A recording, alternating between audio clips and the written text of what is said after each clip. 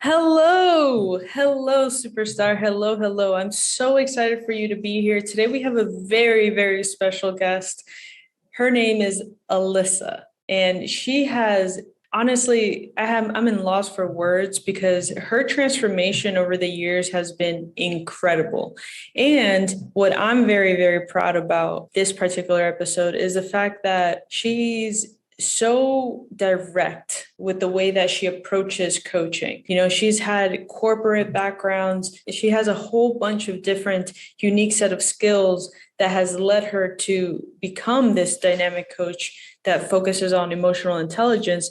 But what I really love about Melissa is who she is as a person. So giving, so loving, so attention to detail, y'all. When you're looking for a coach, you need to know that that person has a good heart, has the results that you're looking for, and is actually willing to see through you. What I love about Alyssa is that she does all of that and more. Not only does she take the practices that she's learning each and every day, committed to her growth, committed to her education, committed to her community, committed to her family, her friends, all of that, but she still has a holistic view of how to get you from maybe not excelling within your relationships to the next level, and how you can become that dynamic factor and that person that you envision.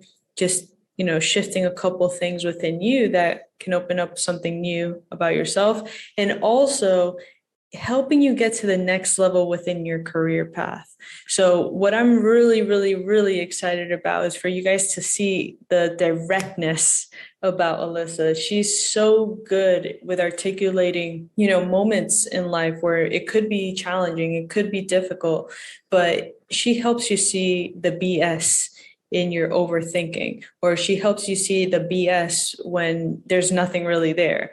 That's what you want to look for in a coach, someone that can actually push you to the next level while still embracing your strengths and helping you build up that courage along the way. So make sure to check her out. She has amazing courses and she has amazing programs that you can definitely take advantage of. Make sure to check them out.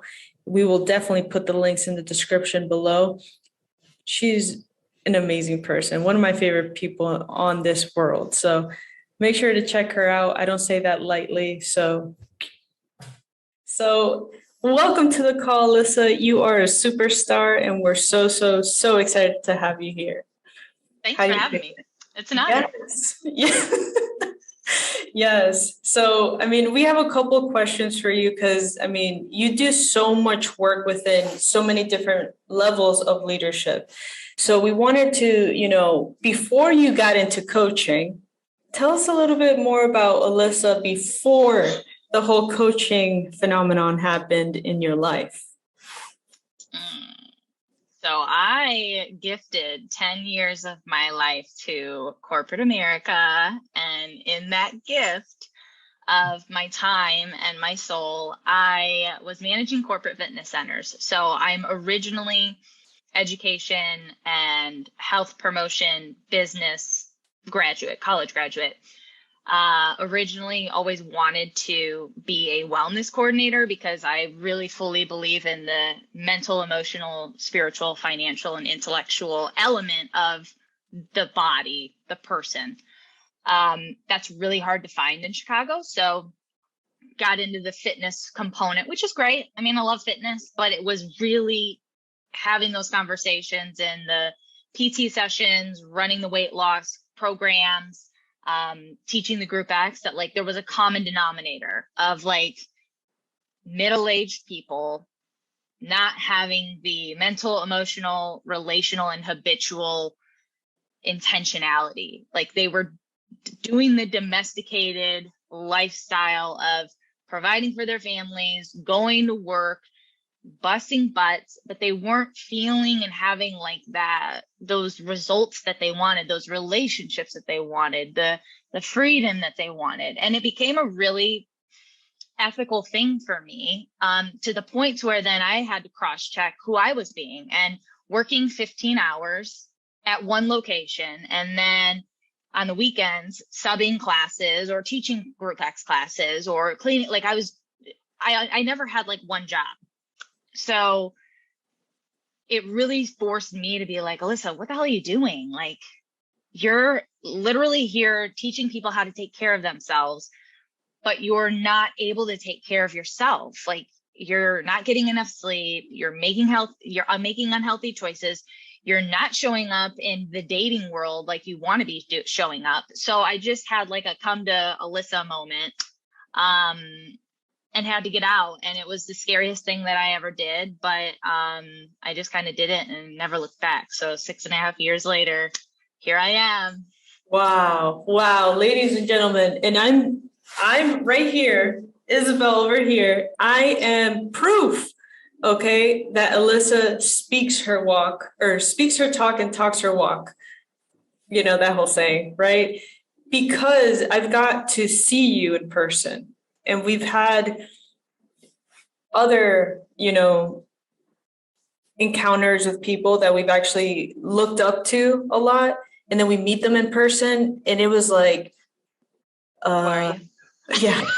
And it was scary for us because we don't know what to do in those scenarios. More like, that'll be the last time, that will happen. And it hurt a lot. But when we got to meet you in person, we were like, oh, she's a lot taller than we thought. So, but she's really a lot shorter. Like, oh, wow, they're short. Okay. But we all love food and wine, so let's do it. Yes. And what I really love about you, Alyssa, is that you're living authentically and that you come from a place that you actually do the work. Okay. Oh, yeah. A lot of coaches, what we've seen is like they'll try to help others and then they haven't gone through the work themselves to actually prove that they've gotten the results that need to be gotten to help another person get to a different level in their life and in business, right? Yeah. And you're really great at that. So thank you for being authentic. And that's why we really wanted to do these type of interviews, to celebrate the people that are true and authentic. So curious, I mean, did you get certified? Did you go through that route to start coaching? Yeah, I did. And part of it is, again, I'm going to keep saying it's the domesticated way in the fitness arena, especially because you have to have certifications to be able to teach class, to personal train. Then there's like these CECs, the continuing education that you constantly have to do. So I was just in like that rhythm of, oh, I need to take a class. Oh, I need a certification. Oh, I need this, which is great. I actually was certified through the Czech Institute as a holistic lifestyle coach. And that was really woo-woo. I got through it and realized I'm not going to be able to use any of this. Like, this is a problem. My corporate professionals that I want to coach are going to have plastic in their homes. They have little kids. Like it was like really holistic. So then I found Health Coach Institute. I'm like, okay, there's a life coaching. This is more my speed. And there was a business component to it. So I'm like, all right, here we go. This is just going to be my real kicker. So I did it. 6-month program. It was great. Went on, did their 1-year mastery, which was more ecology, therapy based, which was great. And that's it. Like, that's the only certifications I've gotten since, because I'm fine. I'm good. I don't need any more certifications. In fact, I coach for Health Coach Institute as an empowerment coach 10 hours a week. And that's one of the things that I tell students or coaches that are becoming coaches. There's 2 questions they always ask me. It's like, one, like, how do you have success? And I'm like, step 1, get a coach, like, get support. In the last 6.5 years of me being an entrepreneur, 4 to 6 months has been the longest I've ever went without a coach. You have to have support. You have to have support. You have to have a system. You have to have a community. Like, get on board with it. Find the finances for it. Step 2, or risk 2, is don't get caught up in the grow certification. You can have all the information in the world, but unless you're going to integrate what you have, you're not going to get clients. So don't make that mistake of like, I need this. No, what you need is a client. So do the work, find the system, find the support, and coach and integrate it, and then move from there. Yeah, that's really great advice. And I mean, the people that are looking to get into the space and that are kind of timid, or maybe they haven't gotten the courage to go out there and find a coach yet, what advice would you give someone to be like, this is the three main questions that you should ask someone if you want to hire them as your coach, to set yourself up for success, especially in this industry? As a coach hiring a coach, or as a human hiring a coach? Oh, that's a good question too. Because, okay, so let's go with a human, because first of all, you need that guidance to get you to a certain level, right? Yeah, I would want to know first and foremost why they got into coaching, right? Everyone's why is a really integral part of who they are. It's not necessarily what a person does, but their why is important. Kind of like on the reverse flip of why someone's going to hire you and why not. Why not? So why did you decide to get into coaching? The second thing I would probably want to know is like, what has been your most memorable experience or like win with a client? Let me know, like, what's your greatest testimony, I guess is the best way to say it. Because again, I want them to brag. If they can't brag about themselves, how are they going to be able to get me to brag about myself? And that's a very important part about coaching. Oh, that's a good one. And then what are your core values? What are your top 3 values? Wow. Because if your values are like work, food, and finance, well, that might not, like, maybe I'm a workaholic, maybe I'm overweight, and like if your core values are those things that could negatively impact me or like influence or affect the way in which I'm wanting to go, we may not be a good fit, Yeah. And what has been one of the major like hell to heaven moments that you've experienced with your clients that honestly that you get to dig even deeper within your core values that really justify your core values? Are we talking about past clients or current clients? Like, I guess an example of that is when you tell me that I had a client who came to me to lose weight. She had lost over 100 pounds 2 times on the ideal protein diet, had surgery, had skin removal, everything, gained back. She signs on with me because she'd been personal training with me, and she had only lost like 30 pounds in 4 to 5 months. She signed on for another 4 months. And what had happened in the like 6 to 9 months that we were working together, we realized that there was a lot of inner belief, identity, family of origin stuff going on. And so we worked together for a full year. And then a year after that year, I was sitting at her wedding at 51 years old. She finally allowed love in and married her best friend. Oh, wow. That's awesome. Like, it was awesome. So, I mean, that's like obviously one of the most memorable. Anytime I can help a client get through the blocks that they have within themselves to be able to connect and to like lead a more loving life. I think love is something that's like lacking, especially in the digital world of disconnect. Love is like so important to me and to like my clients, especially now in the arena of working with a more male engineer minded scope of practice.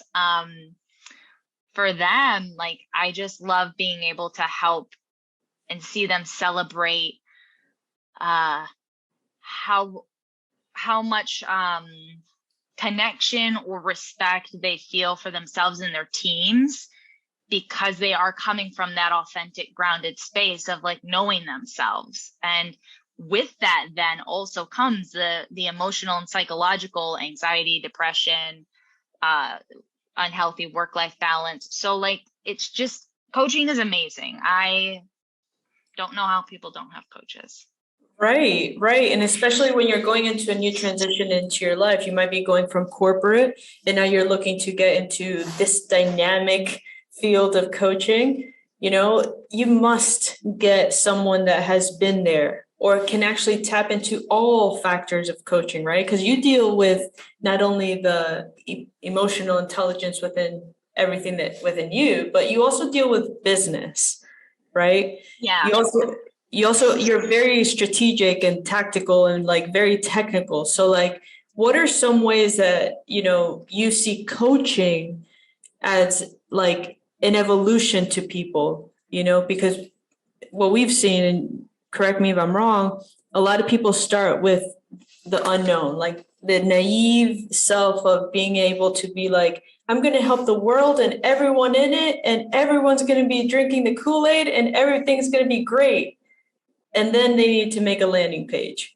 And then they need to drive people to their first webinar, or they need to fill up something. And then they get stuck. What has been one of the ways that you've been able to stay focused and energetically focused and positive in your business?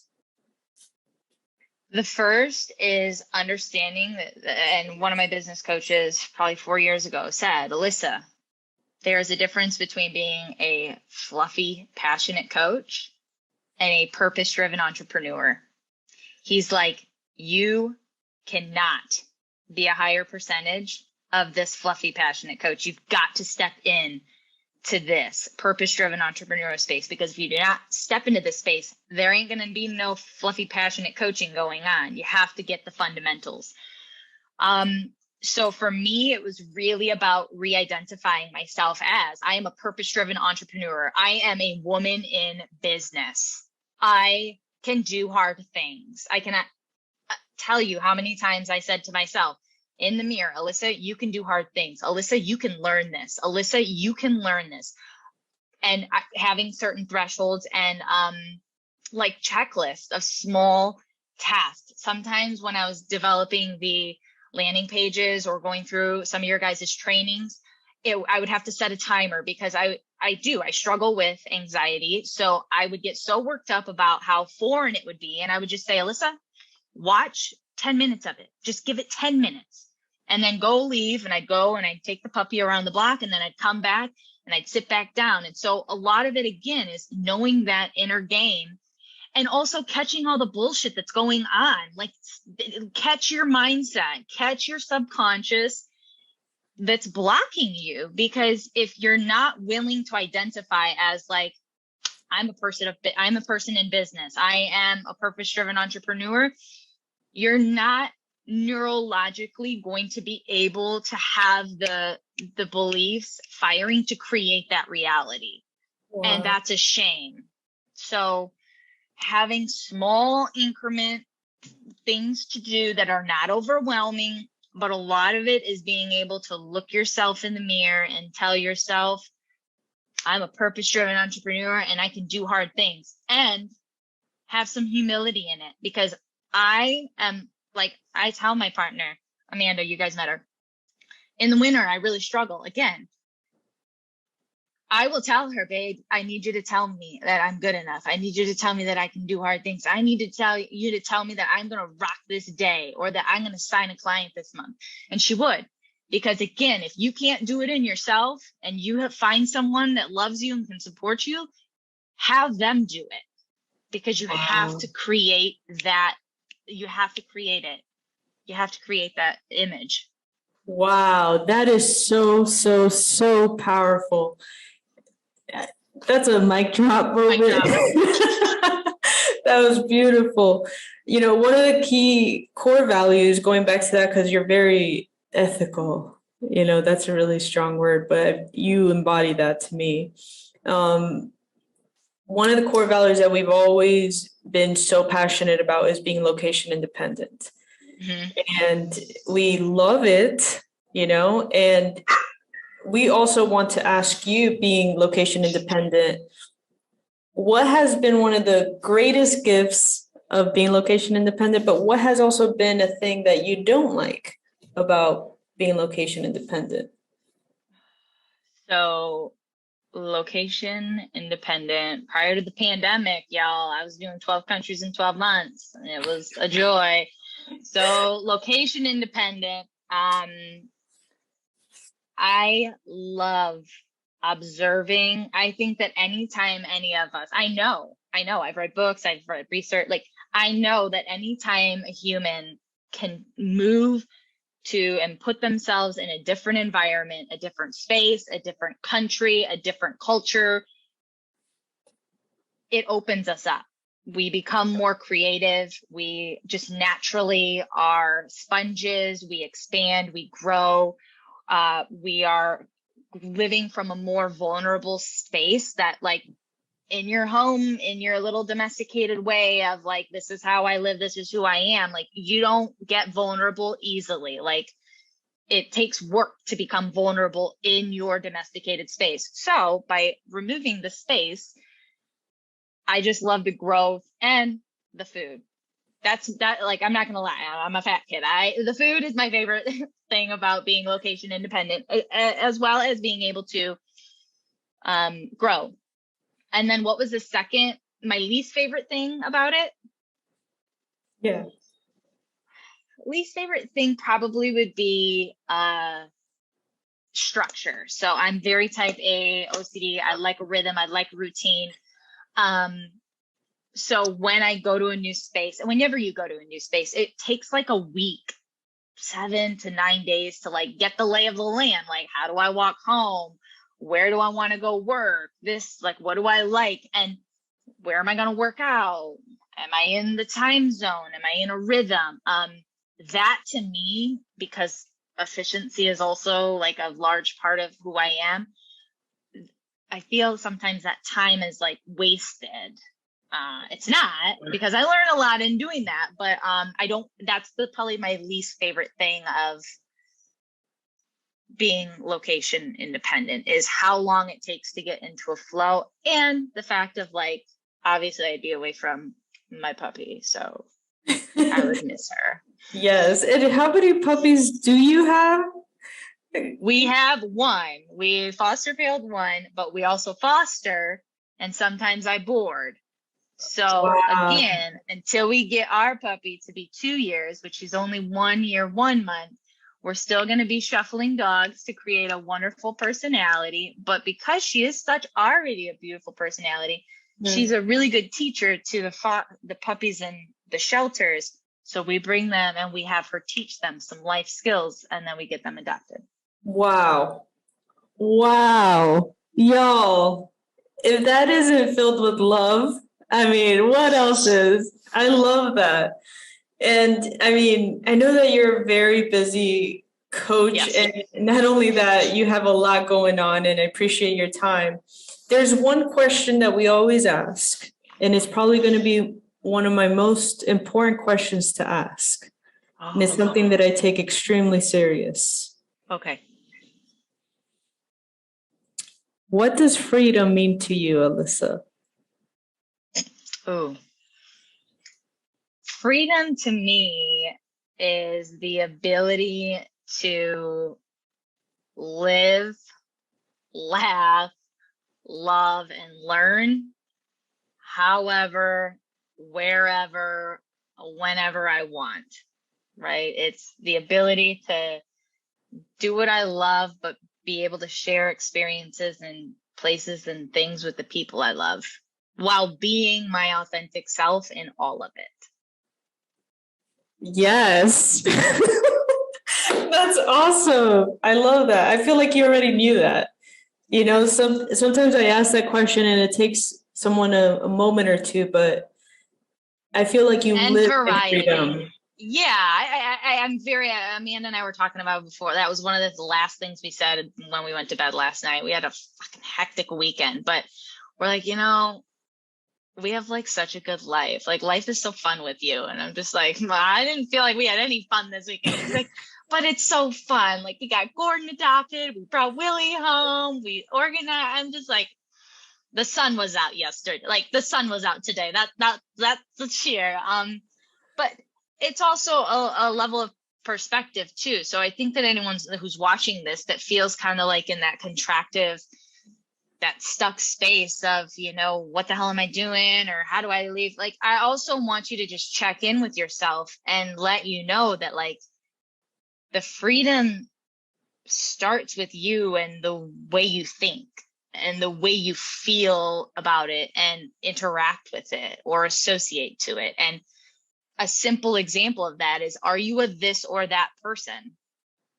Or are you a this and that? And if you're a this or that, like, you're not going to find freedom.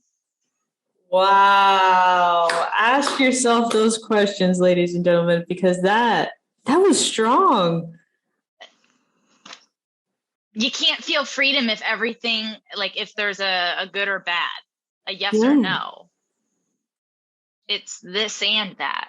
And that's where gratitude, mindfulness, meditation, like it's all important.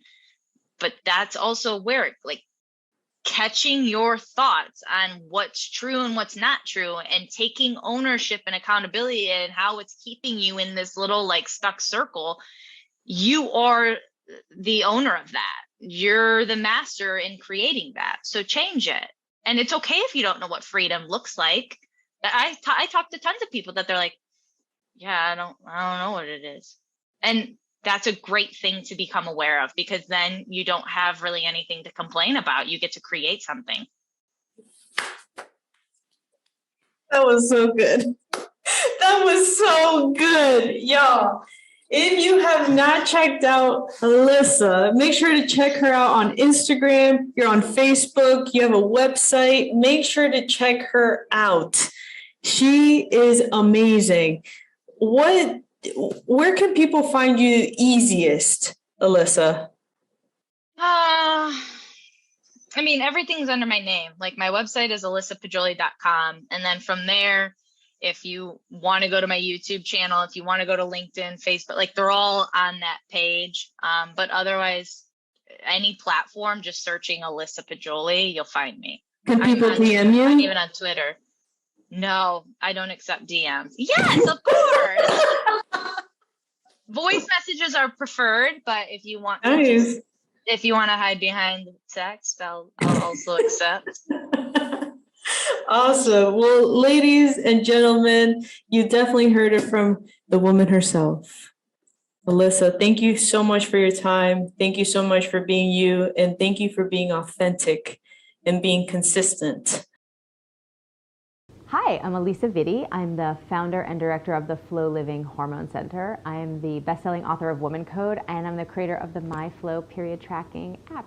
The Flow Living Hormone Center was really something that I needed, a long time ago when I was dealing with my own hormonal health issues, and I really wish there was a place where I could have gone when my period started becoming problematic, where I could talk to someone about the issues that I was struggling with, where I could test my hormones at as much as I wanted, or I could get some effective and natural treatment, and I could track how all my progress was going and how my symptoms were doing. And so the Flow Living Hormone Center is really the first and only global menstrual health care concierge platform where you can do all those things. You can talk to someone, treat, test, track, everything to do with your cycle and your hormones. A lot of the messaging that we're given as women about our reproductive health is lacking in enough science and enough practical wisdom that we feel like we should also avoid it.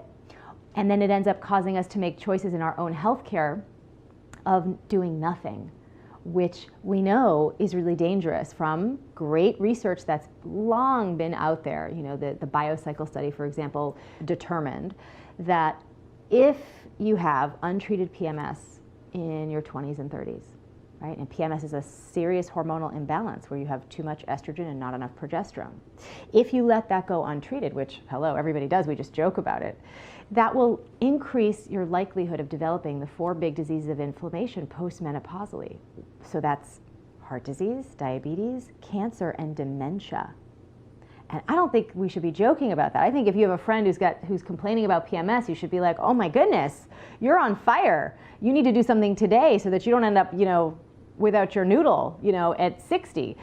So I think it's really important for us to understand how our bodies work, to get really practical, useful information about what we can do to interact with our endocrine system to optimize its performance, and to understand how to troubleshoot things along the way, because it is not complicated, it is not mysterious, and your body is so responsive to the right inputs, and it's just amazing. My experience of watching my body transform is not unique. I've been doing this now for nearly 17 years with tens of thousands of women around the globe. This is every woman's story. And I think it's just time that there's a place, that you use. You go to your gynecologist for your annual and whatever other tests you want to get done, but then when you really need to take action around your cycle, there needs to be a place. And so that's why I ended up opening up the center, because I needed it and we all need it. We need this kind of a place where we can go when things are getting a little off track with our hormones. And the whole thing with the pill is a big conversation, and I think women are starting to really ask more questions about this, because here we are, we're eating clean, we're exercising in different ways that are really body aware, we're living these more health and wellness based lifestyles, and then we're taking this medication to suppress something that is really part of our biological process. And I think a lot of younger women are starting to say, well, gee, if I'm not using it necessarily for birth control, why am I using it? What is the benefit here? Especially when there's so many side effects. Because the truth of the matter is, when you take synthetic hormones, you are not getting a period. You're suppressing ovulation altogether. That is what the pill does. It's a specific cocktail of estrogen and progesterone that simulates pregnancy so that you shut off the ovarian conversation altogether. And then you're not actually having a bleed, you're having something called a breakthrough bleed. So the days that you're taking, if you're taking the pill, you're taking like 5 days of a sugar pill. And because you're not dosing with that particular cocktail of estrogen and progesterone for those 5 days, you have a little breakthrough bleeding. And some women don't have that at all. So in fact, over time, the more you take medication, the period can just go away altogether.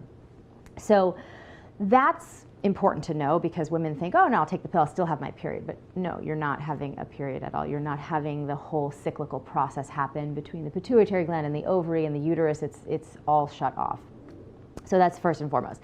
Second thing to know is that while you're on that medication, whether it's delivered in the form of a ring or an implant or an IUD or the pill, that medication, because of the way they have to modify and manipulate the molecular structure of these hormones in order for them to commercialize them, they are not a perfect lock and key fit on your cell receptor sites for those hormones. And as a result, you can have all sorts of reactions to it. I call this synthetic birth control syndrome. So you get on any of these medications, and how many of us have that experience where you're like, oh, something's wrong with me because I can't take the pill, right? I've got to find one that works for me. Well, what that means is that you're just having sort of an allergic reaction to that synthetic modified molecule, right, of that estrogen, of that progesterone. And that's just short-term, immediate, while you start taking it. But long-term, this synthetic hormone combination starts to diminish and deplete key micronutrient stores in the body that are essential for endocrine function, this is the big problem, and this is sort of the link to future fertility, right? So let's say you go on this medication because you have a diagnosed condition like polycystic ovarian syndrome, like fibroids, like endometriosis, like heavy, terrible cramping and bleeding. Once you have a diagnosis, that already means you are micronutrient deficient in these key micronutrients, vitamins, minerals that your endocrine system needs to create proper hormonal balance, and you're already deficient, you're already depleted. Then you take a medication on top of that does two things. One, gives you a false sense of security, making you feel like you have no more symptoms to address. And two, actively daily further depletes your bank account of these micronutrients. So by the time you get off, which can be a decade or longer, you've now had a worsening of your original situation, and you haven't felt any of the symptoms to put you into a position where you'd be motivated to take action. And that's all that these symptoms are. These symptoms are not a life sentence of, oh, you're supposed to be suffering with your period forever. It's just, hey, things are really not working in our favor. We as an endocrine system cannot function optimally on your behalf. We cannot produce a healthy cycle for you. We need your help. And symptoms are the call from the body to you. We need you to do some things differently. But when you're taught, we live in this culture that says, oh, I don't know, you just have some bad period luck, and the best thing to do is just medicate it and forget about it, then of course you do nothing and you don't feel those symptoms, and then there's this worsening of that pre-existing condition. And so for that reason, it's really frustrating, and I see this unfortunately all too often, where women then at like 35, 37, they've been on the pill for 10 to 15 years or longer, 20, and they've had something going on that has been unaddressed. Then they go off and they want to get pregnant right away, and now they have to recover, major recovery time from all that depleted micronutrient stores and address the original hormonal imbalance, and it takes time. The longer you are on the pill, the longer it takes to recover. So, this is one of the reasons why I created the Balance by Flo supplement line, because after 17 years of researching sort of what are these essential micronutrients that every woman needs for her endocrine system to function optimally, I just wanted to create a set of formulations that would do that for women. They're there for if you have a diagnosed condition, or if you're taking the pill, or if you really feel like you need it for preventing pregnancy or any of the devices. Make sure that you're supplementing adequately so that you're not further becoming depleted. Your bank account isn't going into the red, right? You can at least end the day with a neutral balance. So your fertility is something that you don't want to take for granted. We live in an environment that is sort of replete with endocrine disruptive chemicals that are really already compromising your body's ability to do the thing it's designed to do if you choose to reproduce. There are chemicals in the environment, chemicals in your food, chemicals in your home, chemicals in your makeup that are actively disrupting your body's ability to produce balanced levels of hormones that over time can erode your ability to have, regular ovulation and a healthy cycle. From the point of view of men, sperm production worldwide in the past 50 years has gone down by 50%. So these chemicals are not just affecting women, they're affecting men. And on the flip side, in terms of children, now there's a rise. There used to be just precocious puberty you would see in young females as early as 9, but now we're seeing that also spill over into the males as well. So precocious puberty is on the rise, which means younger bodies are being exposed to these synthetic estrogens, chemicals in form of pesticide on lawn care and in the cleaning detergent at home, and of course pesticides and growth hormone in food. And it's stimulating the endocrine system, too quickly in a young person, and they'll start developing at 9 when that should be more like 12 or 13. And then on the flip side, we'll see this really impact fertility. So I think this is a major, major issue that's only going to get worse as we continue to wreak havoc on our beautiful planet here. And I think that you have to take personal responsibility. You cannot wait for these things to kind of get addressed globally. You need to sort of recognize that you're in charge of what kind of chemical exposure you can control for. So your home should be green, your cleaning products, your makeup, your food organic, and if you have children, you need to really protect them even more, consciously. A little bit can go a long way in terms of exposure. Even the choices of hand sanitizer you use, the triclosan, this antibacterial chemical that's been put in hand sanitizers and toothpaste and dishwashing soap. It's a known endocrine disruptor in men and women, and the FDA made such a statement, but so it's not allowed to be in hand sanitizer anymore, but it's still in a lot of toothpaste, which you'd think you'd use toothpaste a little bit more than hand sanitizer. So just be educated. Everything's out on the internet. The Environmental Working Group is my favorite online resource to check any chemical that you may be looking at on a product to see how safe or unsafe it is. And it's just so important. As important as putting the right inputs into the system is important for endocrine health and hormonal balance, making sure the wrong things stay out is an equally important job. And when it comes to fertility, you and your future child will thank you for the work that you put in today to preserve your reproductive function and protect your egg quality, your genetic material. This is the great thing about your body as a woman. You have early warning detection, right? Those little period problems that are cropping up in your teen years, acne and bloating and PMS, the red light is flashing on the indicator dashboard saying, hey, something's not working, taking action in your early 20s and getting your hormones set up, because your body is going to heal so much more rapidly anyway because of your youth, is such a gift to give yourself. You know, instead of waiting till you're nearly 40 to start addressing your hormones, it's going to be a longer process. The endocrine system is marvelous. You know, it's an extraordinary system that I just don't think we spend enough time learning about or getting intimate with and familiar with, because it really runs the show. I mean, I always joke, people say, you know, oh, I'm free thinking. I'm like, well, you're as free thinking as your hormones are balanced, because they're really running things. For example, if you don't eat enough at the right frequency, spacing, right? Your blood sugar drops. This is called hypoglycemia in terms of a response. And the endocrine system, its primary job is to safeguard the transport of glucose to the brain, the heart, and the muscle tissue. So it really doesn't like it when you screw around with, you know, how much you're eating and when you're spacing out meals. It really likes a consistent calorie intake and consistent timing of meals. So when this hypoglycemic episode happens, the whole endocrine system gets into action. Cortisol, insulin, you know, things will start moving. Even thyroid can be involved, and just to make sure that your body starts to get access to glucose if you're not putting it in through dietary means, right?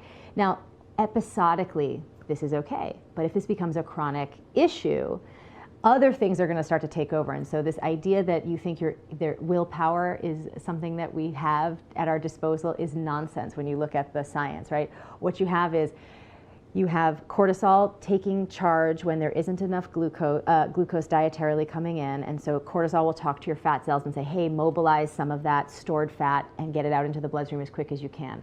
But over time, the body doesn't like that either. So then it starts to have some neurotransmitters come into play that starts sending out more ghrelin, right? And saying, okay, we're hungry, we're starving, we're craving, you know, chips and whatever it is, just to get you into a place where you can be eating more calories to bring that blood sugar up. You're not in control in those moments the way that you would like to think that you are. So your hormones are really trying to guide you into right behavior so that you and your body can be healthy. So it's not like they're running things, but they're trying to help nudge you along in the right direction. If you want to just be a person who is up to things in life, right, who's not feeling like you're behind the 8 ball in terms of your energy, your mood, and other aspects of your health, and you want to be proactive, productive, creative, inspired, doing things, you need to set the groundwork, you know, physiologically for you to do that and biochemically to do that, and hormones play a huge role in that. So for me, balancing hormones, you know, the short-term payoff is, of course, you get to get rid of all those annoying symptoms that plague you chronically throughout the month, and you get to feel better.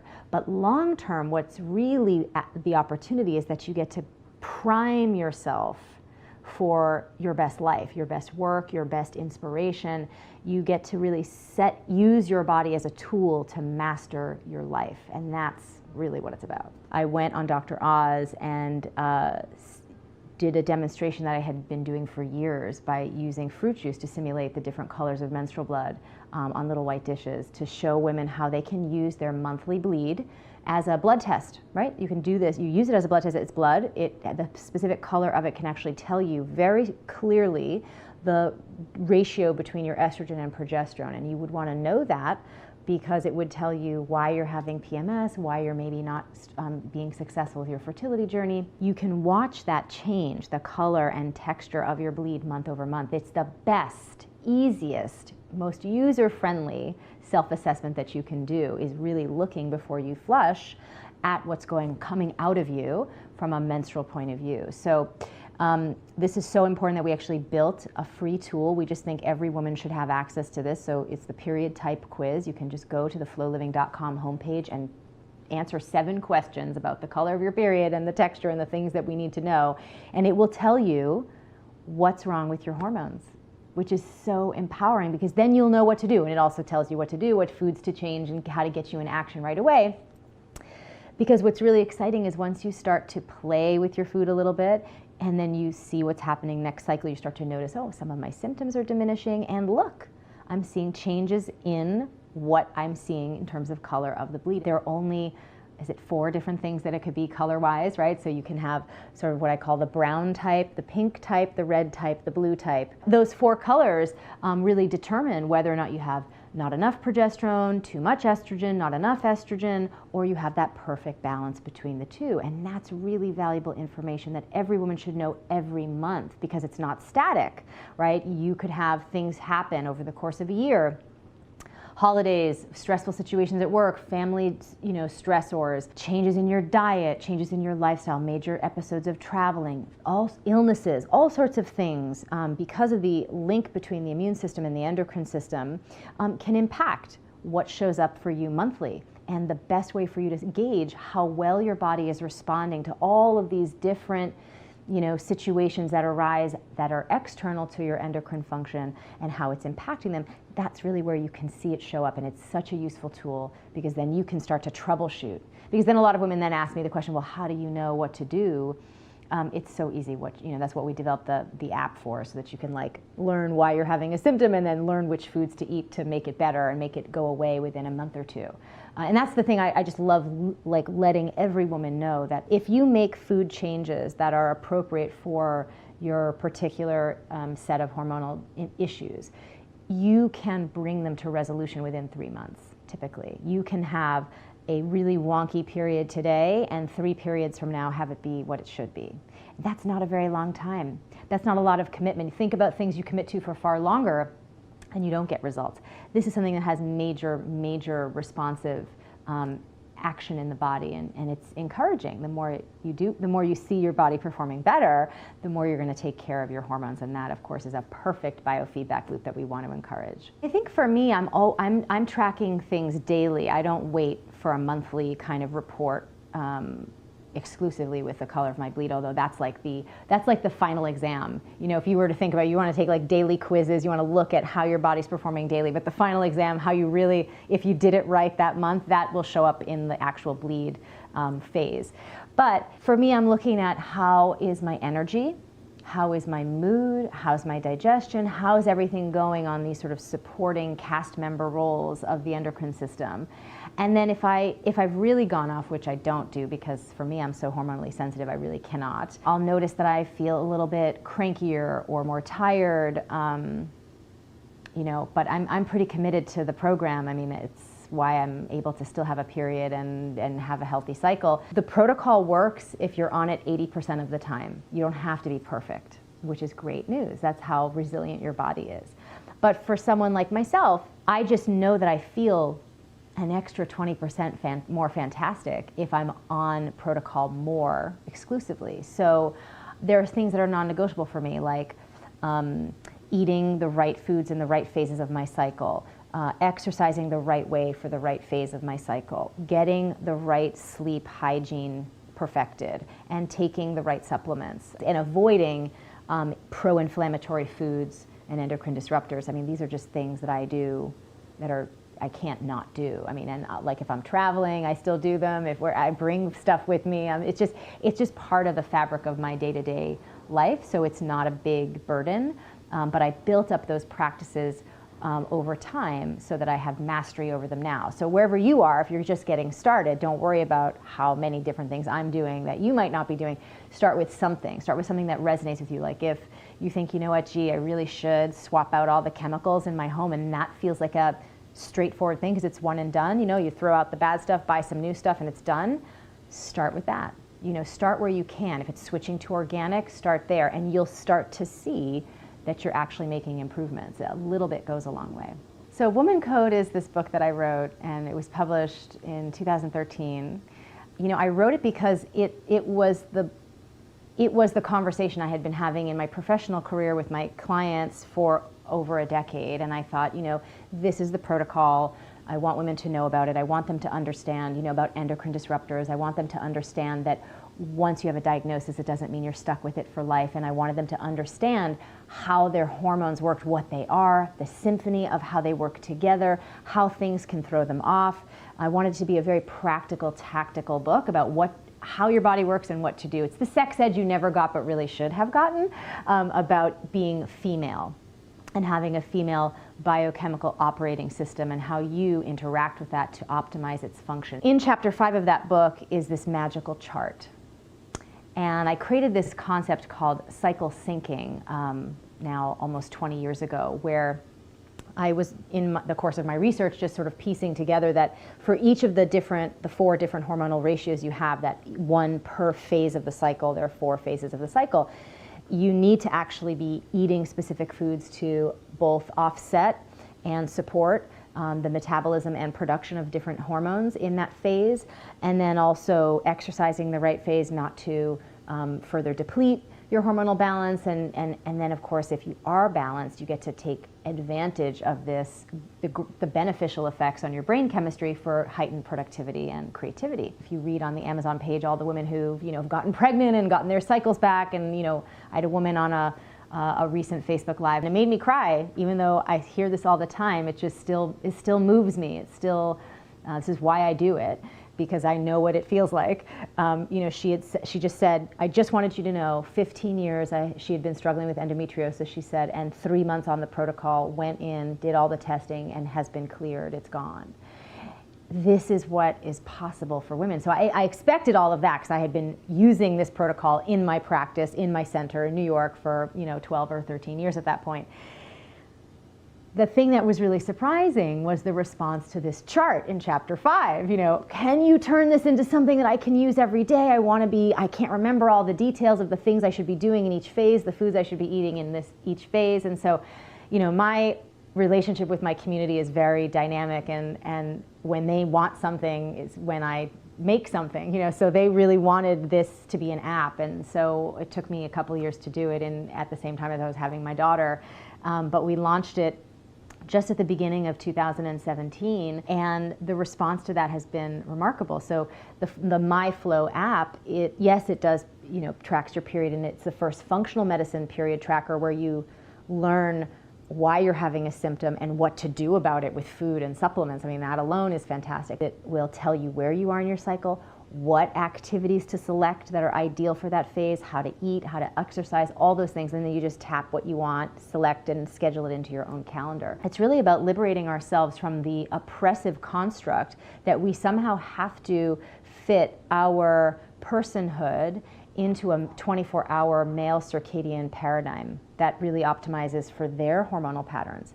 But we have both the 24-hour circadian pattern and a 28-day hormonal pattern that happen concurrently, and we have to actually work with that to feel good and to be our most productive and creative selves. When you try to squeeze yourself into that 24-hour matrix only, you not only feel very frustrated, and you don't feel like you're being your most productive self, but also you start to develop that sort of inner critical voice, like the volume of that gets really loud, like, oh gee, why can't I do the same thing every day that I said I was going to do? Why do I feel like last week I was in that boot camp class and I was the star student, and this week I wish I could melt out the back door? Something's wrong with me. Trying to even just fit into a male system is flawed thinking and makes us feel symptomatic. Doesn't help with PMS or any other period stuff, but also makes us feel really negatively about who we are and how we're working in the world, which just need not be, because the truth of the matter is you happen to be encoded, and that's why I called the book Woman Code. You are encoded with the same cyclical creation energy that you see in the seasons and nature, and how a seed germinates, in different stages, from planting to vegetable, that whole thing, it's imbued in your unique female biochemistry, and understanding how to harness that is pretty powerful stuff. So that's what's been super exciting about the response to Woman Code, is not only do women feel like they finally have the, as they call it, the little purple period Bible, that if anything is going on with their hormones, they can really troubleshoot from the book, but they're given a whole new perspective, and it feels like a reclamation for them. So, ladies and gentlemen, welcome to this video. Today we're going to be talking about biohacking, sleep, and peak performance. How I've actually gone ahead and been able to achieve such extraordinary results that people look at, they're baffled, they're, how the hell have you done this in 19? And there's a lot that goes into it. But there's a lot of fundamentals that a lot of people look over, and there's this entrepreneur spirit, which is just like, this is just the dumbest shit I've ever heard. I'll sleep, I see this all the time, I'll sleep when I'm dead. I love that one. I'll sleep when I'm dead, or it's all about the hustle and grind. It's Gary V. It's always the people, and it's always that mentality. It's always those people that I've seen that are always the brokest. And keep in mind, this guy has sleep stats of people making 5K a month and making 300K a month. So he knows he knows that the people that sleep the most are the ones that make the most money. But anyways, point is, if you don't know who this is Billy Harris. I call him the Protector. In my circle, in my company, we call him Billy the Protector Harris. You want to tell me a little bit about yourself? Yeah, so I've been working with Iman now for a period of around, how many months now? 14 months or so, year and a bit. Yeah, so I came in to obviously optimize his health, his sleep, and then as a result of that, correlate that in terms of business performance. So that came about a year ago, and then from there, I've been working with him ever since, pretty much every day. And then from there, then started to work with other individuals like Iman, primarily in the digital space, and obviously to then optimize their health, their performance, correlate that with more business success, and then build out the systems with that being said. Yeah, so somewhere around May of last year, I was waking up at 5:30 a.m. every morning. And, it'd be tough. I'd wake up around when I first started waking up early, it was so damn hard to actually do. Then I built a bit of like a morning routine, and like I implemented things like alarm me, wake up light, like stuff that literally it was almost impossible to not wake up with that sort of stuff. But even with all that stuff in place, and even the discipline and the willpower I have, I'd still wake up probably at 5:30, maybe 75% of the time, and that extra 25% of the time where in my mind in the morning I'd come up with a reason as to why I need to stay in bed an extra hour and a half, and it was a good idea. To me that just wasn't okay. So I started looking for a personal trainer, someone who would literally come to my house, wake me up, take me to the gym and train me, and had a lot of applications come through. And Billy was by far the one that understood what I was doing and what I was trying to accomplish. And I've been very, very lucky over the space of the last year. Billy, when he first started working with me, he was literally still working in a gym, right? And then over the space of the last 14 months, I've been very, very, very fortunate that even though Billy's gone from working in the gym to, can I tell him how your business is doing? Yeah. Literally going from working in the gym to, in the space of 14 months, going from working in the gym to making 20 grand a month profit. Once again, very important key number. We always talk about profit on this channel, profit a month. I've been very, very lucky that over that time, he's still stuck by me.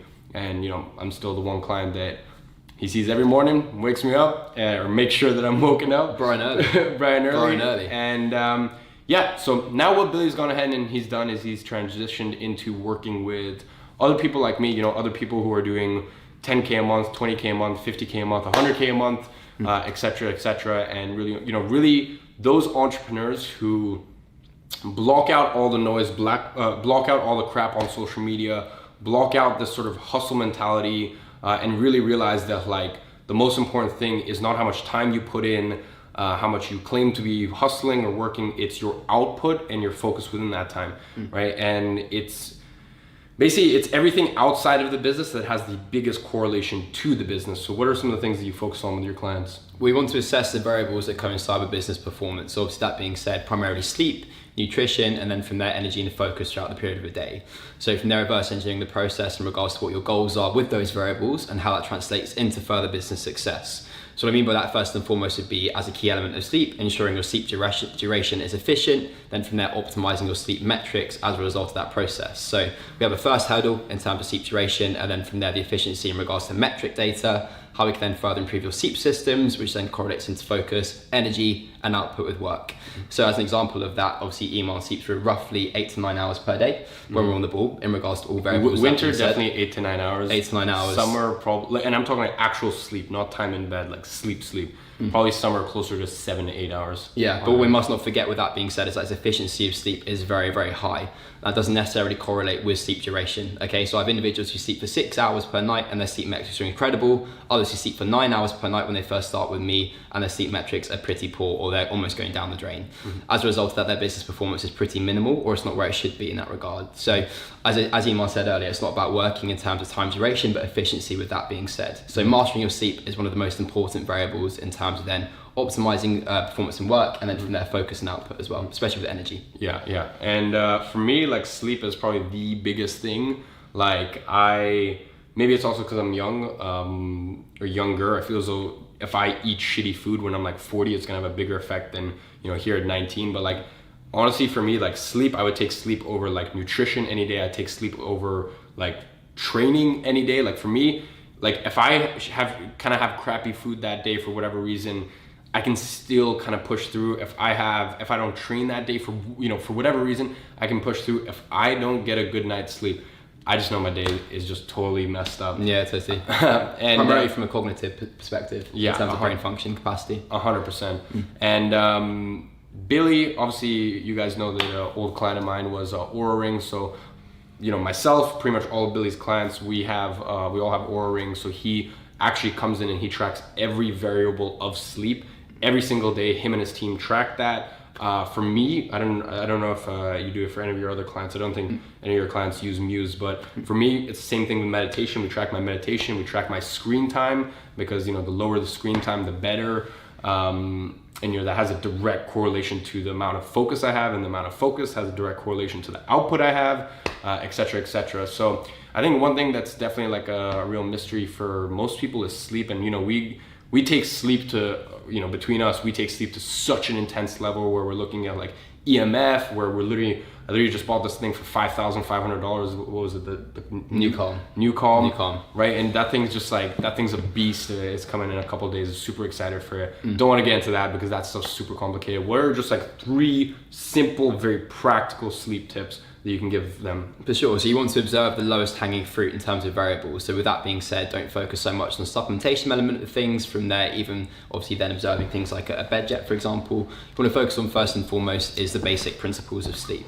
So from there, first and foremost, in terms of reverse engineering the process with time duration. So let's say, for example, you're an individual who wants to wake up at 6 o'clock in the morning, get a good start to the day bright and early ahead of the curve, which is most entrepreneurs in this space anyway, kind of the grind mentality, right? What we want to do is reverse engineer that process. So let's say you want to master 7 hours of duration, ensure that your bed start time is at 11 o'clock at night, okay? Now with that being said, your sleep start and your sleep end time are 2 very, very important variables in regards to maximizing your sleep and efficiency with that, primarily based off your circadian rhythm and the alignment with that too, okay? So if there's disruption in terms of your sleep start and your sleep end times being all over the place on a daily basis, your sleep efficiency is going to be really, really poor for everyone. That's just, no matter who they are, it'll be very, very poor, okay? Primarily from a hormonal standpoint in terms of melatonin production, also cortisol production in the morning, okay? So you want to stay consistent with that. So on the weekends, still establish your sleep start and end times and try to adhere to that within an hour range. This is something I don't really understand why people like sleep, like I understand an extra 90 minutes, right? You get another sleep cycle, like if it's, for example, like your day off. But I don't understand people when they sleep in like for an extra 4 hours just because it's the weekend. I mean, it's more of a common thing when working with younger individuals. So for example, Iman is 19. Many individuals at that age would be sleeping in for a crazy period of time in the weekends. And then from there, they'll notice that on the Sunday evening, if they've slept on a Saturday, their sleep routine and rhythm as such has been totally disrupted. So sleep for the rest of the week is awful in terms of quality. As a result of that, output and focus is then really crap. And then the final variable I'd really focus on in terms of 3 key variables would be then utilizing a tool like Oura Ring to then assess your metrics. So without assessment of variables and assessment of efficiency, we have no idea how we can then progress and move forward. It's like saying, I want to make my bank account bigger, but you have no idea where your bank balance is right now. It's simple as that. That's actually a lot of people though. A lot of people. And I mean, it's one of those things which seems painful at first in terms of actually observing that and seeing the things that you're weak at and really poor at. But in order to improve that, you have to assess it. So that applies in this variable too. Yeah, and it's so funny. Like I've even had, just sort of outside of this sphere, I had one of my old clients, and I catch up with, you know, old clients. I keep on good terms, and this client was with me, I think 2 years ago at this point. And I kept telling the guy, I'm like, dude, you got to get like an Oura Ring or some, you know, form of tracking mechanism. He's like, no, I know I'm getting good sleep. And it's just like, it's always the people who are like, oh, I'm already getting good sleep, or I'm already, you know, if you're watching this right now and you're like, oh, I'm already getting good sleep, or I'm already like, you know, doing well in the gym, or like, you know, my business is already doing good enough, blah, blah. I'm like, you know, I'm making 20K and I'm like 20. It's like, you know, like those are always the people that need it the fucking most. Those are the ones that desperately need it, right? Because the thing is, you don't know what you don't know. And it's like, we've even seen it, right?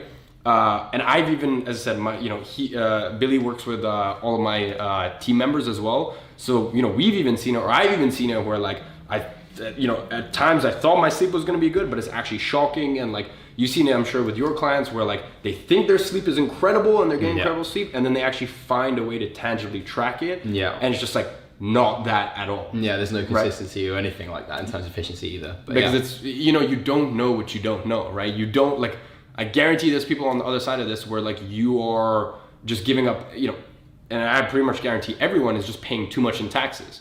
And, you know, by that sense, I mean, if you don't, you know, you don't know what you don't know. So if you don't know that you could have been more streamlined and more efficient here, you're literally giving up thousands, multiple five figures for some of you guys, maybe even multiple six figures a year, just because you don't know what you don't know. In the same sense with Billy and the stuff he does, it's like you don't know what you don't know. So, you know, until you actually start getting someone in there, until you start getting someone in there to make it a priority for you and really watch over your numbers like a hawk, you know, you're gonna think you're performing at a high level, and then that paradigm is just gonna be completely obliterated when, as I said, when you get someone like Billy and his team to come in, audit everything, you know, tweak things, see what the results say, tweak it again, see what the results say, and as I said, you know, in 6 months, like you're gonna be, and I've seen it even with his clients, like you're gonna be performing at a level that you wouldn't have even believed was possible. For me, I can literally knock out, and not to say that I do, but I can knock out a 4-hour workday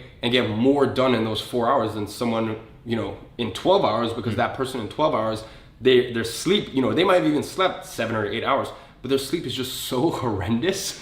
The sleep is so horrendous that, you know, in terms of their willpower, they're giving into things that they shouldn't be. You know, they're checking their phone too much, social media too much, because their willpower is drained because they don't have enough energy from the night before, etc., etc. You know, they think they're doing well in the gym, yet they're not even performing to the level they could be. You know, there's no structure, there's no plan to their training routine, their nutrition, they're eating shit that like they don't even realize is draining them of energy. And even if they have a system and a strategy in place, being held accountable to that is a different matter. So from there, if you have all variables that you think are correlating with your goals, but you don't have anyone to assess that from a third eye perspective, then there's quite frankly, there's an area of room where you can grow, or there's certain capacity for growth. With that being said, I think that's really important to assess as well. And I think it's super important, the fact that like, if I get a crap night's sleep, he's on it, right? He's on it in a flash. If I don't meditate, he's on it in a flash. I can't hide. You know what I mean? Like back before I could hide, you know, but when you have someone looking at your stats, when you have someone, you know, when you have someone looking at your stats, when you have weekly accountability calls with, you know, Billy and his team, right, that he's built up, assembled and trained, when you have that, it's like, there's no running anywhere, you know what I mean? Like, you can't hide, and this is such an important part. To me, this is the most important part of your business outside of your business. And honestly, I think it's on the same level, because the thing is, like, we all have the same 24 hours, right? It's just like, why does one person accomplish more than the other? They're working more efficiently, more effectively, and they probably have more energy, right? That's the thing. Like, everything you create in your life is because you have energy and you put energy and time into that, right? In order to put that work, that effort, you need more energy, right? So that's why, as I said, that's why someone like me, I've gone to the point where I can literally work 4 hours a day and, you know, be making multiple millions a year, while someone else is working 12 hours a day and struggling to like make like 3K a month, right? Now imagine me at 4 hours, right, which I don't do. Now imagine me at 8 hours, right, with that same output, right? So that's why, you know, I've even had people be like so baffled as to, you know, why are you like, how have you accomplished that, you know, how have you managed to have such a ridiculous growth curve? It's because I didn't just look at the business aspect of it, I looked at everything outside of it. Now, you work with pretty much exclusively online entrepreneurs, online entrepreneurs, digital marketers, stuff like that. Like that's pretty much your niche. Yeah. What are some other common mistakes, f-ups you see that people are making? From a whole health perspective, or just from a sleep perspective? From nutrition, I mean, we've talked a lot about sleep now, from nutrition, training, et cetera, et cetera. So from there, the first mistake that most individuals make when I come into work with them in an online space is actually their food template in terms of meal timings and also in terms of frequency of eating. So most individuals think that eating healthy consists of eating 6 meals per day, starting from 6 in the morning, first thing, ramming some food in, maybe oats, fruit, yogurt, all of the above. Then from there, consuming 5 or 6 meals on top of that in order to ensure that their glycemic variability is controlled as such. That is not the case. So the individuals I work with, we implement an intermittent fasting protocol, primarily involving around a 16-8 fasting window. 16 hours fasting, 8 hours consuming meals. So in regards to how that correlates with your work block, what you would then do is you may train first thing in the morning if you get up at 6, then from there work in terms of your first work block until, let's say, 2 in the afternoon, 12, midday, whatever. Then from there consume your first meal. At that point there, you've got the majority of your heavy or intense work done, with your glycemic variability staying relatively neutral in terms of insulin spikes and regulating that, which correlates with focus and output of work too. Then from there, consume your first meal. Then from there, go into a lighter work block as such. Then from there, maybe consume 1 more meal in the day. Now you may be thinking that's only 2 meals in the day as opposed to 6. My metabolism is going to be going out the window. What the hell am I thinking? My body composition is going to be all over the place. In terms of that aspect of things, that has been proved void in terms of science behind it, in terms of meal frequency. Actually eating 2 meals per day can be more beneficial from a growth hormone standpoint and also from a perspective of glycemic variability, as I said, and regulating that. So you may experience, if you eat a meal, let's say first thing in the morning, and you have a conventional breakfast, you may experience a bit of a slump after that period of time. You may feel like your energy is low, your focus and your output is really poor. That's because your insulin levels are spiked and then they're now beginning to crash. We can prevent that by fasting and implementing that protocol as well. Yeah, so, in that sense, so I've been doing intermittent fasting for quite a few years now. And the thing is, like, it's known as the thermogenic effect. Like, your body, it takes a lot of energy to take all that food and digest all that food, especially because in the first place, most people, without realizing, the moment you speak to Billy and his team, he'll be able to know in like literally 2 seconds, why you're flaring up, why you're having effects to these foods, etc., etc. But like most people, let's just even put aside the fact that most people are eating stuff that they shouldn't be eating based on some sort of, based on their genetic predispositions, Digestive health, gut health. Yeah, exactly. Let's even put that aside, because the thing is, obviously, if you're putting junk into your system, or just stuff that your body is not predisposed to deal well with, and you don't know that, once again, you get a lot of your clients to take Viome, right? Yeah, the gut health testing kit. Right. So I've taken Viome. I bought Viome for all of my employees, got them to take it all, and once again, that like, you don't know what you don't know. Like, some stuff came back on there that I was very confused with. I was like, I would have never known that, right? But let's put that aside. Just in general, digesting food takes so much energy. So the thing is, if you're waking up and the first thing you're doing is eating, what you think is to be a healthy breakfast, then energy and resources that would normally flow up to your brain, and your brain could use, because once again, your brain, I believe in terms of your total output, takes up like 25% of your total energy expenditure that day. Yeah. Rather than going there, it goes there, right? And that's not really what you want. So that's why, obviously, I do intermittent fasting. Most of your clients, if not all of my clients implement it. And then also, to add to that, in terms of from a hormonal standpoint, first thing in the morning, there's an influx of cortisol, which is the hormone which is going to be waking you up and almost combating melatonin, which is your natural sleep hormone. So by then adding an element of, like, for example, carbohydrate consumption, your insulin spikes and your cortisol spiking, and they're like the Batman Joker. They're going to be battling against one another totally. So at that point there, you will feel very, very groggy first thing in the morning if you are to consume a meal first thing upon waking, especially if it's carbohydrate heavy.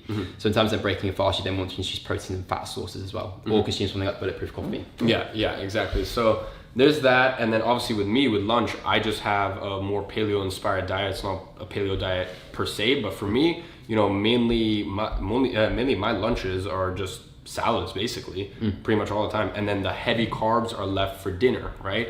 So that's the way we do it, and 2 meals is not an issue at all. No. And apart from that, well, once again, as I said, there's just so many areas in your life, like even just taking a look at my bedroom, like Billy noticed, this is stuff and this is around like 9 months ago, 10 months ago. I mean, at this point, like my bedroom's optimized as hell, but just actually pretty much everything's optimized. Yeah, everything's optimized. just ridiculous, just on another level.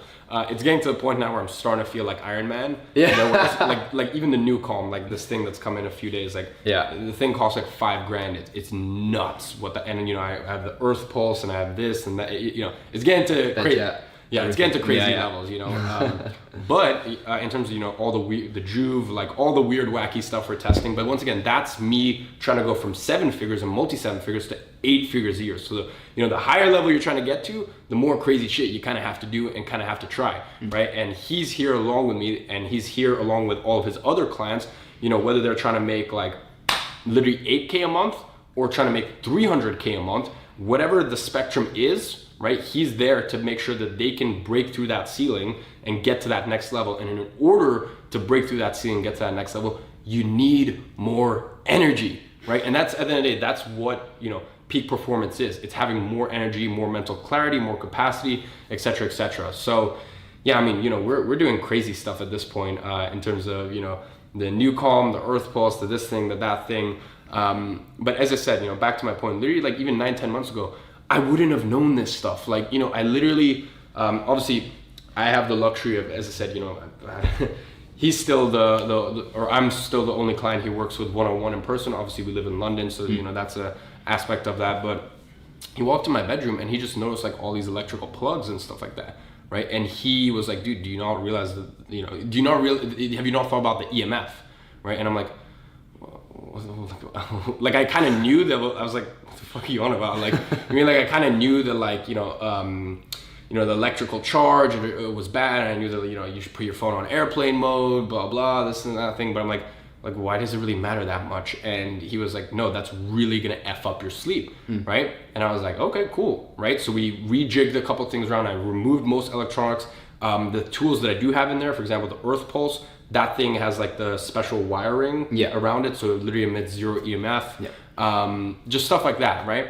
And once again, because he tangibly tracks, you know, he's not just like him and his team aren't just like some coaches that like will just like sit there and be like, oh, I think you should do this, blah, blah. It's like, no, literally every week, you know, you sit with his team and it's like, we do this, we test it, we see if it works, both in terms of your nutrition, in terms of your training, in terms of your sleep. We test it, and if it works, we keep pressing and we make it better and more efficient and more optimized. And, you know, that was a perfect example right there where every night I saw probably a 5-point increase in my sleep just after we implemented that, right? To the point where last night, what was my sleep score? 95. 95. Yesterday was a high school. Yeah, it was. Right? And like 90s are very, very common for me, you know, not so much in the past 3 weeks because not so much the past 3 weeks. Because we've been traveling and having fun and stuff like that. But you know, that's a very, very common sleep score for me, is, you know, to consistently hit in the 90s, right? And it wasn't always like that. You know, when we first started working, it was 70s, 72, 75, etc., etc. And also I'd add to that, the last point that I'd make with that being said is also establish your sleep start time, end times around social life as well. Because obviously we're not just individuals who work 24/7. You wouldn't be healthy if you were doing that, nor would you be happy necessarily.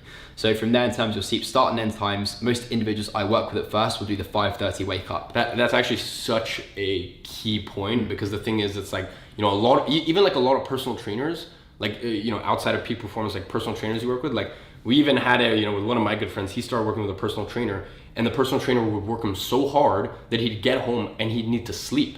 And it's like, the thing is, us as entrepreneurs, we're not going to the gym more than likely. I don't know about some of you guys, but like, I'm not going to the gym to get a 6-pack or get like super hench. If that can happen, awesome, right? But that's not my main focus. My main focus is to go into the gym, wake myself up, give myself some more energy. And the thing is, you know, when you have like a regular personal trainer or a regular sort of coach, you know, they don't understand what the end goal is. Whereas if you have like, you know, one thing I love about you and your company and the way your team does is like, you know what the goal is. You know that for me, like even stuff you know that I'm not going to do. Like we've even just talked about like shakes. Yeah. Like for me, like I'm not, like I don't care about growing my biceps like an extra 0.3 inches if that means that like I have to remember to have a protein shake, and like I don't like protein shakes. Like, so the thing is, like, that's very, very important. Yeah. It's like the fact that, you know, working with you, it's like you keep my lifestyle in mind, which I really appreciate. You keep my lifestyle in mind, and that's why even, you know, you can tell them about how we moved from 5:30 and then... Yeah, exactly. So that's what I was going to say. So when we first started working together, Iman's wake time was 5:30. So I was often here by 5:30. I'd be getting up at 5. We'd then go straight to the gym by 6, finish by 7. Now what we found in terms of keeping that consistent was it's very hard to do so, primarily from a social perspective here. So well, we kept it consistent, it's just getting good sleep consistently. Yeah, increasing the performance in that regard. We found that it was very much flatlining in that point. So and it was really hard to get 9 hours, because the thing is, if I wanted to wake up at 5:30, I would literally have to go to bed at what, 8:30? Yeah, 8:30. Yeah, like in the summer. Yeah, it's like, just, come on. And also as an 18-year-old guy, very, very difficult. Yeah. So from there, in terms of assessing that, we then moved our sleep end time back further. So now it's actually 7:20 in the morning. Well, we moved previously it it was 6:20. Now it's 7:20. So we actually made that step forward as well. Yeah. So in terms of then understanding that, and from a social perspective, if for example Iman has a business dinner or a social dinner he has to attend to, if he gets back at let's say 9 o'clock, at that point he can still adhere to his night protocol, his evening routine, and then from there still optimize his sleep and efficiency, as opposed to compromising that by thinking I want to grind hard, get ahead of the curve, be in the gym by 6 in the morning, which is a common attitude carried by most individuals in this space. So yeah, that's really important to assess as well.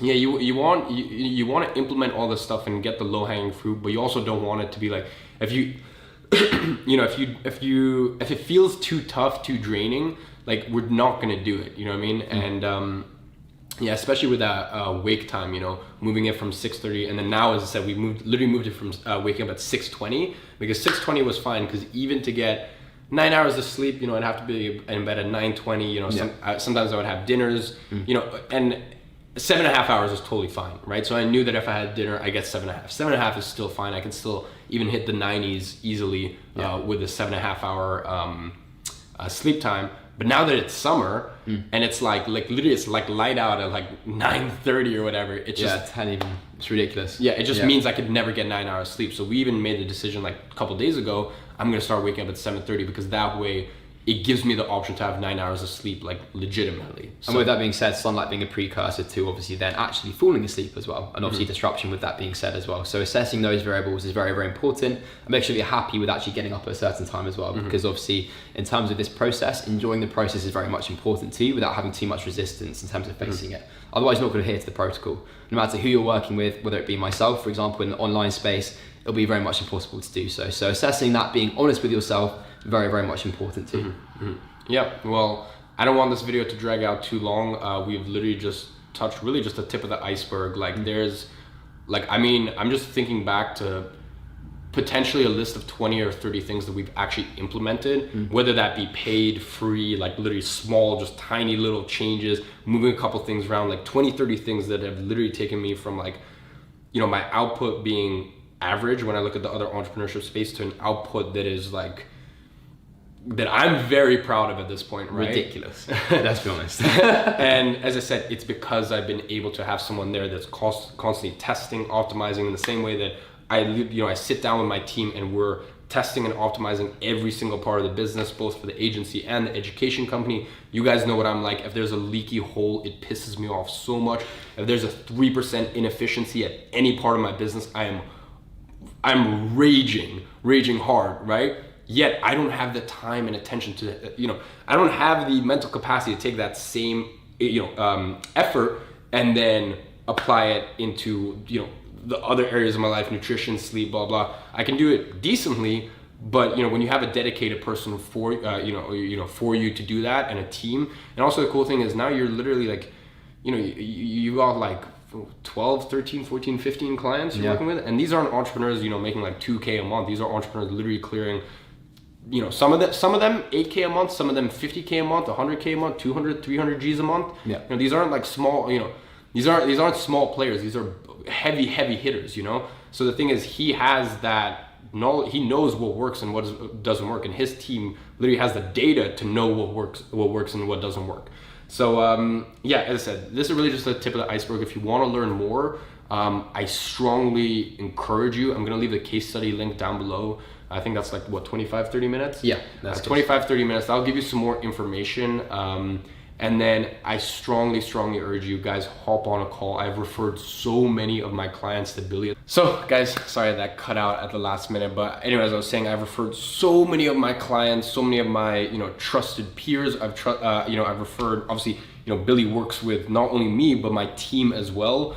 And yeah, as I said, I strongly urge you to go check out that case study, book in a call with Billy, and start taking the actions, because as I said, every idiot has the tricks, the tactics, the hacks. Like every other schmuck has that thing. It's not it's not like you have some sort of special information. So I feel as though some people think that they're gonna learn something from someone or a coach or something, and it's just gonna be some special information. No, Pot of gold. You know, it's pot of gold.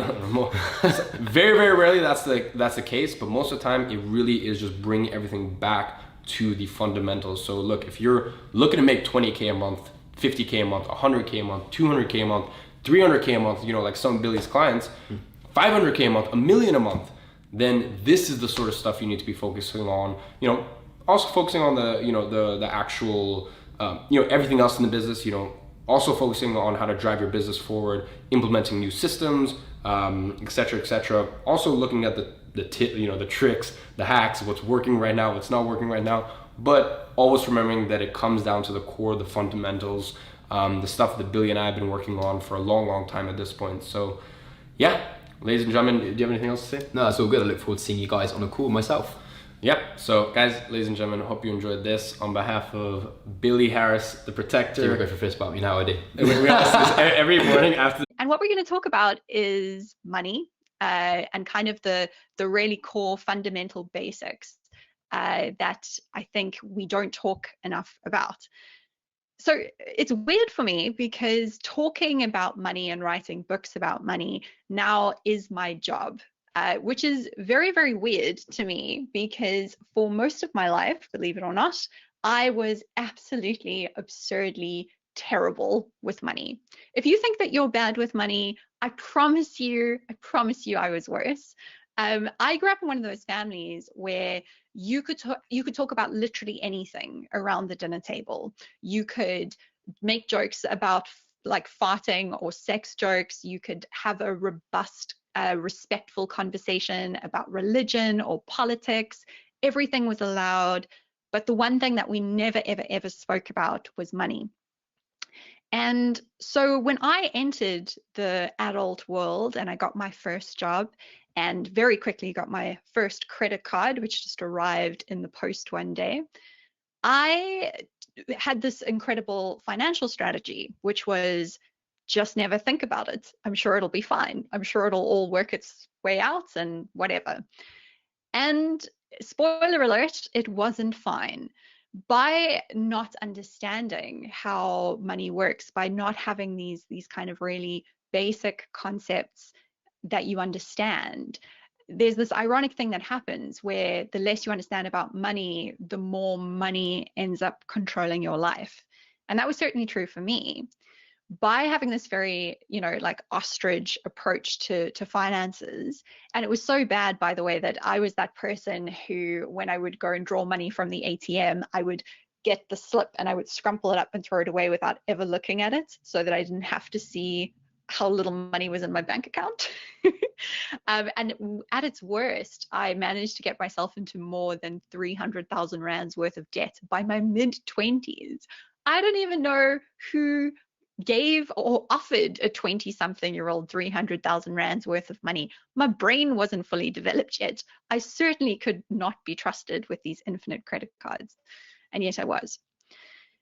And things got worse for me when and one day I had this realization, and I was must have been about 25, 26, and I had this realization that I hated my job. I was in a relationship that was making me really unhappy. And I felt like I couldn't leave either of those things because of my financial situation. And I'm really, really glad that happened, because that was the wake-up call that I needed to put on my cowboy hat and confront this thing that I had seen as I thought was really terrifying, and I thought was uninteresting, and I thought this is just not something I ever want to think about. I realized I kind of had to. So I made learning about money my mission in life. I managed to sneakily get myself a job inside the finance industry, because I figured if you go into the belly of the beast, that's the best way to figure out how it actually works. So I ended up working in the finance industry, and I did everything I could to learn these basic lessons about money. And what I learned was kind of nuts. It was kind of wild. And so I became really passionate about sharing those really surprising things that I learned while I was there with other young people, specifically young people. Here's the first crazy thing that I learned. It's to do with this very large number at the top, 451 billion rand and some change. That is the amount of money that South Africans spent on gambling. And that is in 1 year alone. That is in sorry, I'm busy checking my notes. That is 2019. They spent 451 billion rand in that 1 year, and 32 billion, that is the amount of profit that the gambling industry declared in that same 1 year. Nuts, right? And this is only legal gambling as well. So this excludes online gaming, and it excludes all of those like dodgy things that your weird uncle is always trying to convince you to waste money on. And that was the first thing that I learned, really, was when I was walking around the world feeling like I missed something. There was a class at school one day about how money works, and I must have been sick that day. And I'm the only person who doesn't understand how money works and what I'm supposed to be doing. And I was feeling so ashamed of that and so scared of asking for help because I felt like I should just know all of this stuff. I realized that wasn't true. I realized that most people feel like they don't understand what they are supposed to be doing. And of course they don't, because we don't do a good job in South Africa or anywhere in the world really teaching young people the basic principles of money. We just don't. And then we just assume everyone will sort of just figure it out on their own. And unfortunately, people are not figuring it out on their own. TimeBank ran a study, I think it was 2-3 years ago now, where they interviewed South Africans across the income spectrum. And they found that 76%, so that's 3/4 of people, run out of money before the end of the month regularly. And in fact, more than half of people, 57%, run out of money by the 15th of the month. And if you think that that's just a problem of income, and certainly in our economy, that is often part of the problem, is people just are not earning enough money. But that's not the only part of the problem, because in fact, if you just go and ask individuals who earn more than 50,000 Rand a month, which is the top 1% of income earners in South Africa, nearly half of them are running out of money before the end of the month every month also. You can't really out earn not knowing what you are supposed to be doing, not feeling like you are in control of your spending.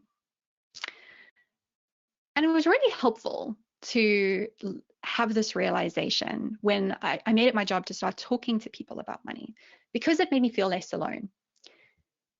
And the other thing that I learned, which was even more optimistic and even more hopeful, is that it's really not actually as complicated as I had been led to believe. This is the dark secret that most of the financial services industry doesn't really want us to understand. Because a lot of people, when they talk about how money works, they very quickly start talking about a bunch of complicated financial jargon, and they start talking about products, and they start saying, oh, you should know what a TFSA is, and you should make sure that you've got a retirement annuity, and you've got to think about stocks and bonds and all these different things, and crypto, and they throw a lot of words at you. But the good news is that the fundamental principles, the things that really matter most, are really not that complicated at all. And that's a really good thing. One of the biggest kind of mind flips, I think, happens when you start thinking about your money in a sort of fundamentally different way. Most of us, when we think about being good with our money, being in control of our money, what we're thinking about is just getting through from paycheck to paycheck. We think about, I have this amount of money left and I'm going to get paid again on the 25th, and I need to get from here to there. And if I can just do that, and it's sort of like a trapeze, right? Or George of the Jungle swinging from vine to vine. If I can just do that and never miss a vine, that's okay, I'm coping. And many people aren't even able to do that. They're not even able to get through the month, right? But really what gets really powerful and can help you change how you feel about your finances in quite a different way is to take a step back from that month-to-month picture and to sort of just visualize all of the money that you're ever going to earn over your whole lifetime as a whole. So I want you to do that now. I want you to imagine this huge big pile of money. You can imagine it with like actual physical cash, and you could imagine you could dive into it like this oak, like Scrooge McDuck, and you could swim through it. And just imagine that big pile of money. And that is all the money that you are going to earn between now and the rest of your life, right? Now, the good news is that pile of money is probably bigger than you think it is. So what I want you to do is I want you to find at the top of this graph the number that is the closest to your average monthly income. And on the left of the graph, I want you to find the number that is closest to the age that you are right now. And see where those two numbers meet, find that number. So that number is the amount of money that you will still earn over the rest of your life. It assumes a 6% increase every year for inflation, or you could remove that and do some different maths, and it assumes that you work until the age of 65, right? So that's a big number. It's a bigger number than most people realize often. So that's the good news, because every rand that you will ever earn is really a piece of possibility, because you could do anything with it. Money is what we call fungible, which means you can turn the same rand into anything. You could turn it into a holiday, you could turn it into school fees, you could turn it into whatever you want. So you have a lot of choices. That's the good news. But the bad news is you don't really have a lot of time to make those choices in. So I'm not going to do a lot of math in the next hour, I promise. This is the last bit of math that we have to look at. Imagine that you work for 40 years. So you work from age 25 to age 65, and you get 12 paychecks every year, and you never take a break. You never stop working. You work for that full 40 years. That means that you only have 480 paychecks over your whole lifetime. And really, those are your moments to decide where all of that money is going to go. Because let's be honest, once the month goes on and money's in your bank account, it just tends to vanish, right? That happens to all of us, which really means that you have 480 choices, 480 times to decide what you're going to turn all of that money that's going to flow through your life into, what it's going to fund in your life, right? And the truth is that even though that pile of money might be big, it might be bigger than many of us think about when we're stuck in our month-to-month cycle, it's not infinite. None of us are going to earn money forever.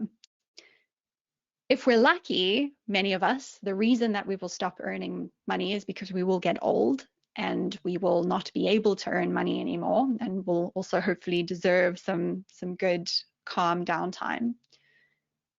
And the biggest flip that really helps people to start to feel more in control of their finances, in my experience, is thinking about how they can make sure that they can still pay for the things that they need, even in times when that next paycheck is not there.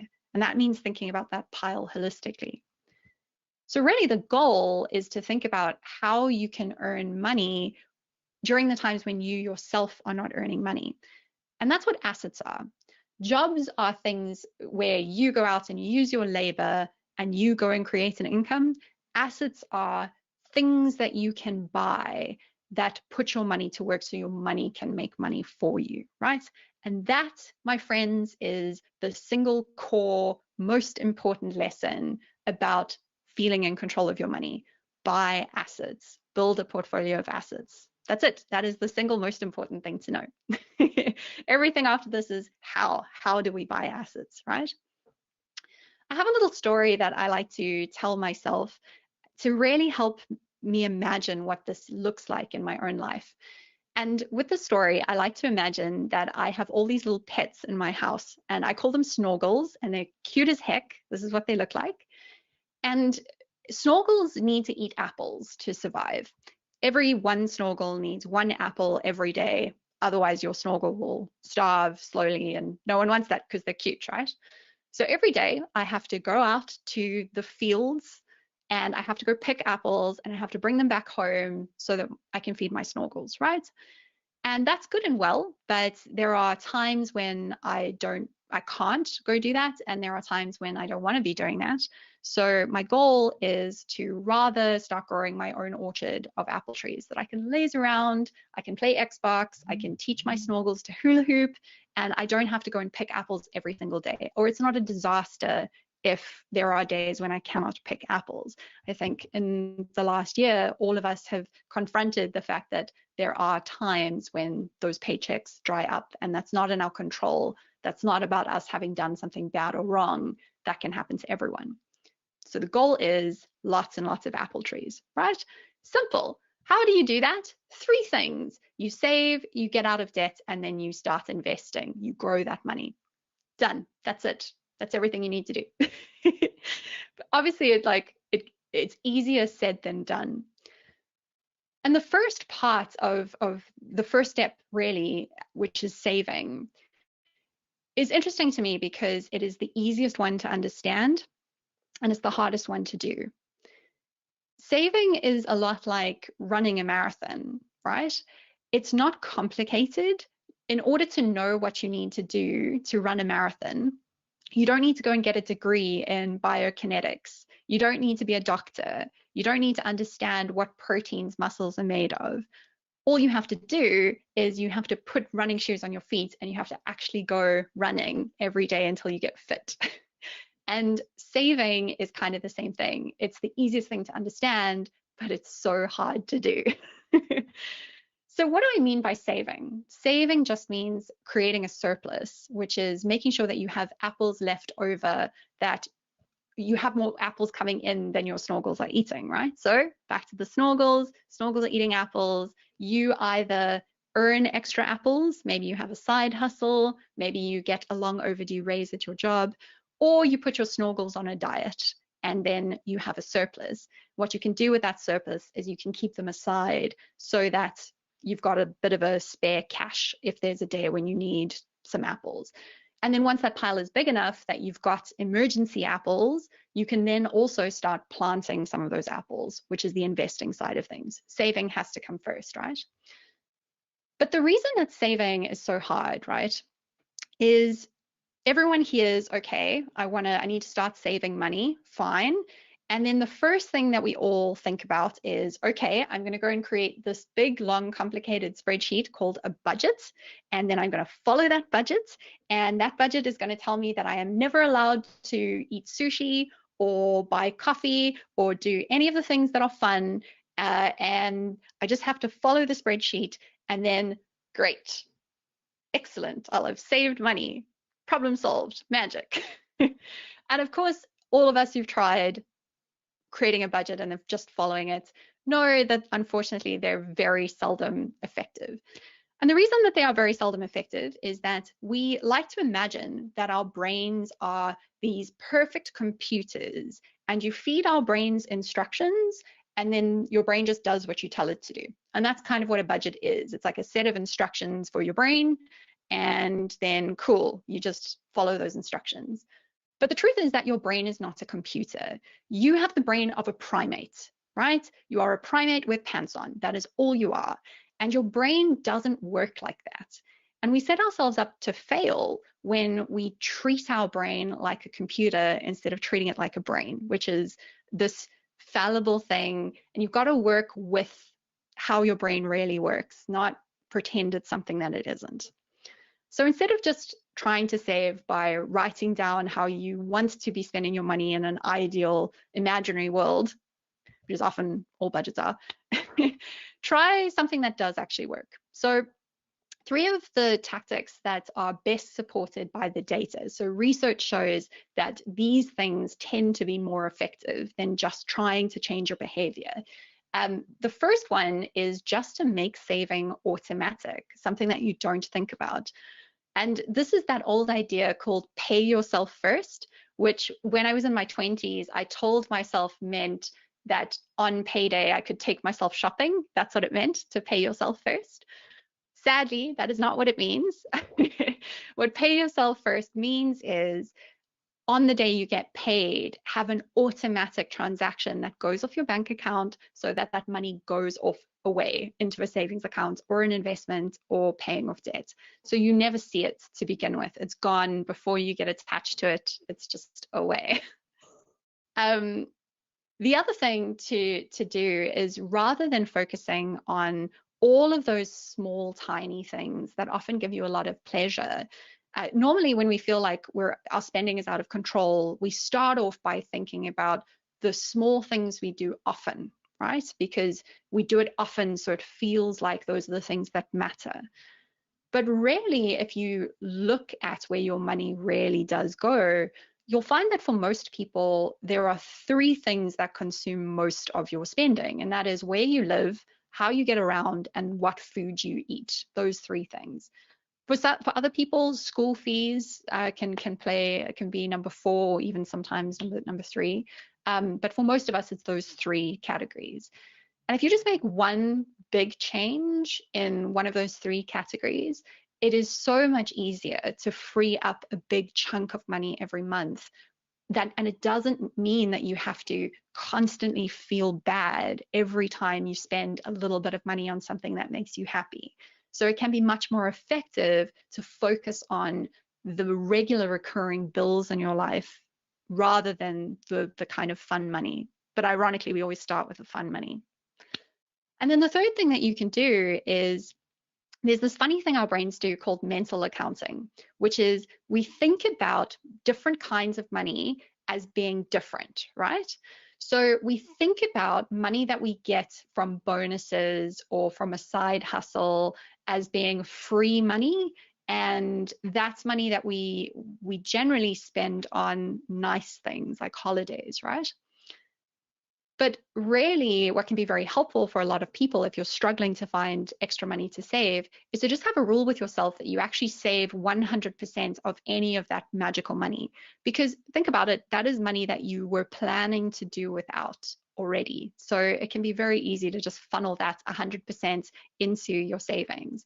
Or just in general, to have rules for yourself that maybe it's not 100% because buying things is also nice. Maybe it's 90%. But whatever it is, having these rules that certain types of money is just for saving. And those are 3 things that can be easier for people. But a great way to start is to just start seeing where your money actually goes today. I used to work for a local app called 22/7. It's now a part of Old Mutual. And what it does is, it's a totally free app. You can connect up all of your bank accounts. You can connect your investments, your credit cards, your store cards, even if you've got like a Edgar's account or whatever, you can put it in, Pick and Pay, cards, everything. And it can give you a full picture of where your money is actually going. So it'll categorize your transactions for you. So for example, if you spend money at KFC, it'll say, cool, that's eating out. If you spend money buying the last pie at the garage at 10 p.m., it'll say, cool, that's bad life choices. That's the diarrhea category. So it gives you a picture for the first time of where your money actually goes.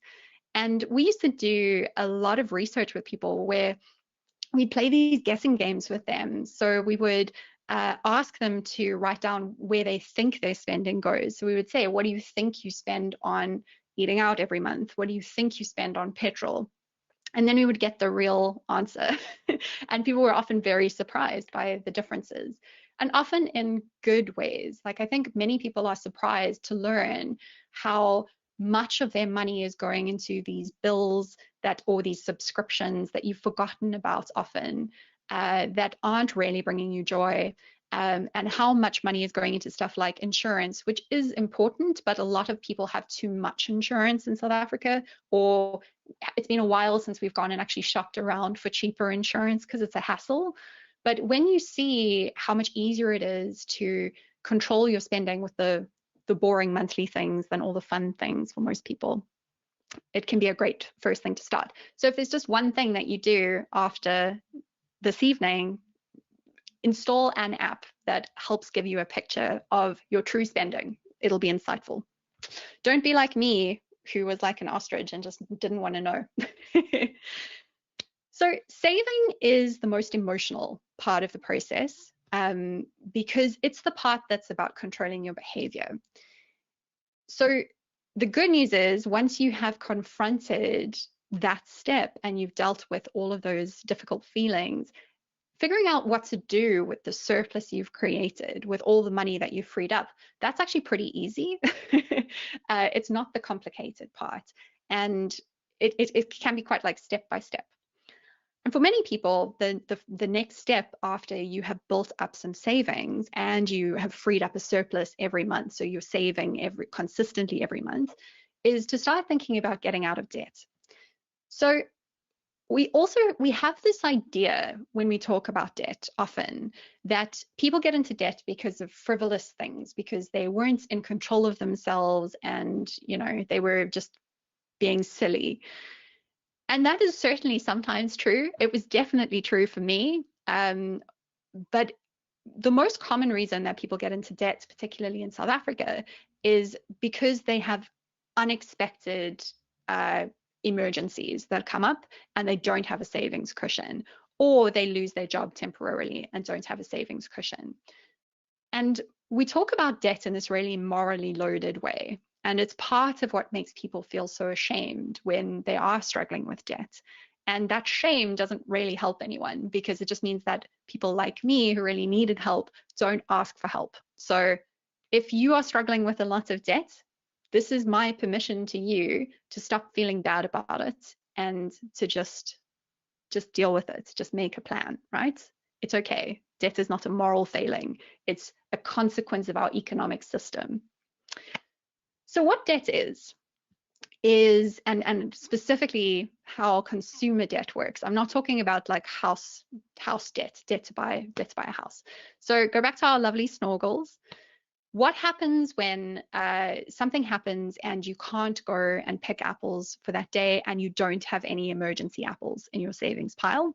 You have no choice but to go and borrow apples from your very creepy neighbor. I call her Myrta, and she's very mean.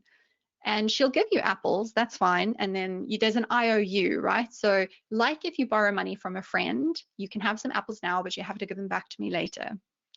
That's not the problematic part. That kind of debt, which is more like how we often loan money to friends and family, that doesn't cause debt spirals. What causes debt spirals is usually if Myrta, the person I'm borrowing apples from, is a bank or it's a store card, or it's a credit card, or a personal loan, or a mashonisa, or anything like that. It comes along with this creature called interest. So Myrta says, I'll loan you these apples, but you now have to adopt my pet too. And my pet is the interest monster. It's a bit gross, it's fine. The problem is that the interest monster also needs to eat apples, and it grows. And the longer that you keep it, the bigger it gets. And the bigger it gets, you still only have the same amount of apples every day. And eventually the interest monster is eating all of your apples and there's nothing left for your own snorgels. And that is a debt spiral, when that interest monster is growing faster than you are able to keep up with its growth by picking more apples. And in South Africa, what that often looks like is people who end up spending 60 to 70% of every paycheck just paying their interest. So that's a real stat from Debtbusters, which is one of the biggest debt counseling services in South Africa. So by the time a customer comes to them and asks for debt rescue, on average, it's 64% of their income, their paycheck, is going just towards paying their debt, keeping up with their debt, which means they're now living off 36% of every paycheck, which is really, really hard. And that's why debt spirals are so dangerous for people, specifically when we're talking about high interest debt. The other thing about carrying debt is, if the goal, we keep our eyes on the prize, which is the goal is to grow lots of beautiful apple trees, to have lots of assets so that you can, feed your snorgels even in times when you can't go pick apples, carrying debt erodes that whole plan. And that's because of something quite simple, which is that if you go to the bank and you ask for a credit card, the interest rate that they will make you pay on it is about 18% usually. And if you go to the same bank and you say, here's my money, would you pay me interest on this if I keep it in a savings account with you? They will typically give you what, like 4%? And the difference between 18% and 4% is the reason that bankers drive nicer cars than you do. That gap is why bankers make so much money. And the thing is, if you are sitting on debt, almost always the best investment you can make is paying off your debt first. And again, this only applies when I'm talking about high interest debt. So that's stuff like credit cards and store cards, right? But there is no investment on earth that can guarantee growth of 18% every year. And that's the growth that you get by paying off your debt.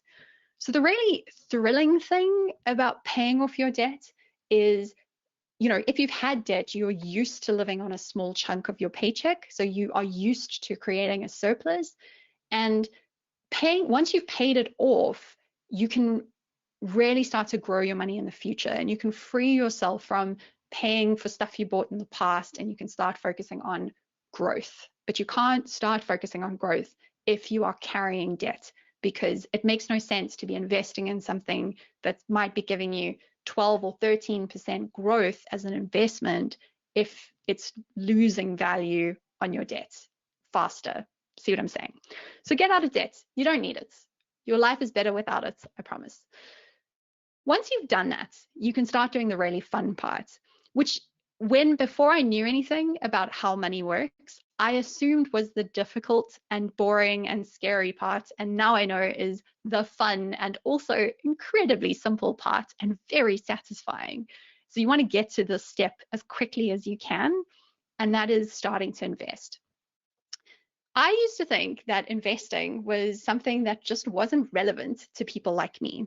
Investing was something that you had to worry about if you were like, I don't know, some swanky oak living in Stanton, or I don't know, you had a yacht and you would read the business news on your yacht and you'd listen to Bruce Whitfield every day. I love Bruce, he's great, but like, you know, no one wants to be listening to business news every day. Some people like Simon, I think, find it interesting.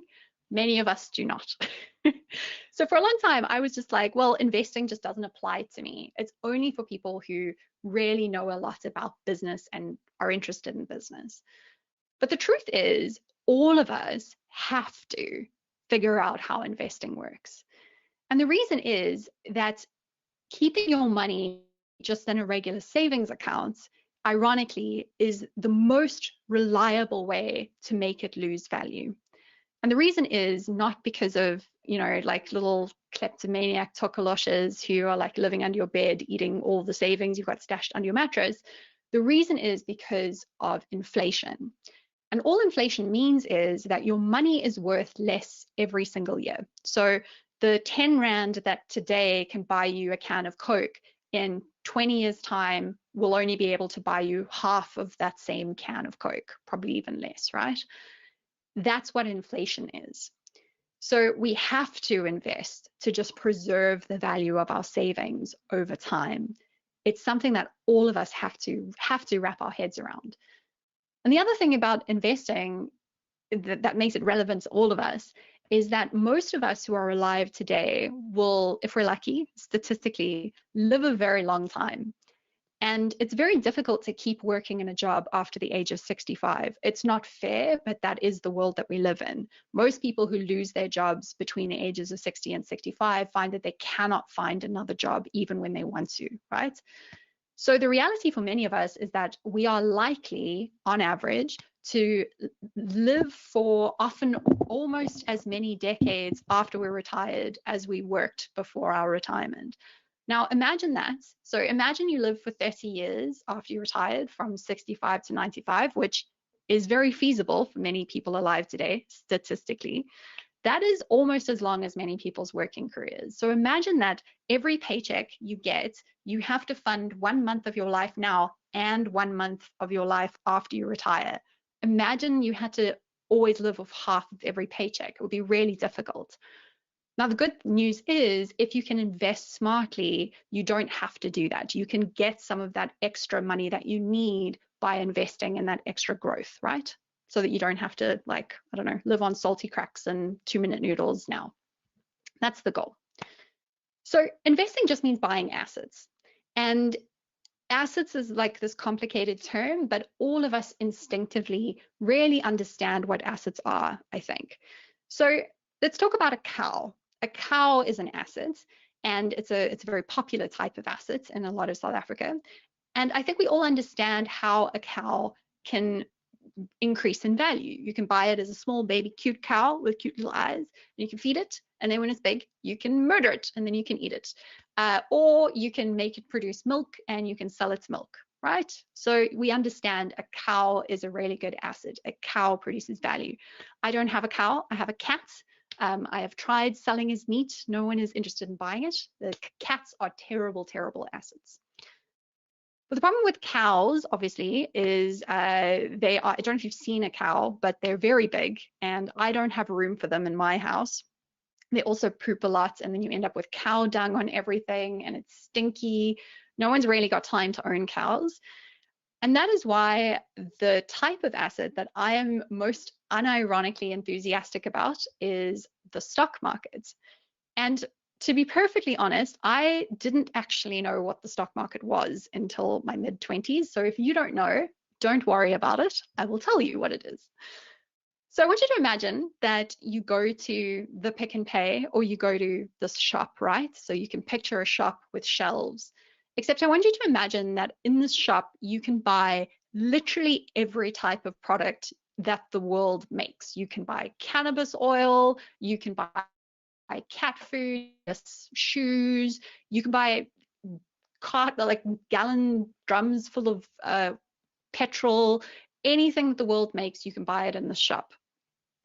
Now, all the stock market is the stock market is that shop, except instead of buying the products, you can buy very, very tiny pieces of the companies that make those products. So instead of buying a laptop made by Apple, you can buy a very, very tiny piece of Apple, the company. And that is what the stock market is. It is a virtual market. It used to be a real place in specific cities. Now it's all on the internet. So it's more like Superbalist than like Pick n Pay. Does Superbalist still exist? Side note. But the great thing is that as a person sitting in South Africa, it is very, very easy as shopping online and buying jeans, to buy tiny, tiny pieces of the biggest companies in the world. So all of the brands that you already know and you already love, you can sit on the loo with your phone and you can buy tiny, tiny pieces of those companies. And you can often do so now with very, very small amounts of money. So it's really cool. There are two ways that your money can grow by buying shares. The first one is what we call dividends. So if you think back to the cow, if your cow produces milk and you go and sell that milk, that's equivalent in the stock market to a dividend. It's just a boring name for it's the profit, right? So when Apple sells lots of computers, they make a profit. They can either reinvest that profit back in their business, or they can pay it back to its shareholders. And if you own 1/100,000th of Apple, you will get 1/100,000th of the profits that Apple distributes, and those are called dividends. And they're awesome, right? Similar to the milk, because you still own the underlying thing. You haven't killed your cow.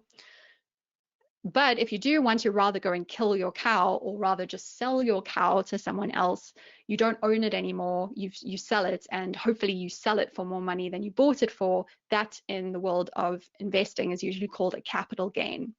They're fancy words, but if you come back to just remembering what the underlying thing is and what you are doing with those businesses, I think it's actually pretty easy to understand.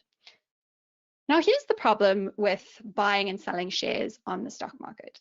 Some people find it really, really fun. They like trading. They like reading the business news. They like looking at the price graphs and figuring out, is it going to be smarter for me to buy Burger King or McDonald's? Who's going to do better? But if you're like me and you just don't know much about businesses, and you don't want to know much about businesses because you like doing other things, the good news is that you don't have to. In fact, for many people, the best way to start investing on the stock market is so absurdly easy that it almost feels like it shouldn't be allowed, but it is. And that's called buying a product called an ETF. Again, finance people give things terrible names, but it's really, really easy. What an ETF is imagine you go to this stock market shop and you take every single company that's on the shelves, all of them, just like Reggie's Rush your way through the stock market, and you just stick it all in a trolley. And you go home and you put all of those little pieces of companies into a big blender and you blend it up, and then you make a smoothie. And that smoothie contains tiny, tiny, tiny pieces of Coca-Cola, of oil companies, of everything, right? That smoothie is now an ETF. It's a blend of pretty much everything that you can buy usually. So you can get ETFs that are truly global. So they go to all the world stock markets, all the big ones, and they put everything into one smoothie. Or you get ones that are local. So you can get something that just is the South African business smoothie, and that's an ETF. And the cool thing about an ETF is it is really diversified, which is a fancy way of saying you haven't put all of your eggs in one basket. You can have a whole global pandemic even, and not every business is going to fail. Some businesses, like tech businesses, have done really, really well. So the great thing about spreading your money across thousands of businesses means that it's much less likely for something to go horribly, horribly wrong. So this is why they're a great investment for most people. There are lots and lots of different ETFs. Some of my favorites locally are, there's a Satrix Top 40. You've probably heard of that one. What that means is it is just the 40 biggest companies on South Africa's stock market in a business smoothie. That's all it is. Or you can get something like the MSCI World, which is the global version of that. It's like all of the companies. And there are ETFs in every country that you want to invest in. But for many people, the easiest thing to do is to just buy a South African one that is a smoothie of companies all around the world. Because by doing that, you are making sure that all of your risk is not attached just to South Africa. You're like, something has to go wrong in Taiwan and South Africa and England and America and everywhere else at the same time for you to lose your money, and that's unlikely. And the good news is that for most people, this really lazy way of investing actually works out better than trying to do that intense trading. Trading can be really fun and it can make you a lot of money if you know what you are doing. And if you don't want to invest all of that time, great way to start, just start buying ETFs, business smoothies. And you can literally do that with as little as 20 Rand. And you can start today, and you should. Now, on average, the South African stock market has grown at about 7.2% every year. And what's cool about this number is that we have over 100 years worth of data about this. So investing in the stock market can be a bit scary because in the short term, the price is really, really wobbly. Today, something will be worth 100 Rand and tomorrow it'll be worth 200 Rand. And then the next day it'll be worth 50 Rand, and it just jumps around all over the place. But if you zoom out, the money tends to kind of go back to the normal growth rate, right? So investing in ETFs is not for money that you need tomorrow. It's not for money that you need 3 months from now. It's best suited for money where you can wait at least 5 years, because then those short-term wobbles don't matter. Over the long term, there's no other type of investment that has performed as well as equities that we have this much data for. So it's a really good place for most people to start off with. And at about 7.2%, what that means really is that your money doubles about every decade, right? Which can be powerful. Sorry, I forgot to say this, which is just that the stock market has performed much better than many other types of assets in South Africa, and especially residential property, buying houses on average for most people. But that is a whole side thing. Let's not get into that. Okay, so investing in the stock market is cool. Your money can double about every 10 years. Why is this great? This is great because of a little thing called compound interest. Compound interest is also probably something that you've heard of before, but it can be really hard to understand exactly how powerful it is until you see it in action. So to see it in action, I'm going to stop talking about money for a second because that's boring. And instead, I want to talk to you about vampires, which is my true passion, honestly. So have you ever noticed that in vampire TV shows and movies and books, vampires always live in mansions and they always wear fancy waistcoats and they're drinking good wine? In other words, vampires are always loaded, right? They are rich. And have you ever stopped to wonder why that is? And the answer is compound interest. And what this means is when you invest money, it doesn't grow just in a straight line. What happens is that it grows in a curved line, a lot like COVID does, is kind of like a terrible analogy. So if you have 100 Rand and you invest it and it doubles after 10 years, which is on average what it does in the stock market, then imagine you have two little pockets of that same 100 Rand, right? If it doubles again, both of those 100 Rand notes that you now have double. So, and then imagine it keeps doing that. Now that's exponential growth. It's not as easy as just the original thing doubles every 2 years.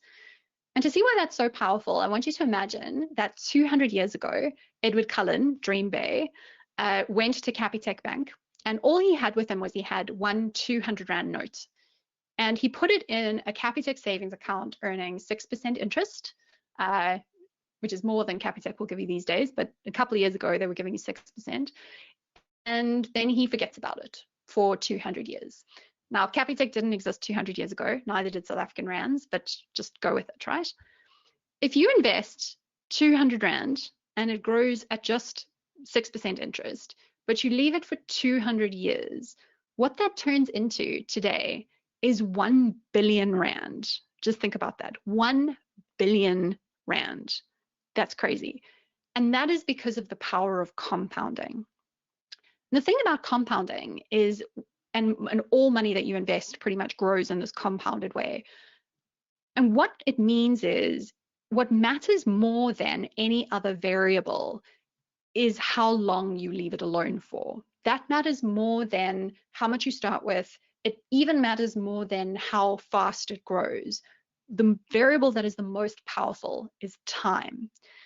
And you might be thinking, well, I'm not an immortal blood-sucking demon. This doesn't apply to me. But the thing is, it does, because there is a reason that you will want to invest for a very long period of time. And it's the one that we spoke about right at the beginning. One day, hopefully, you will retire.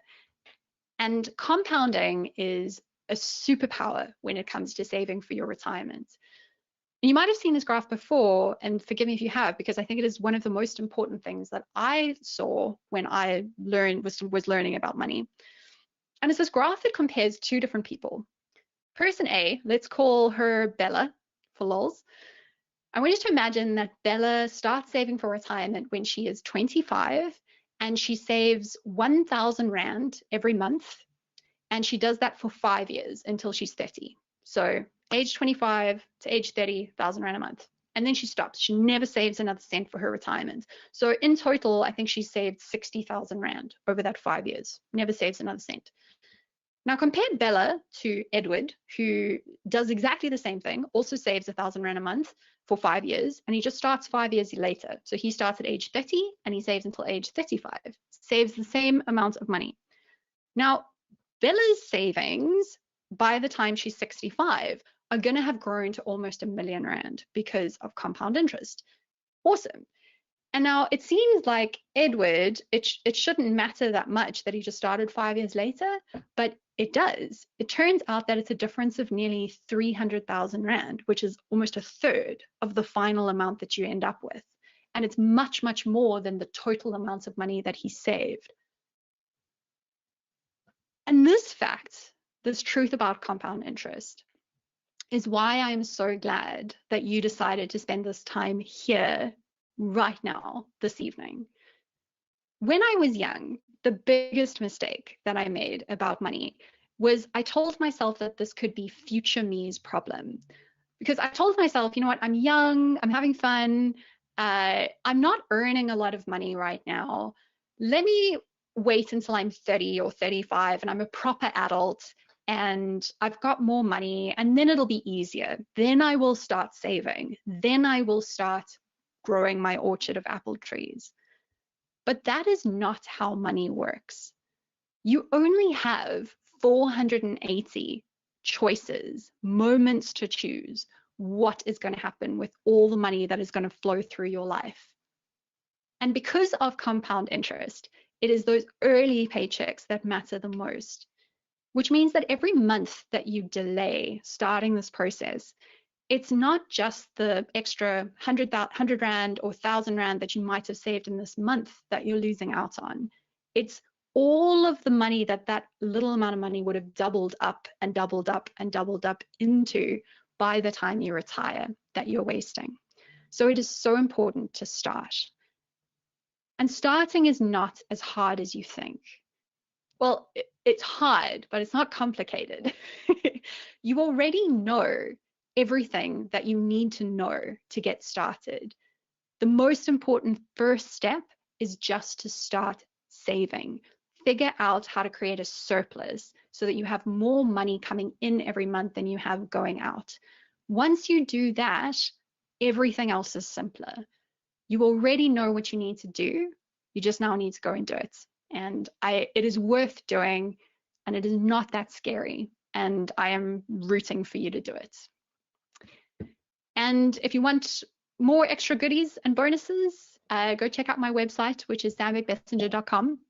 And there are a bunch of things on there, like a detailed guide for getting out of debt, if that's what you need, recommendations for apps to go and install. I hope that this last hour has given you an idea for one action you could take. It's more important to just start doing it than to stay stuck wondering and worrying. And that's it from me. Yeah, so and I'm never going to get that vampire out of my mind. Why are vampires rich? Of course, they always are. They wear the most swag. I mean, it's insane. A couple of points. They do. They do. They proper in that sense. Sean's commenting costs compound similar. Sean 100%. Hence, Sam mentions ETFs. You know, you're coming in with costs there. At Satrix 40 is 0.1%.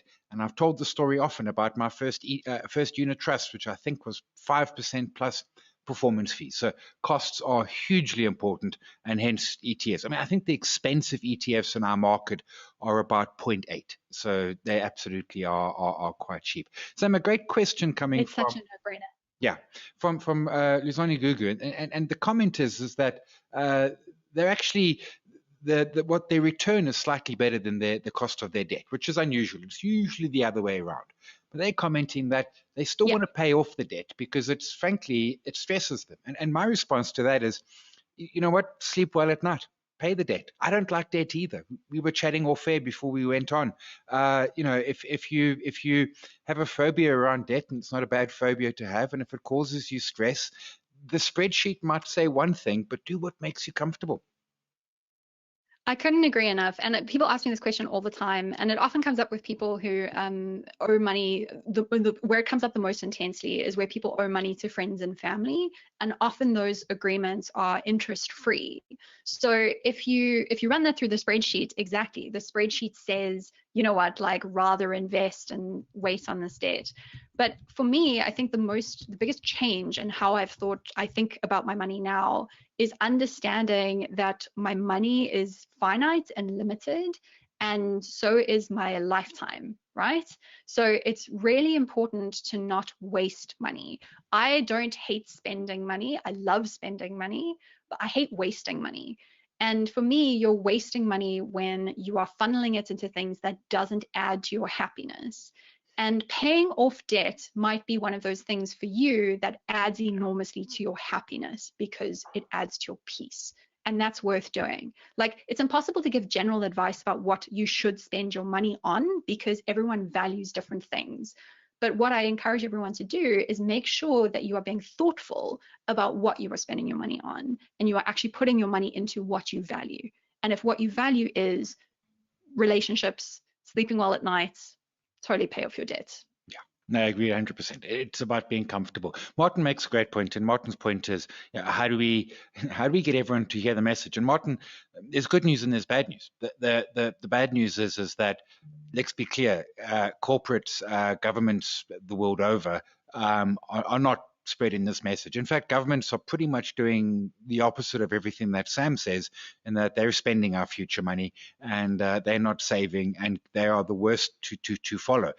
That means the responsibility falls on us. And I talk about, I do presentations to the JC Schools Challenge, and I talk about the responsibility of knowledge. When we know something, we need to go and talk about it and tell peeps about it. There is one trick, however, with, I suppose, any knowledge, but mine is about money. You can't talk to someone about it who doesn't want to listen. It's as simple as that. The cliche, you can lead the horse to the water, but if that horse don't want to drink, there's nothing you can do. You can kind of plant seeds and then wait for people to come back to you and engage them. Sam's got 2 great books, one for adults, one for kids. There's content out there, but kind of let it be known that when people have questions, you're the go-to guy for those questions.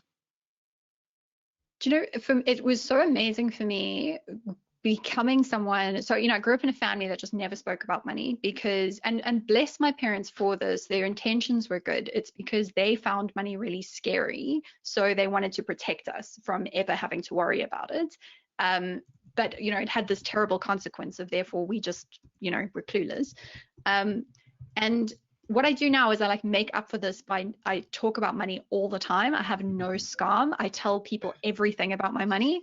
And what's incredibly powerful is that once I started doing that, other people started telling me about their money problems. So I found that that's really powerful as well, is just start being really open and honest with the people in your life about the things that are worrying you, but also the trade-offs that you are making. Like, oh, I'm choosing to downgrade my flat because I am doing this with it instead. And, talk about those things. And that is an invitation you'll find to other people to start opening up to you. And few people feel like they can talk about money. So when they find someone that they can talk about money to, they're often very excited to do so. Yeah, no, this is true. A bunch more coming through. Julia, you worried about 22/7 and sharing details with Old Mutual. I remember when it came out. I know folks who were involved in the process. Your stuff is safe. I mean, they at worst, what they might do is give Old Mutual your email address to phone you, but that hasn't even happened to me. I signed up. Was it 2012, 2011 it came out around mid-year? The Old Mutual's got, they're not going to suddenly start peeking in. I mean, it's just not in their interest. Truthfully, our finances are never that particularly interesting anyway. Here's my favorite. I will say that. Yeah. So just a quick thing on that, I will also, as someone who worked there, can tell you that it is really secure, but I do really respect that you are skeptical, because Yes. you should be skeptical Be whenever anyone skeptical. asks for your money. Well done for asking the question. Yeah, be afraid. Be very afraid. Sam, here's one that's going to bless your heart. I'm 10 years old and I would like to invest my savings. What do you advise? Forget starting at 25. I love you. 25 is an amateur. No. Buy a 3D Switch. No, that's super exciting. I'm so pleased that you are here. I wish I had started investing when I was 10. One of the richest men in the world, Warren Buffett, started investing when he was 11. So Yes, you you're ahead already of him. have a head start. Well done. And my advice to all newbie investors is the same, which is try one of these business smoothie products. But what I would suggest if you're 10 is Easy Equities, which is this really cool local website, has a demo account. So you can go on there and you can start off playing with imaginary play money, which is a good thing to do until you feel comfortable and you understand what's happening. And do get an adult to help you open a real account. But it would be the same advice for everyone else. You're investing for a very long time because you're 10. You're basically a vampire. You have forever for your money to grow. So definitely put it into something like a good business smoothie product like I spoke about, would be my suggestion. Yeah. And you're a year ahead of Warren Buffett, and I think he's the fourth richest man in the. Yeah, anywhere in the top 10 is good enough for me. Oh, but do save some cash to buy me a Ferrari later, because if you're starting now at 10, you are going to be so rich. You're going to be so rich. A bunch of comments coming through about it should be part of schools. Some people love your book. No surprises there. Tons coming through. Question about the SAB BEE shares. Is it worth investing? Lawrence, short answer, yes. There might be a bit of a price spike as everyone rushes in. A couple of points I'll make is obviously individual stocks, so there's a little more risk than that smoothie that Sam spoke about. But what I like about BEE shares is you get them at a little bit of a discount, and I've never met a discount I didn't like.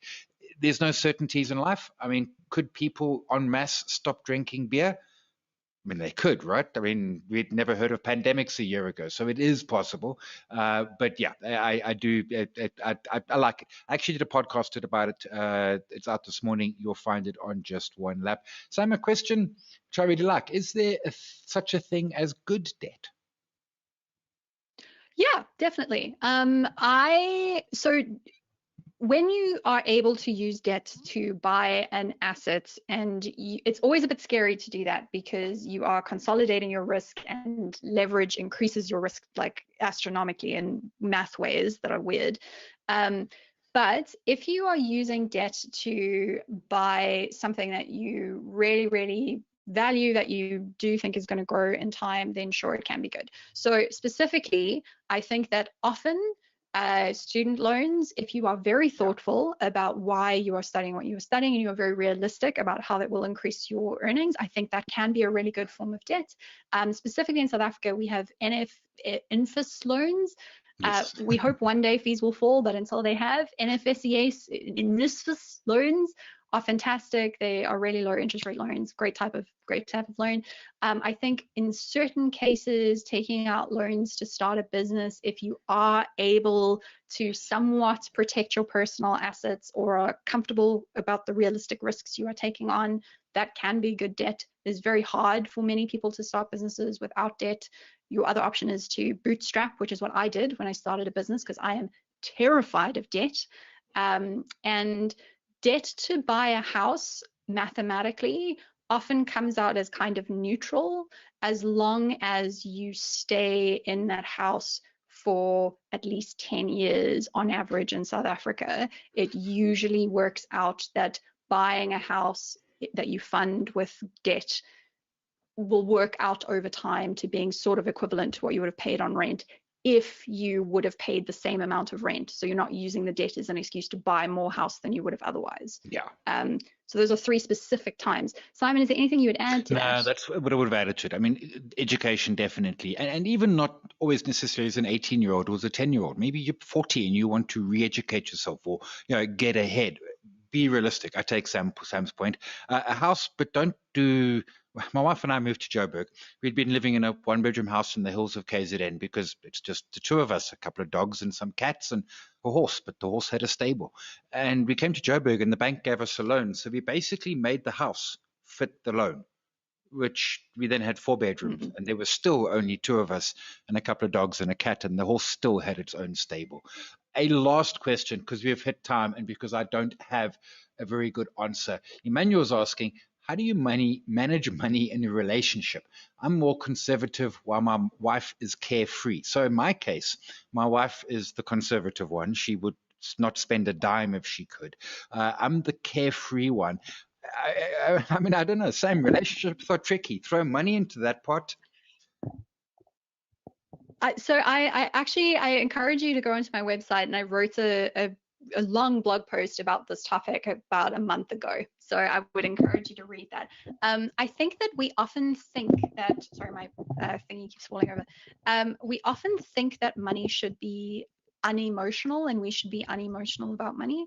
But the reality is that when you're talking about managing your money, you're talking about quite deep questions about what do you value? What does a good life look like? So, someone like Simon who's more carefree, that means that you value experiences, you value those things in your life. And so money is always going to be a part of any relationship, because when you are arguing about money, you are often really arguing about values, and you're arguing about quite deep questions. So I think I don't have a quick answer, but the long answer is it is worth being very thoughtful about what you are actually talking about when you talk about money. And a very practical first step for many people is to make a financial plan together. That is the expression of both of your goals. Often that plan, you're just going to throw it away, but the process of making that plan together and the conversations that it can open up can be really powerful and helpful. Yeah, a great answer. That's why Sam's the boffin. Go to the website, sambeckmessenger.com. I'm going to quickly run through. Would you pay off your car as soon as possible? Yes-ish. I mean, again, it depends how it stresses you. Balloon payments I hate, but yeah, car debt's not too expensive. And as long as it's not like the Ferrari, which someone's going to be buying Sam at some point. We've got a 15-year-old. Should it go local or offshore? You know what? At this point, you're 15, you're starting, you're so ahead of the curve. Local or offshore is not really going to be the issue. Sipa, you're worried about unit trusts. If you're worried about the price, things go up and down, as Sam says, in the short term. You zoom out, they go up. If you're worried about what's in them and the costs and the like, I'm not the biggest fan of unit trusts. They're a giant industry. But if you, again, to the point, when you're, we live in the future, and if something makes you uncomfortable, change it. We can, and there might be a little bit of a cost associated. Maybe you've made some money and there's tax, but rather sleep well at night. That's always the important point. Julia, when does Monday podcasts come back? Yeah, in time. I can promise you, I have not forgotten, I have not neglected, I have not abandoned, I have just not found the answer. But I'm young and I'm patient. Well, I'm not so young, but I'm patient. I promise I will. The other 90%. And then Sam asking what happened to your podcast.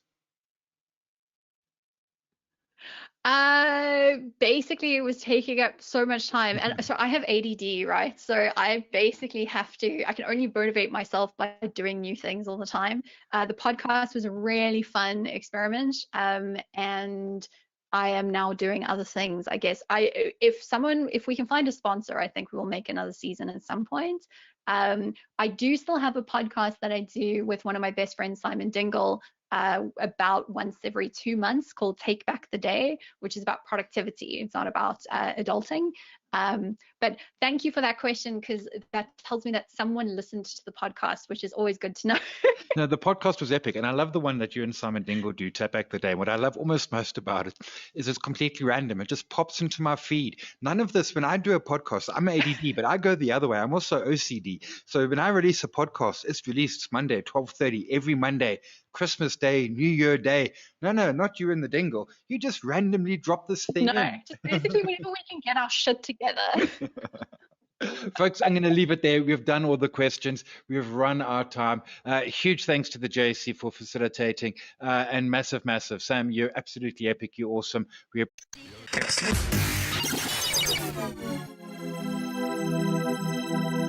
demystify what goes on behind the therapy room door.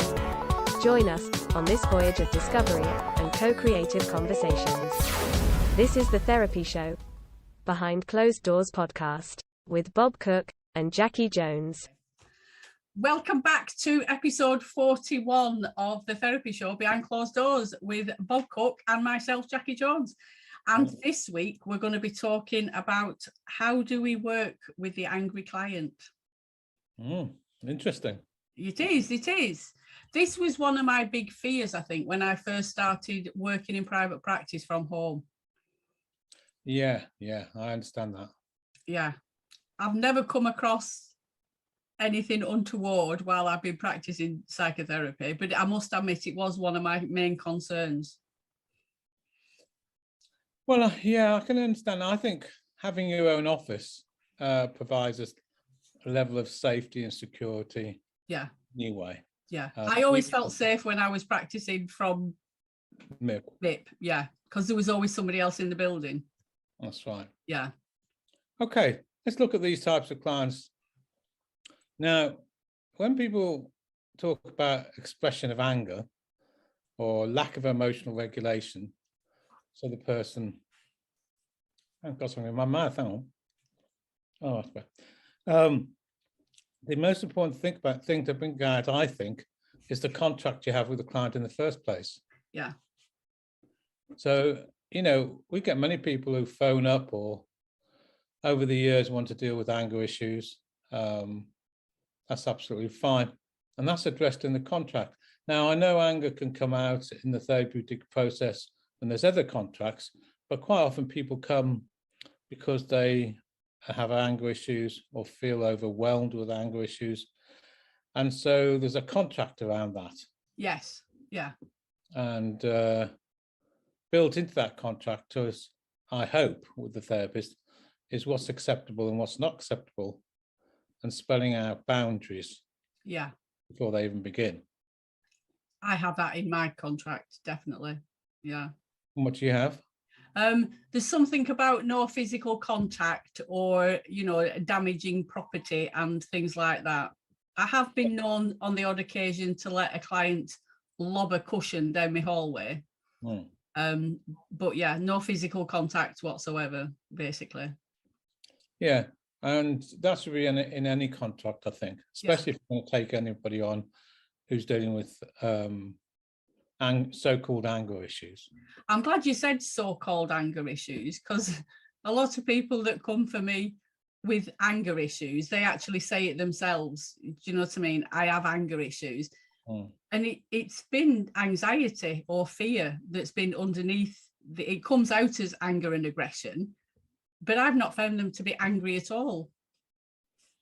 Yeah, well, you're probably talking about a piece of theory. I mean, you're trained as a transaction analyst, so you may think this way, I think. The way you're talking anyway, it's about rackets. Yeah, yeah. Now, for those people listening who aren't TA therapists, might not know what rackets mean, but in the world of TA, a racket is a substitute feeling. Yeah. So if you weren't feeling angry, what would you feel instead? Might be a question that you would ask at the contracting stage. Yes. Yeah. For example. Yeah. So quite often it isn't the presenting anger, it's the underlying issues. The anger is the racket or the substitute feeling. Yeah. And what's underneath that might be sadness, fear, anxiety, frustration. Yeah. Any of these underlying processes. So that's where you need to get to. Yes. That's what I've found with people that actually come themselves and say, I've been told I've got anger issues and I need to come and, my wife has said, I need to come and speak to somebody because I've got anger issues. So in the contracting is important though. Yeah. Oh, definitely. Yeah. In terms of keeping yourself safe and what's acceptable, what's not acceptable, boundaries, written into your contract, I hear is yours about, and most therapists actually, about keeping themselves safe and what's acceptable, So that's really important. And anybody comes with anger issues, I think the contracting stage is important in that sense. Yes. Another aspect about people who may express anger as their major emotion and the other emotions are missing is an inquiry into a person's history in terms of what's been modeled down to them. Yeah.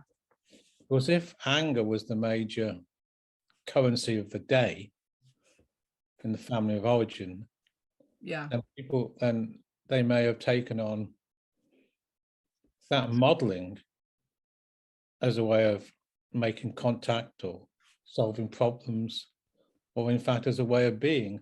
Yes. They may have not had any permission to be sad or to be frustrated or to be frightened or be anxious, and being angry was the major port of call, which is why I think the theory of rackets is really interesting in TA. Yeah. Because if somebody's got a prominent emotion, whatever it is, we're talking about anger here, then it's the missing emotions which you need to get to. Yeah. I love the racket system. I use that an awful lot with clients. Yeah. And I relate to it personally as well. You know, as a parent, often we say to our kids, don't be angry, don't be sad, So it's like, okay, I can't be sad and I can't be angry. So what can I be? I can be scared or I can be happy. So we kind of, exactly like you say, we substitute one feeling or emotion for another one. Yeah. So I think that's really important. And in my experience, it's usually the hurt injury in the child where you get to the child ego state I'm talking about developmentally. Yeah. That is often covered up by expression of anger, which I need to get to. Now, as I said, it's really important at the beginning here in terms of keeping yourself safe. So somebody lacks emotional regulation and starts getting angry in a very sort of outrageous way, then the therapist needs to move to keeping themselves calm and also feeding back to them what their behavior is.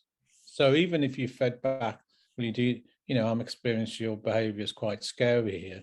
Do you know that? Yeah. Example. Yeah. Because 10 to 1, what they're doing with you, they'll be doing in other relationships. And probably that's why they've come in the first place. Yes. Yeah.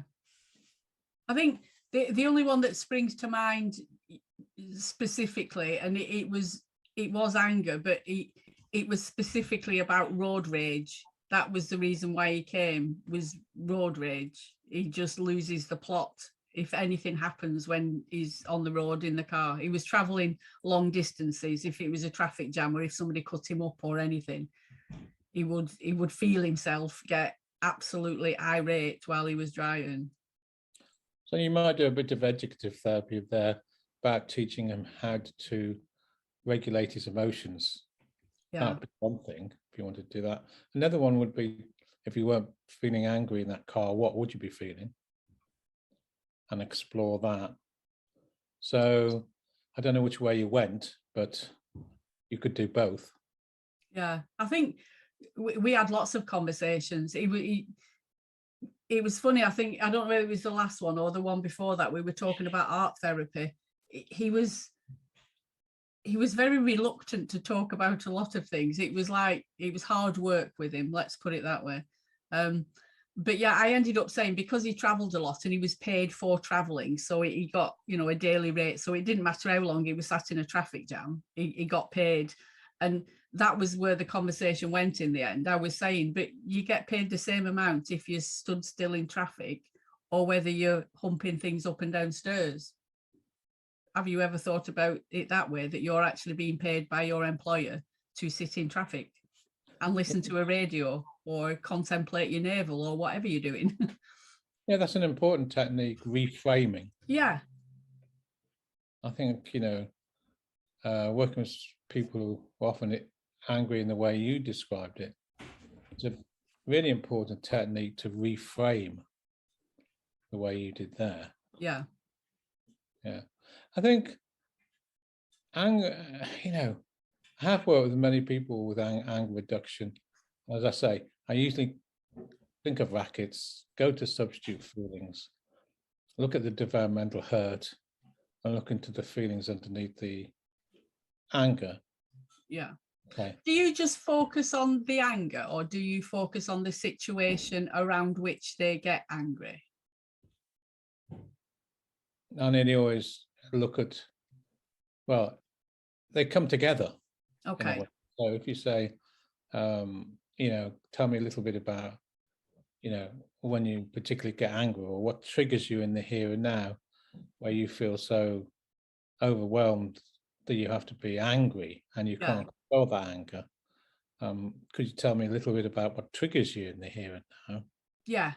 Like, if that's what you mean by situation. That's particularly what I was thinking about, certain triggers. I work with a lot of alienated parents where, they haven't got access to the children and they're really angry towards their ex-partner and get triggered really easy around anything to do with that. Whereas, in other walks of life, they're absolutely fine. So it's quite specific with some people. Yeah, so I suppose number one would be contracting. Yeah. Keep yourself safe, boundaries, what's acceptable and what's acceptable.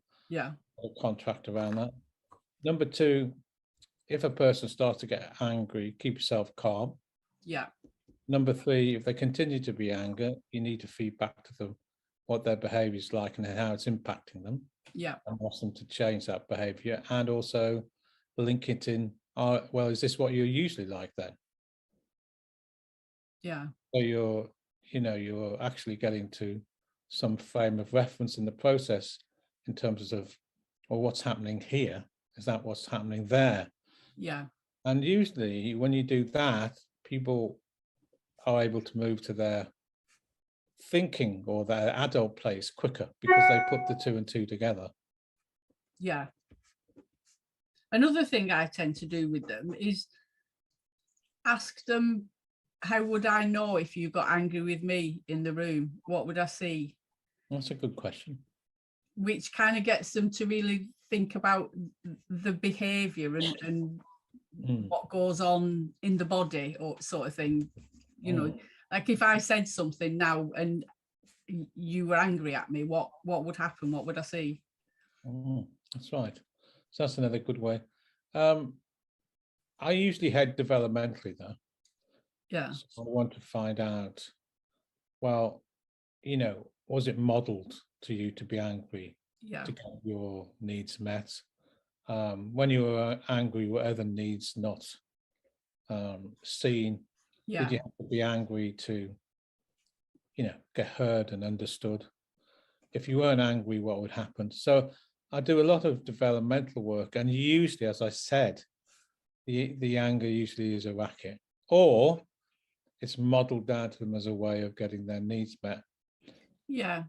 And often anger, sometimes, and especially with borderline clients, for example, when there's a borderline switch, which is usually involving extra, anger or, frustration or attacking transactions of the therapist, it actually usually is a real desire to make contact, but they don't know how to do it. Yeah. I found that with a lot of the foster kids that we had, it was their only way of communication sometimes. I think it's really important for a therapist to do that developmental work. But I do want to stress that if this person is getting anger in their room, in the room, I think it's really important for the therapist to say that transaction I said earlier, is this the anger issues that you're talking about that you've come into this therapy to resolve? Because actually the way you're behaving now, I feel quite scared. Yeah. Are you aware of that? Yeah. So you're shifting them to thinking. Yes. Yeah. Yeah. Because touching on what you were saying then as a form of communication, the strokes, any stroke is better than no stroke. So you can imagine a young child, if they got attention for being angry or having a tantrum or throwing something, that then becomes kind of internalized, that's, if you're not listening to me, this is what I'm going to do to get your attention. That's right. And in the process, other needs can often be missed. Yeah. Yeah. And I think if one person, comes to therapy with one expression of emotion, it usually means that other parts of the self or other emotions are hidden. Yes. So you need to get to what's beneath the anger. Yeah. When you get to the hurt part of the self and you start dealing with that, usually the healing happens there, and then the anger dissipates, or because the real feelings get dealt with. Yes. Yeah. That's the developmental approach. If you stay in the here and now, you definitely, I think, it's important to contract and keep yourself safe, keep yourself calm, reframe the process. If you're still having problems, go to supervision, talk to the colleagues about it. And at the last analysis, if you still can't get through that process, you can always terminate say, well, I find it quite hard to work with you because you don't listen to the contract we make. You keep doing XXX. It's quite scary working with you. Are you aware of that? And all those things don't work. Yeah. And pass them on. Yeah. Yeah. Again, That's it. And I think, you know, your own safety has to be paramount in that situation. You can't be putting yourself at risk, exactly like you said, in a therapy room. My experience, though, nearly always is if you go developmental, Yeah. help them understand how the past affects the present, Yeah. you usually get to the feelings which are underneath the anger. Yeah. You did mention something I think also is really important, another tack as well, is helping them identify the triggers in the present. So they can work out how the past affects the present and how the present affects the past. So they connect the two. Yeah. Yeah. I think that's really important. Yeah, definitely. There was something else I was thinking then. Oh yeah, I know we're talking about the angry client or clients who, you know, with lack of emotional regulation, but there are some clients who find it really hard to express anger. Oh, that's, which yeah. is completely the opposite. But it is an interesting one because you do get clients who come and say they have anger issues, yeah, and when they walk in, you can tell they have anger issues because, how can I explain this to you? There's a sort of passive aggressive stance. Yeah. And the best metaphor I can think about is a pressure cooker. Yeah. And usually I say to them, you know, you seem quite angry, even though you're talking, you know, in a quite calm way or whatever way I say it. But you know, do you have a situation like a pressure cooker where there's a lot going on in your pressure cooker? Yeah. And you're attempting to keep it all in, and then something could happen, then it comes out like a intense fury. Yes. And I help people look at what's in their pressure cooker. Because most people don't want to, I mean, the example you gave in the car is an interesting, but you know, people don't want to be angry. No. Usually they want to try and solve this. And I think, as I just said, the developmental way. Also, and another interesting question to ask yourself, whose anger is it? Yeah. Yeah, particularly when you were talking earlier on about how it was modeled and how emotional regulation was modeled and things like that. Yeah, totally. Yeah, so they may have been brought into an angry household. The Yeah. father uses anger as a way of getting control, for example, Yeah. or solving problems, and then the child thinks that's the only way to, you know, act or behave or feel in the situation, and they sort of take on the significant others, you know, actual anger, and Yeah. it's not theirs anyway. Yeah, that's quite an interesting concept to try and explain to a client. Sometimes it's a slow burner, that one, I find. Well, I think if people listening to this podcast think developmentally and help the person look at how the past affects the present, Yeah. then you're going to get there, aren't you? Yeah. Oh, Yeah. flashing of lights have started to appear. Hello, it's like the illuminations. Yeah, they are. We're having a disco, Bob. What's going on? Yeah. For those that are listening. Hang on 1 minute. I've got discos. Let's see if this is better. For those that are listening and can't actually see it on the video, Bob's lights are flashing on and off. It's like there's a bit of a disco going on in his kitchen. What's happened? Oh, I don't know what's happened. Anyway, let's hope that's solved the problem. I'm back again from the people who are watching me on a video. People listening to me. Somebody doesn't like you talking about anger. That's what it is. Yeah, I haven't got angry about it yet. No. So going back, so I think that developmental is really important to think about whose anger it is. Yeah. Well, that's another road to go down. And usually, if those two connections add up, then the client can give back the anger that wasn't theirs in the first place. Yeah, because learning how to regulate our emotions is a developmental thing. There is a period of time where we learn, you know, how to express our emotions appropriately. And if it's not handled well at that age, then how are we supposed to know what is okay and what isn't okay? Yeah, so you might actually, as they make those connections, teach them that. Yeah. So there's a lot to do in therapy, I think, with people who come specifically with anger issues, and it comes up in the therapeutic process. Yeah. Yeah. At the end of the day, though, for people listening, the therapist stroke counselor safety is paramount. So if you really can't get through this, whether helping the person developmentally through this, taking it to supervision, talking about the issues with then you need to, not continue. You need to stick to the boundaries, the contract that you've set up. Yeah. That means referring on.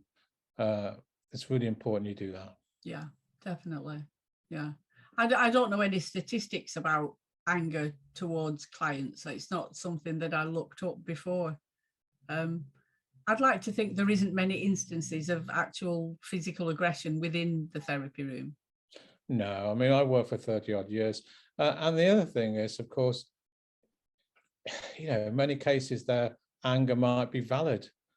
That's the other things. But you need to start tracing back to the context of all this. Yeah. So if whether you work relationally or not, might work relationally and say, well, what I do is that I feed back to the person in the relationship in the room. If they're starting to get to angry at unacceptable levels, that I'm feeling scared, and are you aware of this? And these are the issues that you come at in the first place, and that can get perhaps to the here and now issues about failures in relationships and what they what they do in acting out in other circumstances.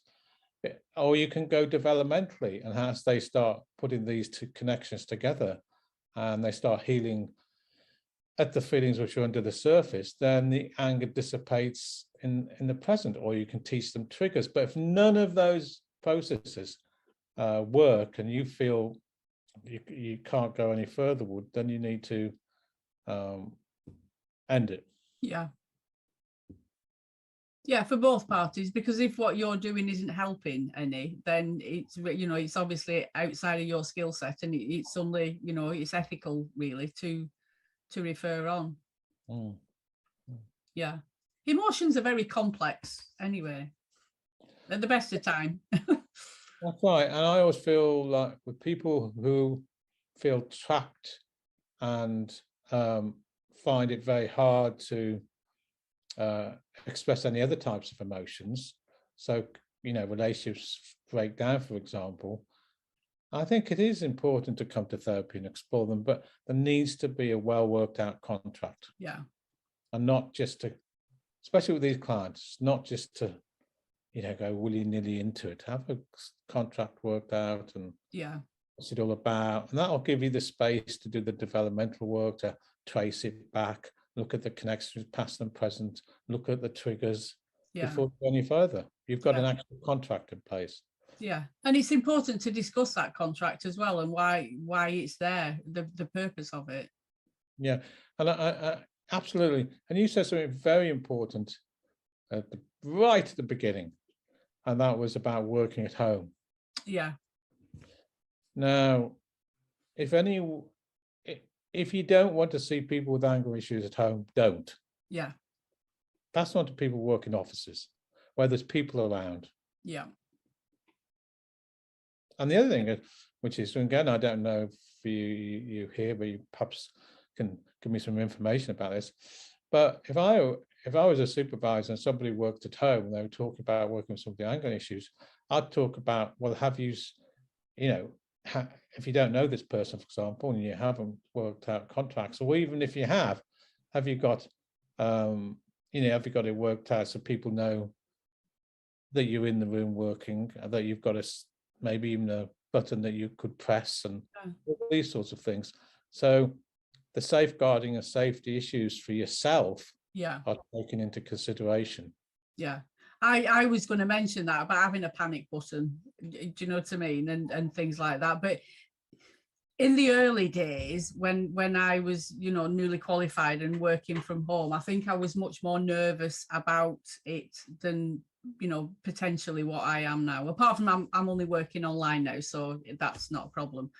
But yeah, I think as time goes on, you get more of a sense of the person when you meet them. Yeah. Yeah, like that pressure cooker. You know, sometimes I suppose it is anxiety when people are twitching and things like that, but you can usually tell when somebody's got that pressure cooker thing where they are starting to get quite angry with you. Yeah, and I think it's very good practice to tell peers where you are. Yeah.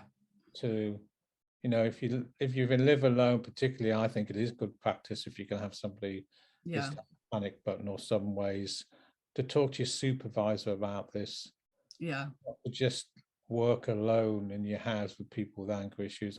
Without these considerations being talked about with your supervisor. You're right. I don't know the statistics either. They're probably very rare, and they're really important to talk about with your supervisor. Yeah, and I think you've raised a really valid point there, that as psychotherapists, it's okay for us to pick and choose who we want to work with. Absolutely. It's okay for us to work with certain people and not with other people. And that's not to say that anybody can't get angry at any point, you know, so we can never be 100% sure, but it's okay to choose not to work with males that have got anger issues if you're a female working on their own at home. Absolutely. And of course, when you're working with clients, you know, as they're working developmentally, then those anger issues might come up, you know, as you go down the onion, and they're angry because of very valid reasons. Yeah. You can help them, you know, express their anger in a safe way, in a safe setting. Yeah. That's a different process because the angers come up in the therapy development. You've got a relationship and everything else. But if a stranger walks in and says they want to work on therapy issues, I think you need to really think about it in terms of what we've just been talking about. Yeah. And again, you know, what you said then about, you know, the relationship, I think that's really important, you know, because it's a fine line in allowing a client to express the emotions freely in the room and know what isn't acceptable in the room as well. And I think that, again, is through the relationship that you build with your clients. And the contract. Yes. Yeah. See, I really liked what you had in your contract at the beginning. I don't know whether you actually give them the contract on a piece of paper or something. Yeah, I sign it and they sign it. It's kind of done deal. But then you don't, you know, damage furniture, property. You don't, all the things you just talked about. Yeah. You've got a contractual process to be able to stop the process in a certain way. But I do think it's important to talk about these things with your supervisor. Definitely, yeah. Especially if you're feeling comfortable or intuitively feel comfortable in any way at all. Yeah. Yeah. And trust your instincts. If you feel uneasy with somebody, then it's okay to not see them. It's you know, it's a prerogative that we have. Yeah. Thank you for that, Bob. That was really interesting. Good place to stop. It is a good place to stop. Emotions and anger and things like that are perfectly human. You know, we can all do it at certain times. We've all experienced it. Yeah. So what we're going to be doing next time is silence. Silence. I was so scared of silence when I first started, Bob. The use of silence in the therapy room. That was one thing that I really didn't sit well with me in the early days. So that's what we're going to be talking about, the use of silence in therapy. Yeah. Okay. Till next time. Thank you. Thank you. You've been listening to The Therapy Show, Behind Closed Doors podcast. We hope you enjoyed the show. Don't forget to subscribe and leave us a review. We'll be So welcome everyone to Strategies for Enhancing Instructor Presence in Your Online Classroom.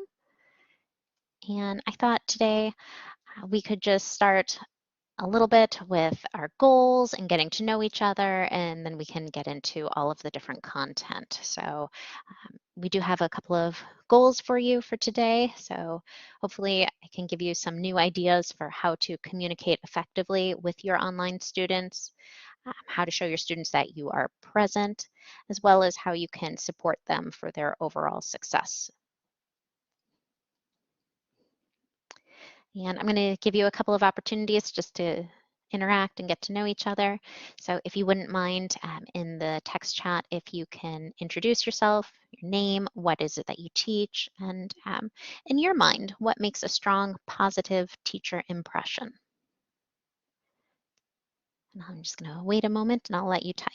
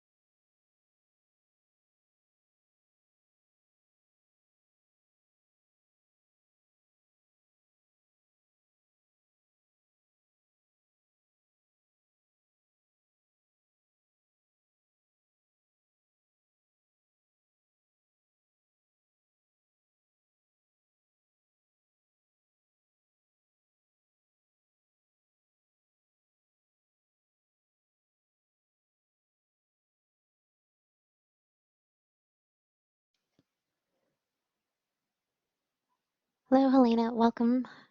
You joined us just in time. I think everyone's just kind of typing in the chat. We're doing a little bit of icebreakers to get us started. So if you can find that purple thumbprint at the bottom of your screen, if you expand that panel, you should see a text chat that you can type in.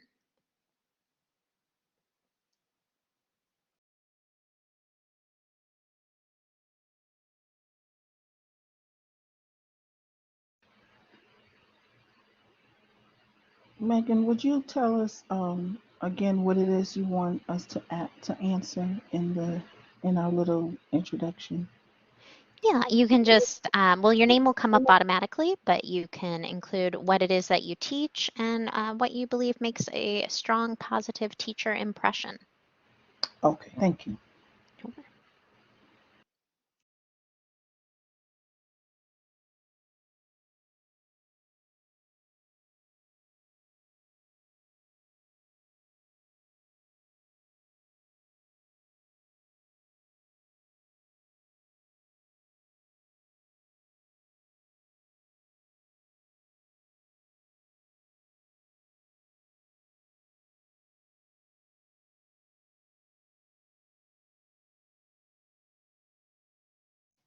Great, I see them all piling in. So Lori is from the ETRA department, and that's actually my doctorate program, so I'm very fond of ETRA.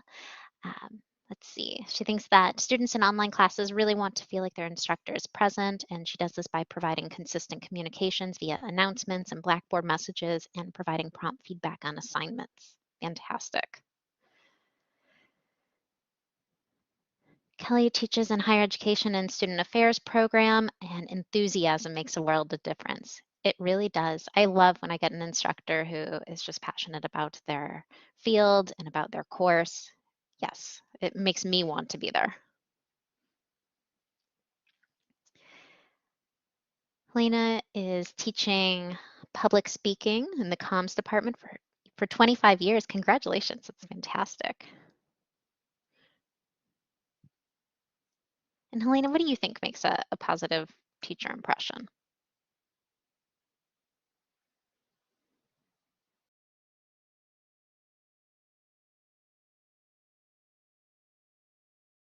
Or if you prefer the microphone, if that's easier, you can come on the mic as well. Hi, can you hear me? I sure can. I'm kind of a slow typer, but so I was working on it while you were asking, and but I think empathy is a huge part, you know, letting students know that you were an undergrad at one time and you remember how crazy the first week of class is, and I think that's important early on. But I also think the other things that people, that the others have mentioned, you know, enthusiasm, getting their feedback to them on assignments very quickly, and then just being available for to interact with you. You're going to steal all the content for the workshop. No, I'm just kidding. Right. But yes, I agree. I 100% agree. All right, so we'll move on. Thank you, everyone. So here's another approach that we can take when we're thinking about instructor presence in an online course, is to think about how online teaching is different. Right? I think many of us, or most of us, may have come to teaching from the face-to-face traditional classroom. So, you can think of one or two of these, but how do you approach communicating effectively with your students? And how do you show them that you're present? Or how do you support their success? And I know you may have already touched on this, so if you've already answered it, but it is kind of a nice way to think about how are our online students different.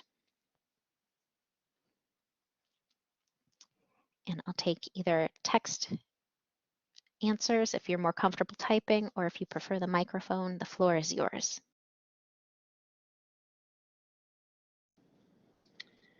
One of the things that I started doing this summer was when I'm communicating feedback to my students, one of the platforms that we use is McGraw-Hill Connect. I actually have the option to give my feedback as an audio recording rather than as, a little blurb, text blurb. And so I think that makes a huge difference, because then they can hear in my voice that I'm excited about how they did. And I think there's less possibility for miscommunication when you're communicating verbally rather than in text. I think it's easy for people to misread text. And then I've also just found, and I just did it for the first time yesterday, when you do an announcement in Blackboard, if you click on the little plus sign, there's a little box that says media, and you can actually record part of your announcement with audio. So I used that for the first time yesterday, but I think those two things help. I love this. Yes, I love that the voice inflection can really just change or enhance the classroom. Thank you. Yes, yeah, it makes all the difference. And then I've also started, and I actually got this from a professor in the Etcher department, Faisal Kalada. I started responding when I closed my emails and my announcements, my closing word that I use instead of best regards or whatever. Faisal always used the word kindly, comma, and then he'd sign his name. And so I started doing that as well, and I think that makes a difference. I love that. I think I had a colleague who always used warm wishes. Yeah, that's wonderful. That's a good one. That's a good one too. All right, and then I see Lori's been typing in the text chat here, and Lori offers online office hours twice each week and collaborate to offer assignment help and support. I make sure students know when my office hours are, and I encourage them to drop in anytime to connect live with me. That's fantastic. You're on top of it. All of you are. And Kelly goes over assignment expectations well in advance and use class time for students to brainstorm about projects or to do group work. Love that. Yes. Making the most of your synchronous course time together. So it's not just, lecture based. It's a great way to get them involved. Megan, do you mind if I make a quick comment or ask a question? Sure, please.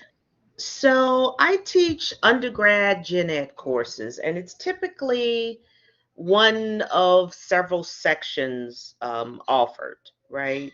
So I'm a teaching assistant, and so we all have our Blackboard course shells populated for us. I'm pretty sort of stuck in, what is already present in the course, but there isn't a whole lot of student interaction opportunities built into the courses that I teach. So I'm really looking for ways to make my presence more enhanced. What can I do with the content that I'm given, which I can't really augment much, what kinds of things can I do to make myself more present? Like I'm not currently using lots of videos, and I think Helena mentioned videos. So, what kinds of things like videos and things like that can I do to enhance my presence? That's sort of what I'm looking for. Great. I think we're going to have some things for you today. So part of that is you're going to want to think about when and how you expect your students to communicate. For instance, you're going to want to start thinking to yourself, do we have synchronous time together, or is it asynchronous? And so you're going to want to think of formats like that, and how and when can students log into their course, and when can they respond? So that's going to be the first step. The other part is when you think about instructor presence, as you touched on, it also means students getting together and working together, right? It's not just students getting to know you, but they're getting to know each other through you because you are the facilitator. So I think you're going to want to start to think about activities that you can do, icebreakers, and that doesn't even have to get down to trying to alter or change your course content, which, as you said, may already be pre-prescribed. So there's, additional ways that you can use that valuable course time, whether it's synchronous or asynchronous, for your students to connect. So I do have some specific ideas for you, and I want to come back to this in a little bit and see if we've started generating some ideas. But those are all the different things that I would encourage you to think about now is how do you envision your students, entering your course? What times are they together? Are they oftentimes doing this on their own? If it's an asynchronous course, it may feel a little bit more solitary. So if you can kind of establish those patterns first, then you might think of some specific activities that you can insert into your course to work for your specific student population. And I see the chat is going wild here, so I have to pop in really quick. Lena says, I've started using the phrase student drop-in hours rather than office hours to make it feel less intimidating. Oh, that's a nice one. And you've made an introduction video on your phone and included your pets. Yes, yes, all of these things are excellent ideas here. All right, so let's see if we can add to this list that you're already generating. All right, so I suppose I should go back a slide and say, well, what is instructor presence? We should probably define this just for ourselves today so that we can expand on this idea. So before we can discuss those strategies for enhancing our instructor presence, we do want to define it. And simply put, I think instructor presence means being there or being present for your class. It means that your students see you as an accessible, real person who is there to help them with their learning. So when they get into their online course, they truly know who you are. You're not just a staff photo or a bobblehead. They think that they actually could identify you. So in other words, instructor presence is about creating this perception for your students that you are this real person right there with them in the process of learning, and that they can come to you for help when they need it. So I think that's the working definition that we're going to go with today. All right, so now we have this idea of set it and forget it.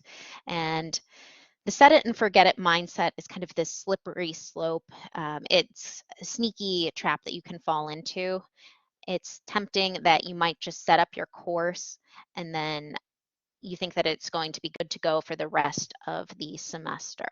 And the reason that we can sometimes fall into this slope is because we've done a lot of front loading, if you will. We've done a lot of preparations for our course. And I'm not suggesting that you don't prep your class ahead of time, but in order to be there and to be present for your students, you want to make sure that you are willing to go along and look at for areas where you can tweak them or adjust them for your unique student set. So this idea here is, again, we want faculty to evaluate and adjust it could be their learning materials or approaches continually to ensure that students are progressing towards their learning outcomes. And the only way we can do that is just by looking at our students on an individual course basis once it goes live. Great, thank you, Helena. She has dropped the name of an article here into the text chat for any of you who are interested. So we do have 3 different components of the instructor presence, in which you can see up here on the screen.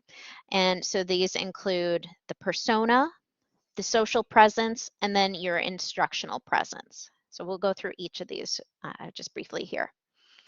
The persona is the instructor personality and teaching style that you infuse into your course. This is what gives your students that impression of who you are, and it helps them feel more connected to you as their teacher. You can communicate this throughout your course. It's again, not just one of those set it and forget it type of things. But some easy ways that you can do this are by including videos of yourself. If you have an introductory page, you might include a recorded course welcome message or even module overviews. And we're going to get into these a little bit more, I promise. We also have the social presence, which in essence is really all about community building. So in other words, what we're saying here is that you can connect with students, and also it enables students to feel like they can connect with you. This is not just a one-sided relationship here. So you want to, again, be the facilitator. You're going to provide opportunities for connections to happen. And it's also important to keep students engaged in your course to increase their chances of success. So this does mean being responsive to students through timely communication, but also holding them to the same standards. Okay. The instructional presence is essentially your role in facilitating students' learning experiences in the course. So you're going to enhance your presence through instruction, and you might want to consider using multimodal learning materials. And so I know we already touched on this in the chat. All of you are very, very on top of these different ideas. What are the different ways that students can interact even with their course material? Are there things that they can listen to that are audible?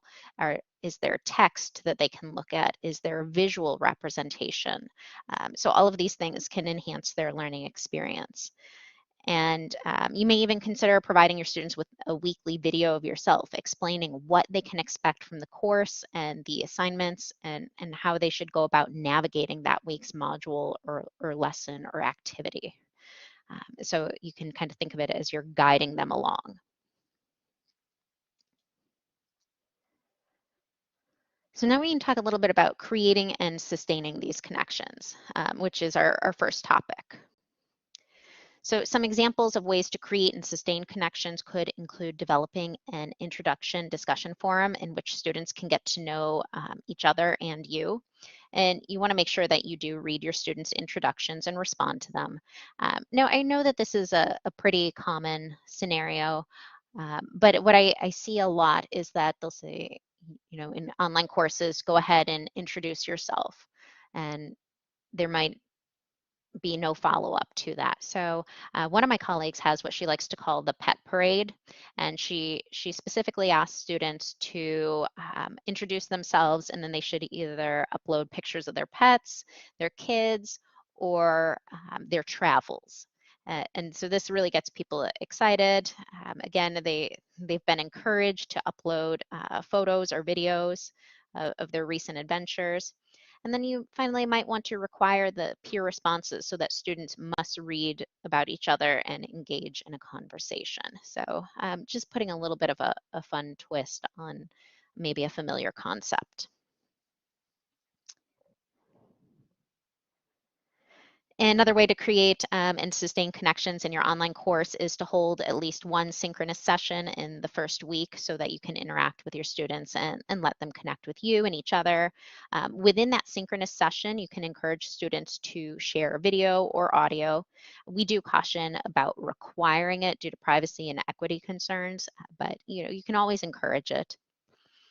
You could also consider doing an icebreaker activity to make everyone feel more comfortable and kind of to build that sense of community. So for example, you could put them into breakout groups and ask them to come up with ways in which they could build a sense of class community and see what and techniques they come up with. So I think in the past, one group came up with creating a group chat on social media so they could talk to each other outside of the classroom environment. So again, it's putting some of that ownership onto your students. This is their class, and they get to create part of that atmosphere. So ask them to generate ideas. And last but not least, consider using a welcome assignment or a survey and ask your students how you can best serve them. So you can ask them what are their needs, what are their challenges, what are their goals, and how can you help them figure out ways to be successful in light of that context. So this is an area where you have an opportunity to learn about them, and you might get some unusual insight into your students that you might otherwise not discern if you had not distributed a survey. I see a question here about Yellow Dig, so that is coming up. So I will talk to you about that too. Megan, I have a quick question about the survey. Are there any resources that you know of that will give, I don't know, maybe good survey questions? I've done a survey once or twice, intending to get a feel for, say, for instance, how students intend to, what they're expecting from the class, how they intend to use that information, meaning how is it going to apply to, say, what their future goals may be. So I'll teach a senior level class and a junior level class. So if you're interested in graduate school, I'd like to know these kinds of things. Or if you're interested in going into industry, and I find that the kind of answers that I get are, very generic, and they don't often give me much to work with in terms of trying to understand how to plan work so that the relevance is felt. I'm wondering if maybe I'm just not using great questions. Do you know of a resource or something that someplace I could go to for to get a better understanding of what a welcome survey might look like? Yes, let me, so after this workshop is over, I am going to send out a follow-up email with a list of resources. So I'll go ahead and I'll see if I can link you to some different ideas for survey questions. I know that one faculty member, Jason Rohde, has an exemplary course program, and he highlights that he always has a survey that he likes to ask his students at the beginning of the semester with some of these questions. So I'll see if I can get a copy of that survey as well for you. Okay, thank you. So let me see if I can find that, as well as a couple of other resources. So, but I can link you. I'll do some more homework, and I can link you to that in the follow-up. Okay, excellent. Thank you so much. Sure. Alrighty, so let's see. All right, I think I saw something about Yellow Dig, so we're going to come up with that one yet, or in just a little bit here. But some examples of ways to create and sustain connections include developing an introduction discussion forum, which we already just talked about. And we can also think about some other opportunities here as well. So one way to engage students with the course is to connect your course material to students' interests. So you can use these opportunities you've created to get to know your students, and like we said, like that welcome forum.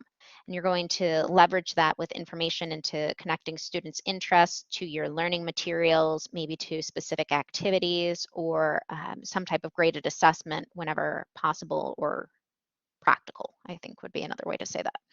You can also share your own interests with students so they can get to know you better. I think we talked about being enthusiastic about your field and your course and its material. So you can talk to your students about maybe some of your past experiences, accomplishments, projects that you've worked on, and show your students what they can expect.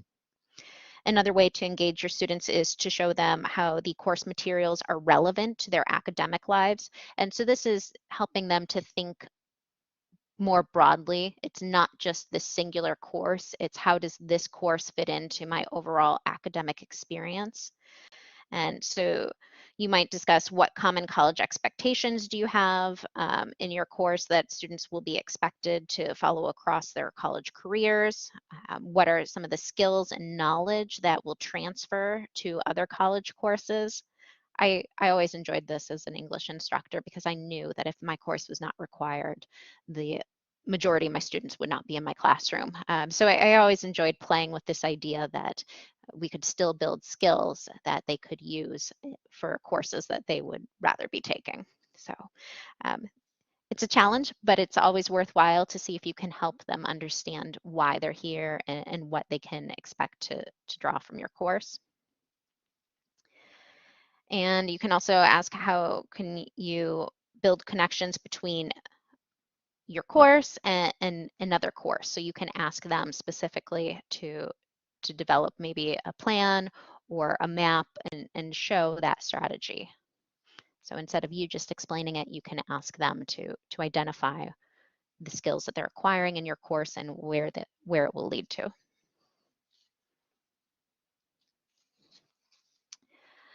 Finally, you may also want to emphasize the relevance of your course to your students' future professional lives in order to engage them with learning in your course. So you can help your students create those connections and think about how and what they're learning and how it could apply to their future professional goals.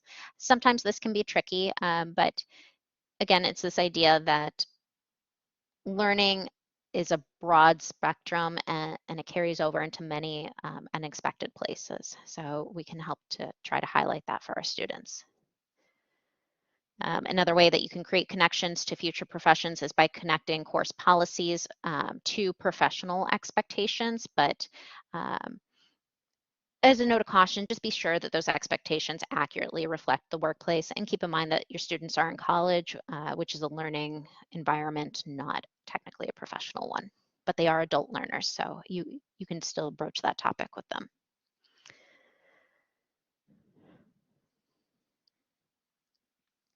Okay. I think I've given you some ideas here up on the screen as well. I always hate to read slides to you. I think we can move on. So in addition to creating connections within your course, we do want to talk about communication with students, and you're going to want to communicate with students frequently and in multiple ways in order to maintain presence in your course. So here are some ideas for you. You don't have to do all of them, certainly, because it might be overkill, but you could remind students of upcoming deadlines in a weekly announcement and have follow-up announcements. You could create an announcement and send an email when grades are posted and provide any additional instructions you may have, whether that's for accessing feedback or comments that are in an interactive rubric. You could send reminders about your virtual office hours, including how to make an appointment and how to get to that virtual office space. I do have a little bit more about virtual office hours, so that'll come up again. You could post weekly module introductions or overviews and include connections to the previous model. So again, we're talking about a transition here and layering in information, this idea that every new lesson your students learn is building on top of previous knowledge. You could post an occasional midweek motivation message or video. Those are always fun, right? It's not just the standard, please don't forget to show up to our synchronous course session. It could just be a random motivational message. And then finally on this one, since I talked about all these different types of communications that you can send or alerts, just be careful of overkill. If you post too much and too frequently, students may start to glaze over some of your communications. So I recommend trying some of these and playing with it, making it so not every single Monday of your course they're going to expect to see an announcement. You know, they're going to become desensitized to it. So try to liven it up, give them different ways in which you're connecting with them.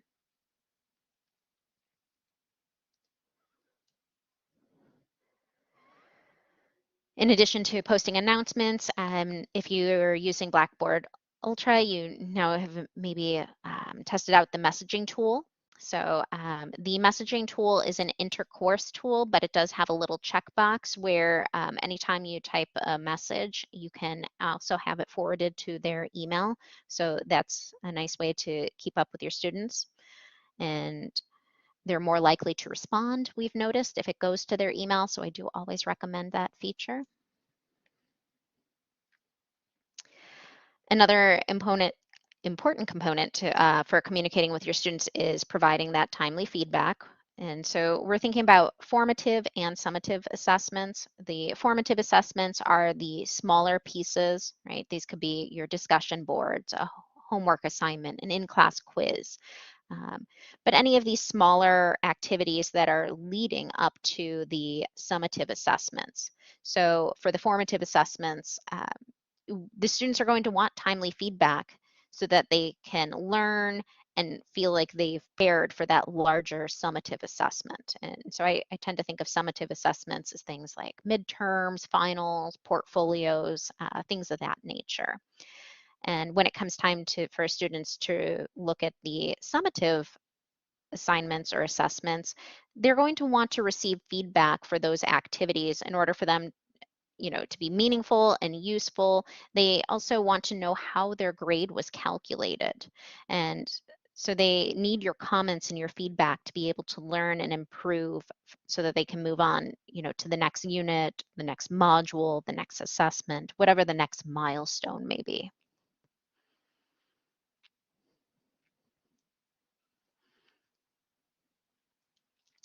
Lori wants to know more about weekly motivational messages. Could this be a podcast or a video?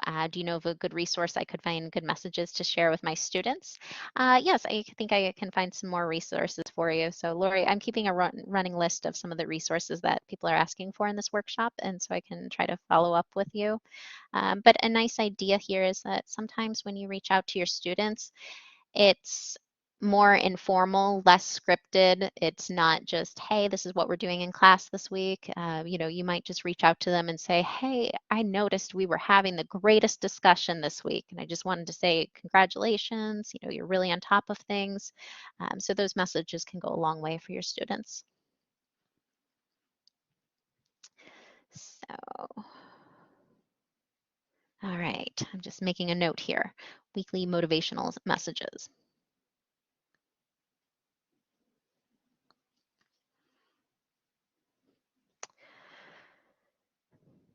Okay, returning back to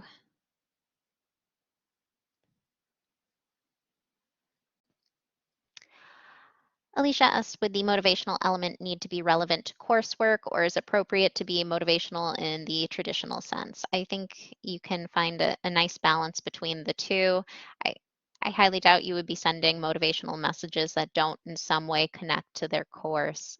But again, it's one of those ideas where it's just being authentic with your students and connecting with them. Or, you know, maybe you know that everybody's preparing for a large exam and they're getting a little tired. You know, maybe they want to hear something upbeat from you and words of encouragement. You know, that's another way of looking at it. All righty. So moving forward through this, with our feedback, and again, I just like to throw a rule of thumb out there so it'll give you something to work with. A good rule of thumb is to provide feedback no more than 1 week after the due date. And that seems to be a pretty sufficient amount of time, both by student and instructor standards. So somewhere in there, that's a nice rule of thumb to have.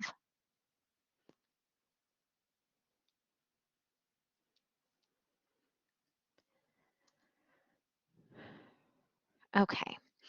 So another way that you can maintain presence in your online course is through that frequent communication, or by recording module overviews or videos that include you on the video, or at least audio. Again, this idea that they could hear your voice, they know you're a person. And that shows to students that you're communicating with them, and it makes it seem more personal.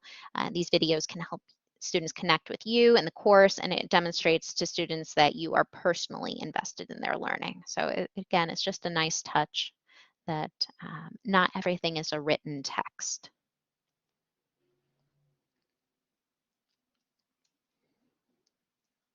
I know we're creeping up on 2:40 here, so I'm just kind of breezing along. All right, as far as establishing the communication plan goes, another best practice is communicating with students to make sure that you respond to their communication in a timely fashion. But this does not mean that you have to be on call 24/7. So I do want to emphasize that. You can easily say that you will get back to them within 24 to 48 hours. Anything that's a reasonable amount of time, I think as long as you state that in your syllabus and you tell your students about that, usually towards the first week or two of class, that seems to help kind of insert your instructor presence. It makes you feel like a human. They know who you are. They know how to connect with you. I remember as a student, I really greatly appreciated when instructors said, I know you're an online student. I know many of you have busy lives, and so this is why you chose online education. You can email me anytime you want. So that's fine. Just don't expect me to respond right away if you email me in the middle of the night. But as a student who was waitressing and had long evening hours, sometimes I was doing my homework in the evening. And it was really reassuring to hear from an instructor that said, hey, I understand that you might be doing homework in the off hours. That's fine. If you have questions, you can send me a message. But just so you know, I won't get to it until the morning. Something to that effect. You could consider holding regular virtual office hours as well, so that students can meet with you one-on-one. So you could use Teams, Collaborate, which is what we're in right now, or Zoom. So NIU has licenses to all three of those products. If you're interested in virtual office hours, you may consider viewing the virtual office hours workshop recording on our website for details and tips. We have different things like how to set up bookings and things of that nature, but I'm going to try to get to some of those as well.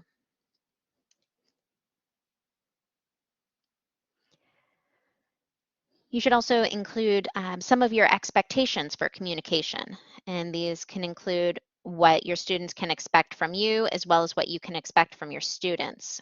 Again, it's this two-way street that you have expectations for them as well. So if you think it's necessary, you can give them an example email template. You can include any information you want just so that they can see an example of what you expect at the higher education level. And it's also just a way for them to practice professionalism and aid you in helping them.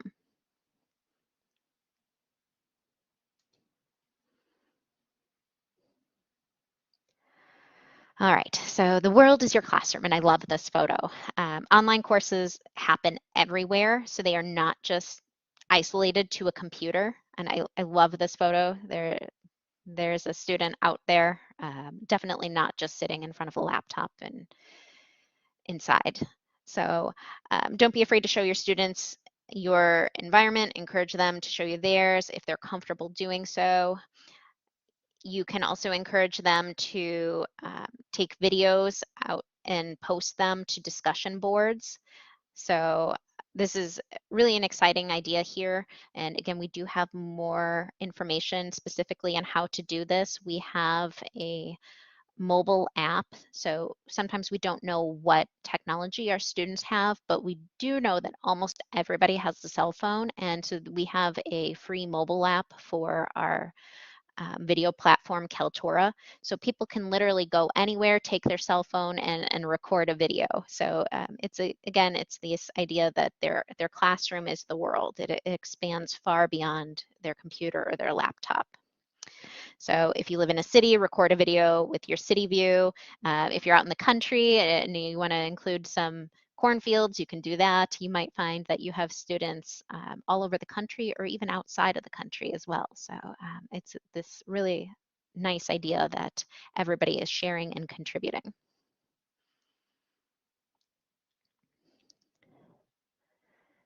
Wonderful. I will tag everybody on a group email then when we're done, since it sounds like there's some different resources that people want to share. So I think I'll do our follow-up that way. You can also use discussion forums and class conversations. Discussions, this is a tool unique to Blackboard Ultra. It's a great way to help students stay engaged in their course. So discussions, or I shouldn't say discussions, but class conversations are, pardon me, unique to Blackboard Ultra. And so this is just a tool that you can enable. You can turn it on or off just with a toggle switch. But this way, if somebody has a question about an assignment, it creates kind of like a side discussion, and anybody can chime in to answer someone's question. So that's just a nice informal way for students to feel like they can, ask some additional questions. You can also use Yellow Dig. Yellow Dig is a gamification discussion board, and so we do have a license for them. And it's nice because it gives students an opportunity to decide how they want to interact. In a Blackboard discussion board, the typical one that you see is students are required to do a first original post, and then they have to do a follow-up post where they comment on 2 or 3 of their peers' posts. Yellow Dig lets students choose how they want to accrue their points. If they post earlier in the week, they might accrue more points because they were getting a jump start on their discussion. You can earn points for responding to others, and if somebody does an exceptional post, the instructor can award additional points to reinforce this great behavior and let them know that they've done some outstanding work. So again, it is kind of a fun way to take a new look at discussion boards. The class conversations toggle switch in Ultra is if you're in an assignment, in an assessment, anything like that, you can turn that on when you go to the gear icon.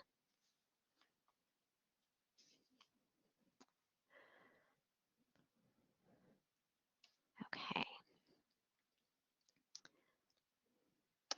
Another way that you can encourage students to interact with one another and for you to respond to questions about particular learning materials, activities, or assessments is, again, to enable that class conversation. So that was actually, I just wanted to show that to you. It was funny that somebody typed that in the chat. I've got the picture right here, and the one thing it doesn't show you is the gear icon. But if you click on that gear icon, you should see the little button. It's like a little toggle switch that says Allow Class Conversations. And you'll be alerted anytime somebody posts something in the conversations because you'll get a little purple chat bubble. I don't know if I'm psychic, but thank you.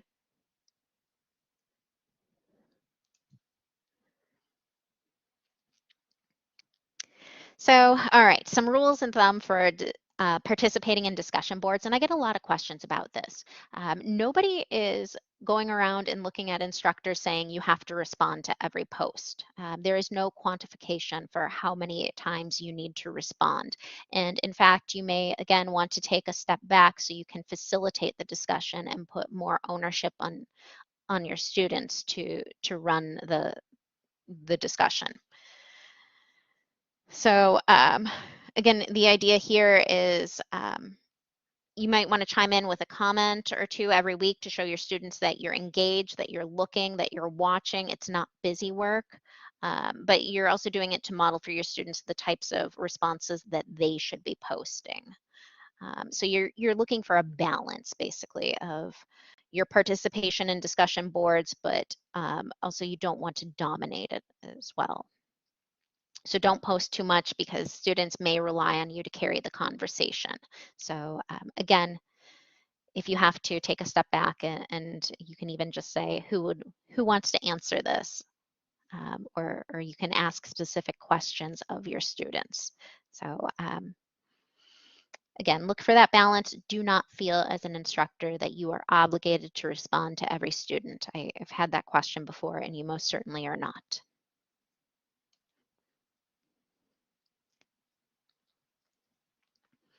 Another idea here is that you can require office hour meetings. I like this option. I think it's nice because it breaks that ice, that barrier, that initial nervousness that a student may have about coming to your virtual office hours.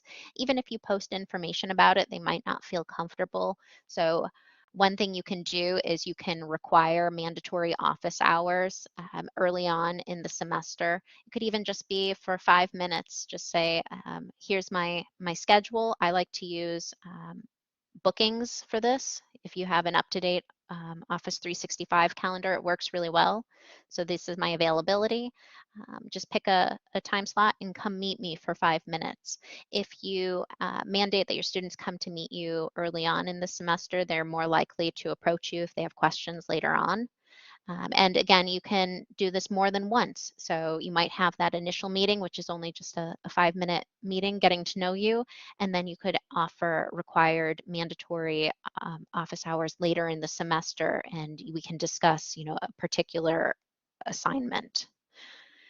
So again, it's this idea, moving past that set it and forget it mentality is, pulling them in for office hours to let them know that, yes, I'm here. Yes, I'm a person. And you really should come talk to me.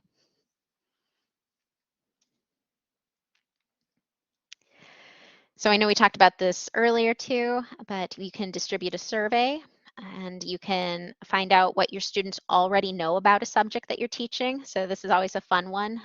I used to do this with my English composition students, and I would call it the Are You a Know-It-All quiz. And at the start of the semester, I would just ask them a series of questions about a topic, and low amount of points. It really didn't affect their grade, but you know what? You can have 5 free points as long as you fill out the survey. Even if you don't know the answer, give it your best guess. You will only lose points if you don't answer it, or if you say, I don't know. So this is kind of a fun one that you can do with your students, and then you can always revisit surveys later on after you've taught a lesson or at the end of the semester, and you can see how their answers have changed over time. You could do surveys at a smaller level, at a class level. You could have your students come into class and you can say, what do you have a question about with the reading? And you can actually ask them a question as they're leaving the classroom. I have one instructor who said, before you can sign out of our synchronous session, you have to type in the chat one thing that you learned today. Or, if you don't want to answer one thing you learned, ask me one question. What still needs to be clarified? So again, it's this idea that you keep checking in with your students and asking them to give you some sort of a response. It's going above and beyond. Do you have any questions? Because a lot of times they'll just say no, or they'll shake their head. Ooh, we're almost done, I promise. And another way that you can go ahead and support student success and to maintain instructor presence is to provide students with some information about campus services and resources. So if you don't already have this, you may consider having a section in your course or in your syllabus dedicated to sharing these resources, and to be proactive in pointing students to specific things, such as, if you have an essay coming up, you might want to highlight the Writing Center. You might want to remind students about the DRC if they need special accommodations. You can also target resources that are maybe needed for specific students. So if somebody mentions to you that they're having a problem with someone on campus, you can link them with the ombudsman person. But again, it's just this idea that you have a list of resources and you may continue to expand on that. I know during the pandemic, one instructor had resources for, what was it? Internet free hotspots. I had one instructor who was linking information to food pantries and all sorts of things. So you can also ask your students to contribute to this list of resources because they may know of some additional ones. And I also wanted to point you to Blackboard Assist, which is a relatively new tool. So I don't know if any of you have seen this or not, but now we have a list of these student resources all in one concentrated area. So when you log into Blackboard, instead of going to courses, scroll down and you'll see Assist. And going in here, your students will have links to all sorts of different resources on campus or related to NIU.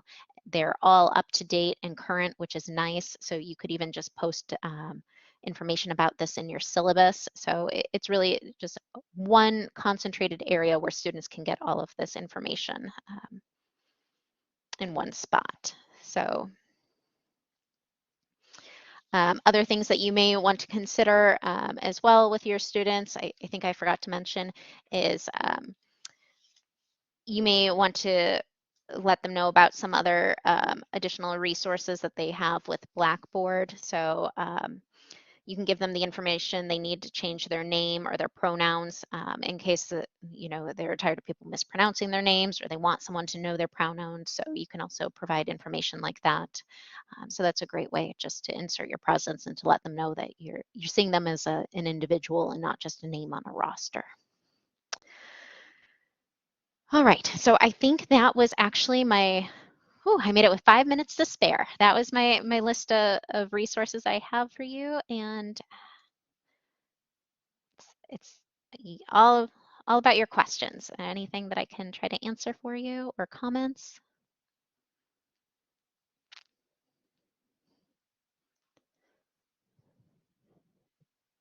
All right, well, floor is yours. So last 5 minutes, if you have questions or comments, let me know. You can hop on the mic, you can type in the chat. Otherwise, I'll give you back 5 minutes of your day, and I promise I will follow up with some resources for you and a link to today's recording. Good morning, good afternoon, or good evening to everyone, depending on where you're joining us from today. Welcome to Engineering for Change, or E4C for short. Today we're pleased to bring you our monthly E4C seminar series, which is spearheaded by ASME's Engineering for Global Development Research Committee, with a purpose to intellectually develop the field of engineering for global development. Each month, we have been hosting new research institutions to learn more about their work in advancing United Nations Sustainable Development Goals and global development more broadly. Today's seminar is with Dr. Evan Thomas, and we'll hear a little bit more about him, his group's work later in the seminar. The seminar you're participating in will be archived on the E4C website as well as our YouTube channel. Both of the URLs where you can access the recordings are listed on the slide in front of you. Information on upcoming seminars is available on our seminars page, and E4C members will receive invitations to upcoming seminars directly. If you have any questions, comments, and recommendations for future topics and speakers, please feel free to contact our team at research@engineeringforchange.org.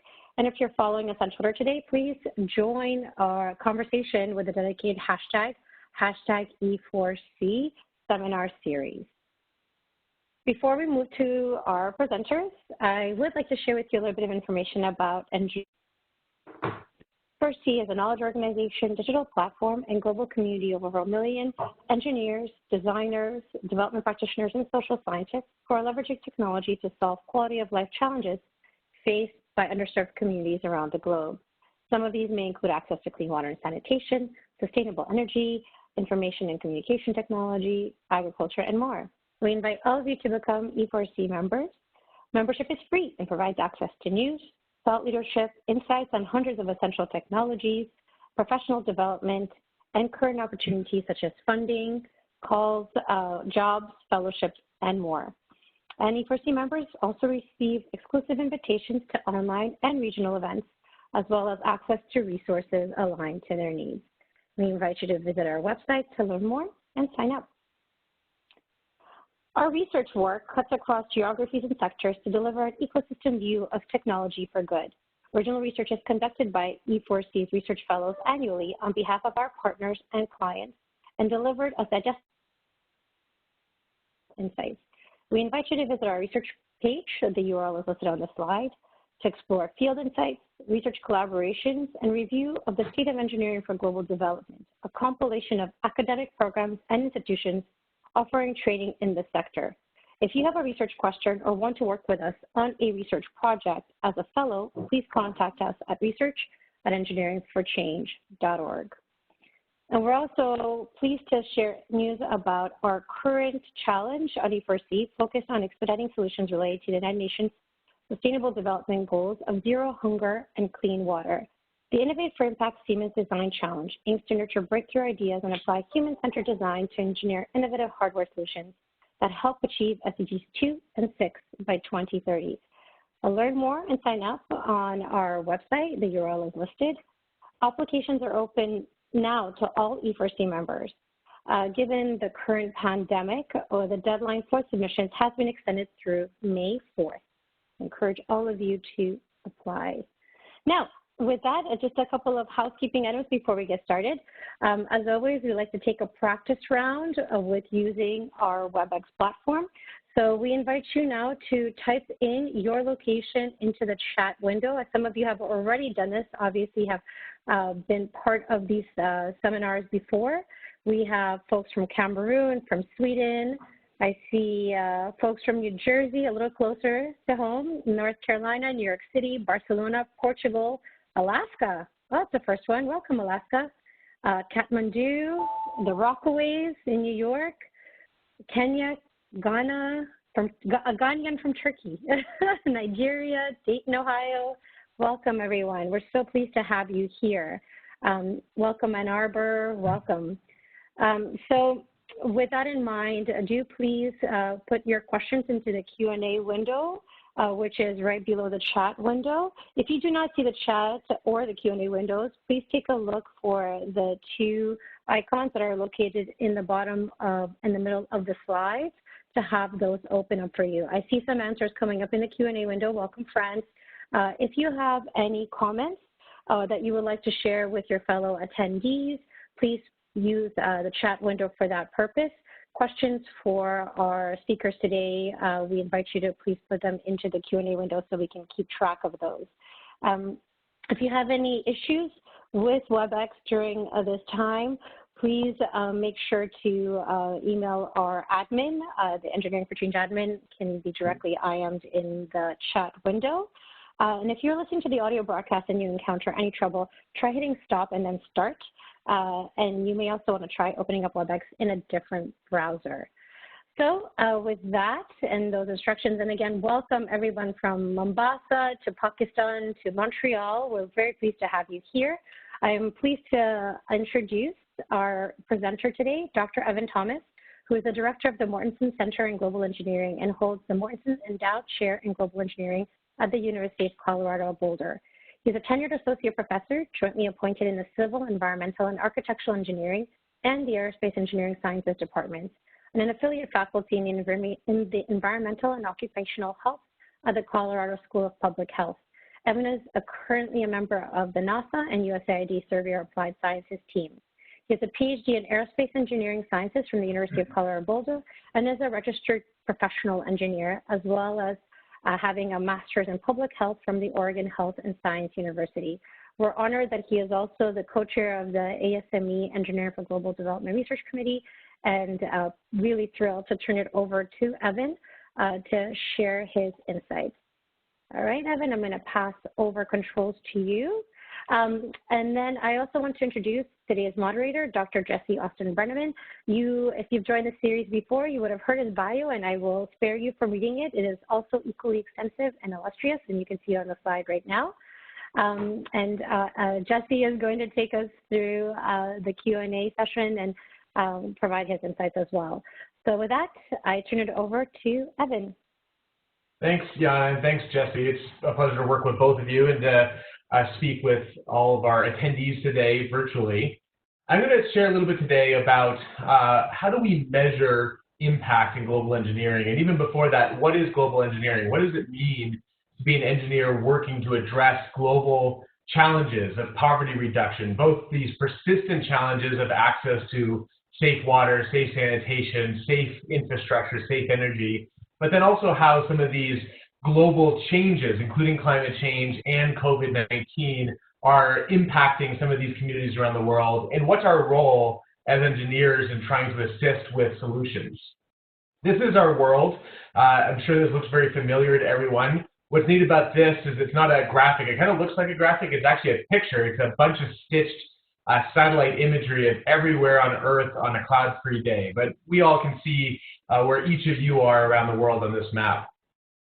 Here's another way of looking at the planet. So you see two different images here. One is electricity, lights. So you see in North America and in Europe, and you can see the Nile lit up in North Africa. You can see India and China outlined.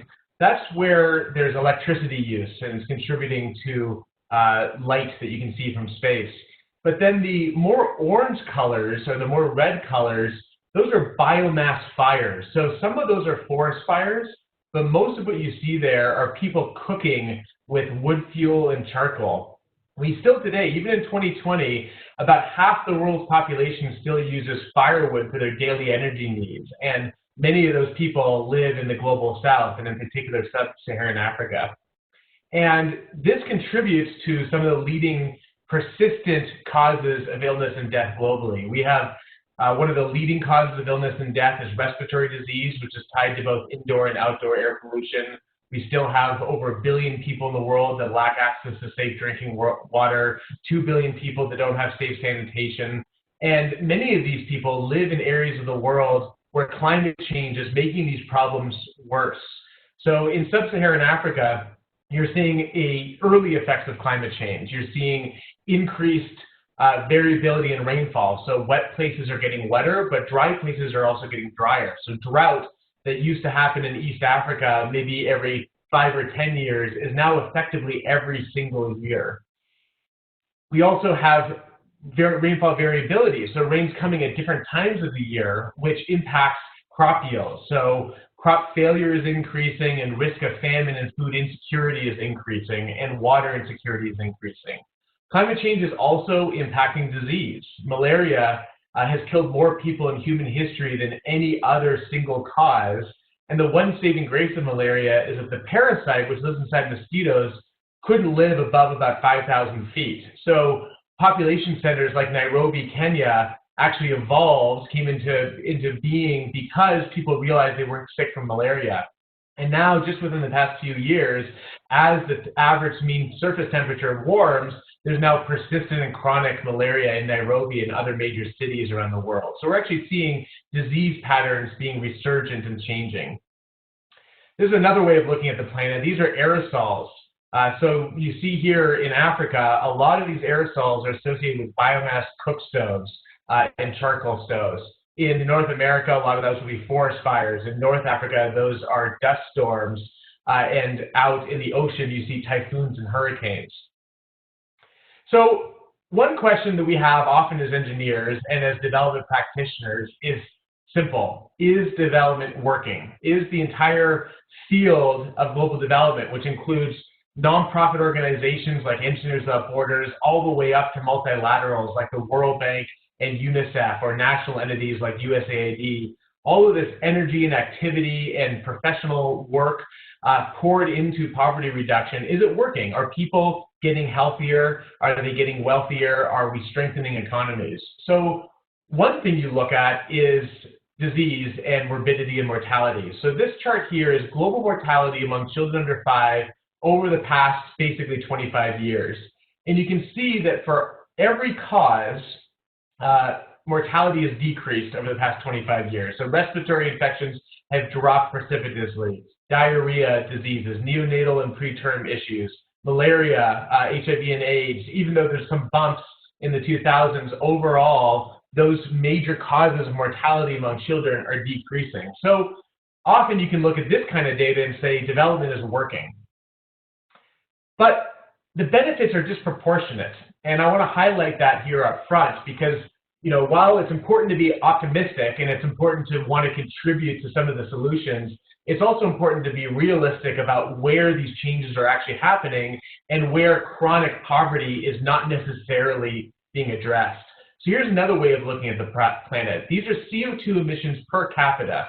So you can see that the United States, even though China recently passed the United States as the biggest single emitter globally, by far the United States is the single greatest emitter per capita. Here in the United States, we use more CO2 and energy per person than anywhere else in the United States, in the world. Plus, we've used more energy and had more CO2 emissions as a country in aggregate of any country in the world. But you can see that China, Russia, Europe, North Africa, North America, Australia are big users of energy and the associated emissions per capita. And sub-Saharan Africa has practically no emissions per capita. So this is energy use. Here's another map. This is the global burden of disease today. So these are the people in the world that have the greatest burden of disease per capita. And a lot of that disease burden, which is still environmentally, a lot of environmental hazards like air quality and water quality and sanitation and malaria and other diseases, is happening in sub-Saharan Africa. Most of the least developed countries in the world, about 50 out of the 70 least developed countries, are in sub-Saharan Africa. So you still see that there's a concentration of poverty and disease and a lack of economic activity is reflected in energy use in sub-Saharan Africa. This is the proportion of populations with access to basic hand washing facilities. Now, we don't have data for Europe or for North America or for much of South America. So the gray is indication of no data. So just look at where you see the color bars. This is data from the Joint Monitoring Program indicating the proportion of households that have soap and water. In Kenya, about 10% of rural households have soap and water. In Ethiopia, 4% of rural households have soap and water. This is relevant right now. The main advice from the World Health Organization, the main advice from the CDC, the main advice from UNICEF on how we can slow and stop the spread of COVID-19 everywhere in the world is with regular hand washing with soap and water. And that is especially evident as the main intervention that is promoted in low and middle income countries. And yet people don't have soap and they don't have water. So there's emerging concern that if COVID does spread in sub-Saharan Africa, it's going to spread very quickly without access to soap and water. 4% of rural Ethiopians have soap and water. 10% of rural Kenyans have soap and water.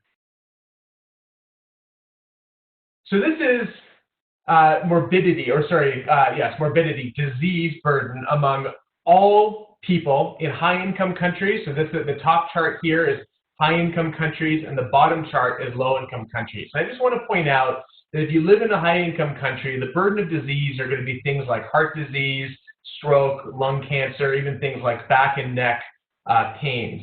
In low-income countries, the burden of disease is highly skewed to environmental hazards, lower respiratory infections, which are correlated to air pollution, diarrhea, and malaria.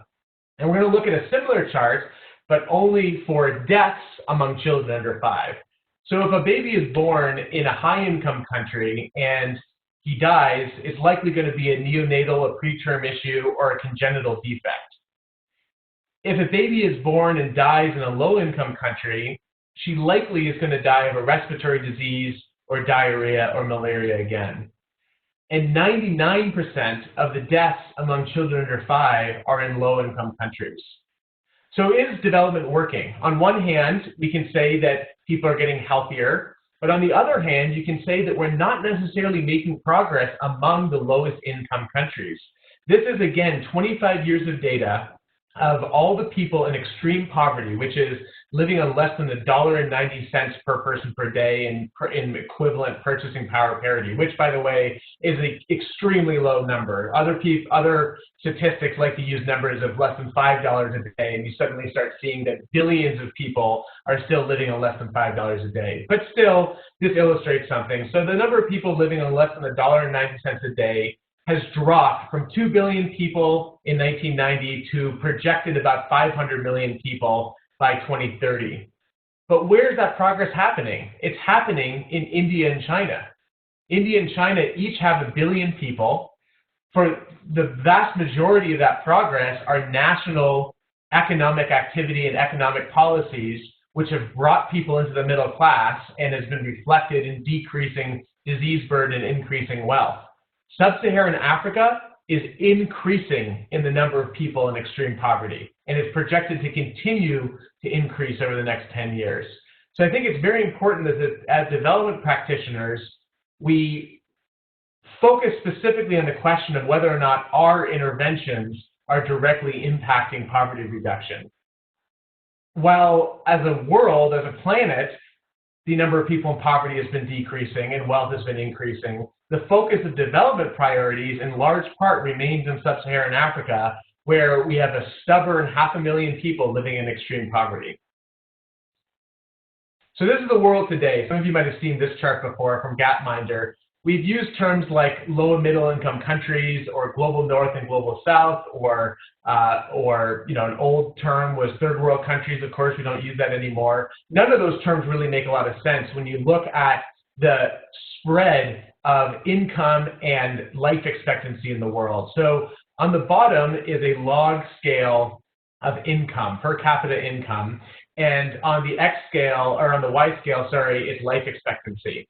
And if you've seen Hans Rosling's animation of this data, the main case that he makes is that 200 years ago, everybody in the world and every country in the world was clustered in that lower left-hand corner, that everybody is poor and died young, and that over 200 years, everyone has moved up to that level 4 area where you have high income and high life expectancy. But I want to point out in particular, look in that level 1 category, in level 1 and 2. It's sub-Saharan Africa again. You still have that stubborn cluster of South-Saharan African countries that are stuck in poverty. And again, this has been such the target of development policy and development practice that I think we need to evaluate if these interventions are contributing to this overall goal of increased health and wealth. One way of looking at this question is how much money is actually going into sub-Saharan Africa. So this is data of financial flows into and out of sub-Saharan Africa over the past 10 years. And up in this top chart, everything above 0 are the total added up sources of money. So you can see in purple, it's remittances. These are people living outside of their home country, sending money home. In that lighter blue, it's foreign aid. So this would be the World Bank and UNICEF and USAID. In darker blue, it's foreign investments. So it's corporations investing in industry and in economies.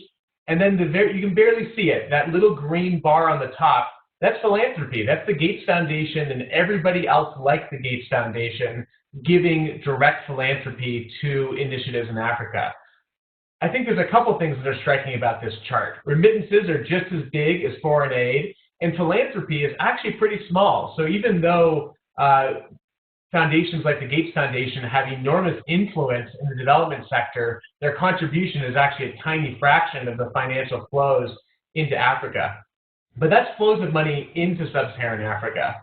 On the bottom, the below 0 in orange, this is debt interest payments. These are just interest on debt, not capital repayments, but just interest on largely World Bank debt repaid, getting repaid based on debts incurred in the 70s and 80s in Africa.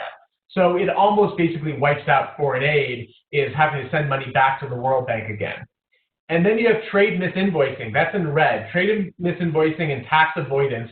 These are those foreign corporations using tricks of the tax code to avoid paying taxes in these countries. And the overall effect of that is that while there might be a lot of economic activity, a lot of that activity is not being translated into income to national governments to provide basic services. So government's not able to provide water, sanitation, energy, infrastructure, transportation, healthcare, education without a tax base. And that tax base is minimized through tax avoidance and trade misinvoicing. So if you take the net of all of this these inflows and outflows, you get to about $20 billion a year going into Africa. Now, that might sound like a lot of money. It's a lot more money than I have, but $20 billion a year is about $20 per person per year as the net investment of the rest of the world in Africa. It's really not very much money. It's about the budget of NASA or the EPA or USAID. So in aggregate, even though there's a lot of heat, there's not necessarily a lot of fire around economic development and investment in sub-Saharan Africa. So that's a little bit of context setting. That's the world that we live in today. So what is the role of engineers in trying to address these chronic challenges? Historically, engineers have liked to work on a project or a product level. We like to invent a new water filter or invent a new cook stove or do a project in a village like rainwater catchment. And that's been our contribution, at least over the past 20, 30, 40 years, is project and product level focus. But these are not solving these chronic underlying problems. A product is not solving the root cause of poverty in a village. And inventing another water filter does not address the reason why people don't have clean water. So as engineers, we need to elevate our contribution. We need to be more concerned with the determinants and causes and ultimately try to address solutions to global poverty. So what do we mean by that? This is a non-comprehensive list, just a list of examples of where engineers can contribute. One is standards development, something that the professional societies like ASME have a really great history in, is engineers coming together and saying, this is the criteria for water treatment. We're not going to let everybody invent a new way of doing this. We have to have certain standards for water quality, certain standards for air quality, certain standards for structures. System science, looking at systems level interventions, not just is a water filter working or is a water pump working, but what is the entire system behind water service delivery? Impact evaluation. Impact evaluation has been big in the past 15 years in the development sector, led by economists and by public health professionals. Engineers also have a role in designing experimentally rigorous evaluations to see if technologies and interventions are actually addressing problems on a long-term basis. Another example is instrumentation and remote sensing. Our team in particular focuses on this work. How can we use satellite data and sensor data to monitor food security, to monitor water security, and to use that information so that people can act on it to improve water and food security? Pay for performance contracting. This might sound a little arcane, but a big area of emphasis today is how do we actually incentivize services? Let's not give money to a nonprofit to install another water pump.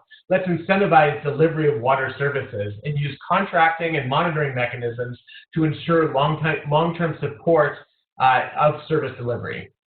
Professional and graduate education, of course, this is what Engineering for Change does in part, and what our program here at the University of Colorado does, and along with a lot of other universities, trying to train engineers to contribute to these global challenges.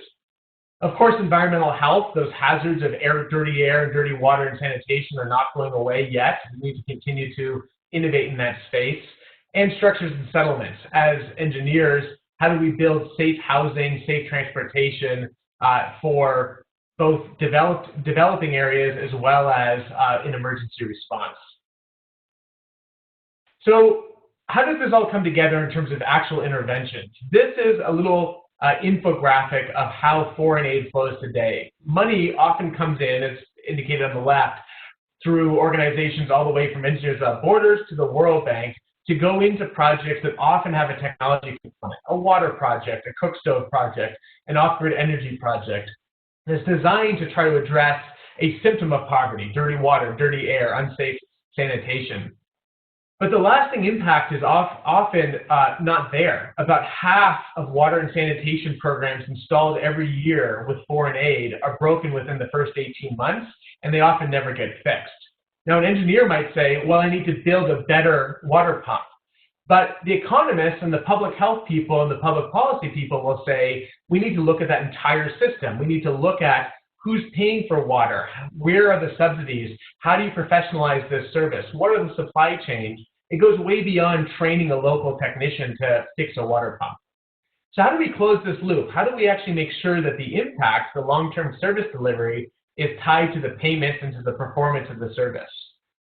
This is the positive feedback loop we're trying to create, where you have a water pump or a water service, you monitor that service, you use that monitoring data to enable maintenance activities. So you go out and fix a water pump, and you tie that fix to payment. So you actually incentivize using money payments for basic services and not for just coverage. So I'm going to give you a few examples of how our team is trying to operationalize this. There's a number of different ways that we can measure things. So if we just look at water and sanitation, the goal is improved health. The mechanisms for improved health is better water, better hygiene, better nutrition, better sanitation. The way we measure that is whether or not people have soap, whether or not people have access to water, what the quality of that water is, what the cost of that water is. But way out here, way outside these rings, are how we actually measure this today. We use surveys and observations and sensors and test kits.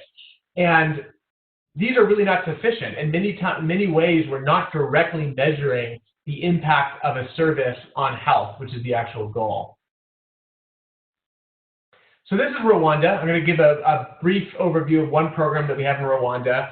Rwanda is still about 80% of people live outside of urban centers and are subsistence farmers using biomass, wood primarily, for their daily energy needs. And that wood contributes to these emissions that you can see. Now, some people cook outside, as in this picture, but many people will cook indoors and be exposed directly to those that indoor air pollution.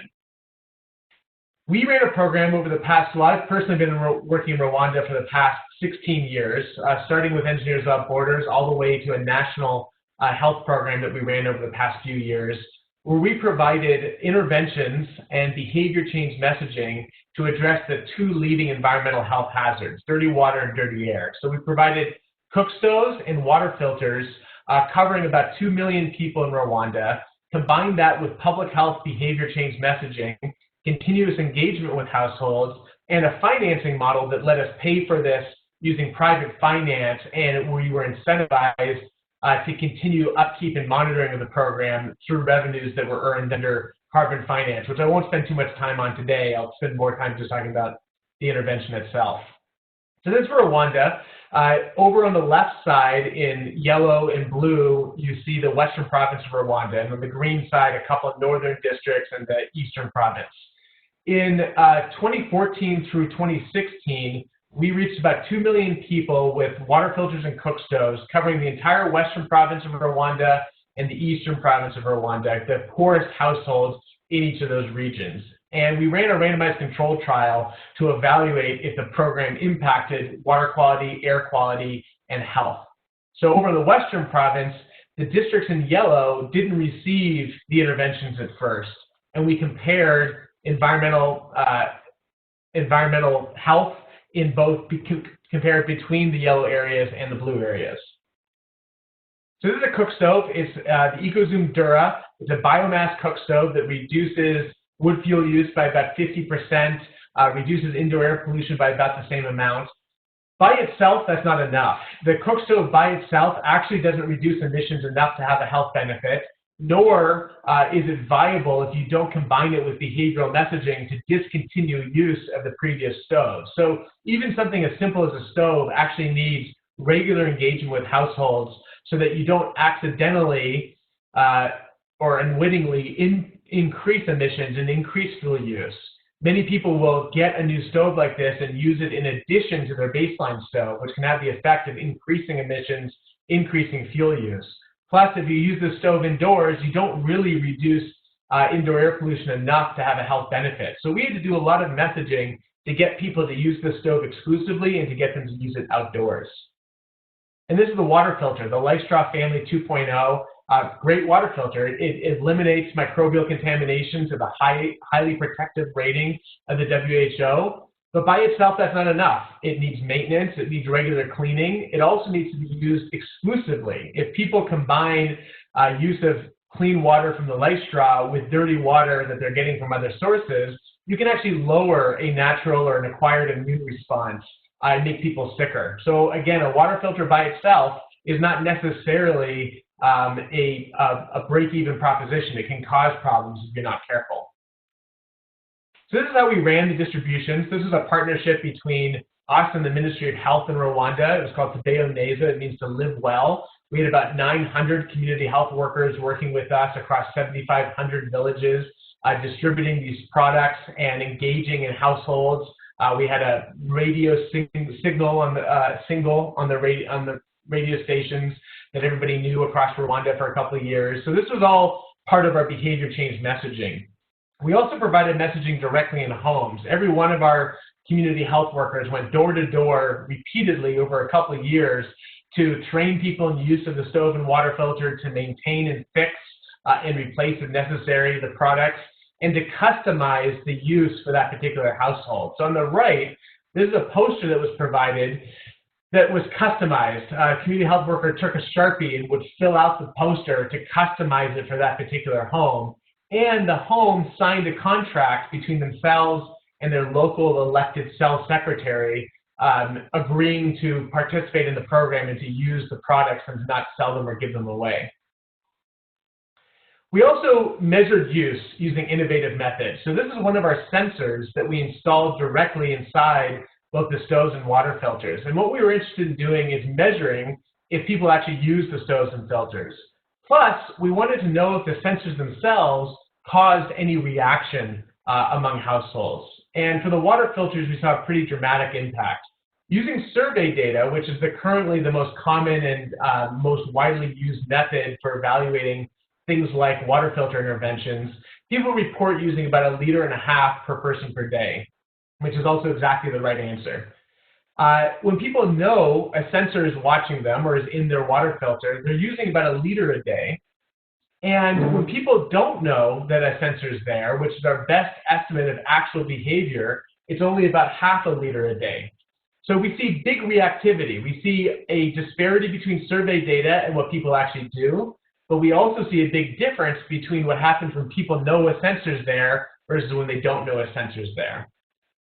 So we've expanded on this recently. This is an ongoing study applied to cook stoves in Rwanda, where we took advantage of the fact that we'd actually used sensors to cause people to engage in healthier behaviors and adapted it for monitoring indoor air pollution. This on the right is a indoor air pollution sensor, a PM2.5 sensor that monitors air quality, and it shows that air quality as a kind of a barometer in the child's lungs here on a scale that goes up to the WHO 24-hour mean exposure for particulate matter. Then when we detect a cooking event, if we detect people using an indoor cook stove, a biomass cook stove, it plays an alarm. Now it's not like this is basically a smoke detector, but it's not a smoke detector alarm. It's some Rwandan drums that were recorded. It's a behavioral reminder, a nudge to use a clean cook stove indoors. So in aggregate, this program had a big effect on health in Rwanda. We nearly doubled the number of households with clean water. We reduced indoor air pollution by 73%. We reduced diarrhea among children under 5 by 30%, and respiratory disease by 25%. And in aggregate, we're able to estimate that about 90 children, we avoid their death every year that the program is running, and we save 7,500 disability-adjusted life years. So 7,500 years of avoided illness in aggregate across the program. So there's a few other mechanisms that I'm going to explain now that we've used in other contexts. So we've tied things like interventions, environmental health interventions, to payment systems, carbon credits, health credits, pay-for-performance impact bonds, as well as instrumentation, using things like sensors to monitor an intervention and to try to create that closed loop where service delivery is incentivized. I'm going to go through just a couple other quick examples of where we've done this. We've used sensors to monitor latrines. This is Sanergy's operation in Kenya. They're a franchise-based sanitation model in urban areas in Nairobi. We put sensors in these franchise toilets to monitor fill rates of the toilets and to help franchise operators communicate with Sanergy to ask them to come and service the latrines. We've used these same sensors in India to try to monitor behavior and to try to correlate that to health outcomes. And we found over and over again that what people actually tell us they do is not really what they do with sanitation behaviors. We've also linked this type of data to sanitary inspections. Sanitary inspections are a survey tool to monitor, to estimate risk of exposure to microbial contamination at water points or at other kinds of wash interventions. We've actually shown that sanitary inspections have almost no predictive power for water contamination. So we're trying to influence the measurement tools that are used in the sector today. And we're using this across infrastructure as well, not just environmental health, but environmental resilience. This is a program where we are evaluating, run by Bridges to Prosperity. Bridges to Prosperity puts in pedestrian footbridges that link isolated communities to things like clinics and schools and hospitals, and most importantly, markets. And we are running the impact evaluation where we're looking at things like health. So we're measuring health in homes, we're measuring market access, we're measuring livelihoods like increased wage earnings. We're even measuring bridge use. So we have cameras monitoring bridge use, and we're correlating that to these health and livelihood outcomes. And then one of our biggest initiatives now is DRIP. It's called the Drought Resilience Impact Platform, where we're trying to help reduce and ultimately end drought emergencies in East Africa. About a quarter of the world's population is facing increased water insecurity, and as I mentioned earlier at the top of the presentation, in East Africa in particular, drought is essentially an annual occurrence now, and they're becoming more severe and more frequent, in part thanks to climate change. This is a very arid region of the world where people used to use surface water, but are now increasingly reliant on groundwater sources. So they're drilling holes in the ground to extract water as a resilience effort during times of extreme drought. So that's what you see here. These are from northern Kenya. We're operating across northern Kenya and across northern and eastern Ethiopia, monitoring groundwater supplies and trying to improve drought resilience through the maintenance of these water systems. So what happens is, during the rainy seasons, people will get water from streams and rivers and holding ponds and other rainwater catchment methods. During the dry season, people will migrate to these groundwater sources and access water from these pumps and these storage tanks. But often these systems are broken. About 40% of them are broken in the middle of the drought. And it's not necessarily because the groundwater supply runs dry. A lot of these are deep aquifers, they're ancient water. So it's actually the infrastructure itself that breaks. And that can lead to a drought emergency where people are displaced, livestock die, and crops fail. So our effort, I'm just going to skip ahead because I just mentioned this piece. Our effort is trying to link groundwater management to drought resilience. Sorry, I'm just going to jump ahead here to our theory of change. We link monitoring of food and water security. So we have sensors monitoring groundwater pumps. We have satellites monitoring food security and rainfall. And we create models that can forecast groundwater demand and forecast drought. Our partners include the Famine Early Warning System, the Regional Center for Mapping of Resources for Development in Nairobi, and we're part of the NASA and USAID SEVERE program, which is about linking satellite data to decision aids in low and middle income settings.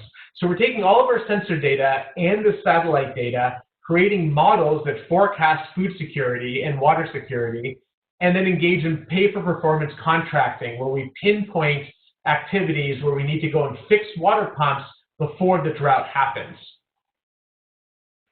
We've done this before.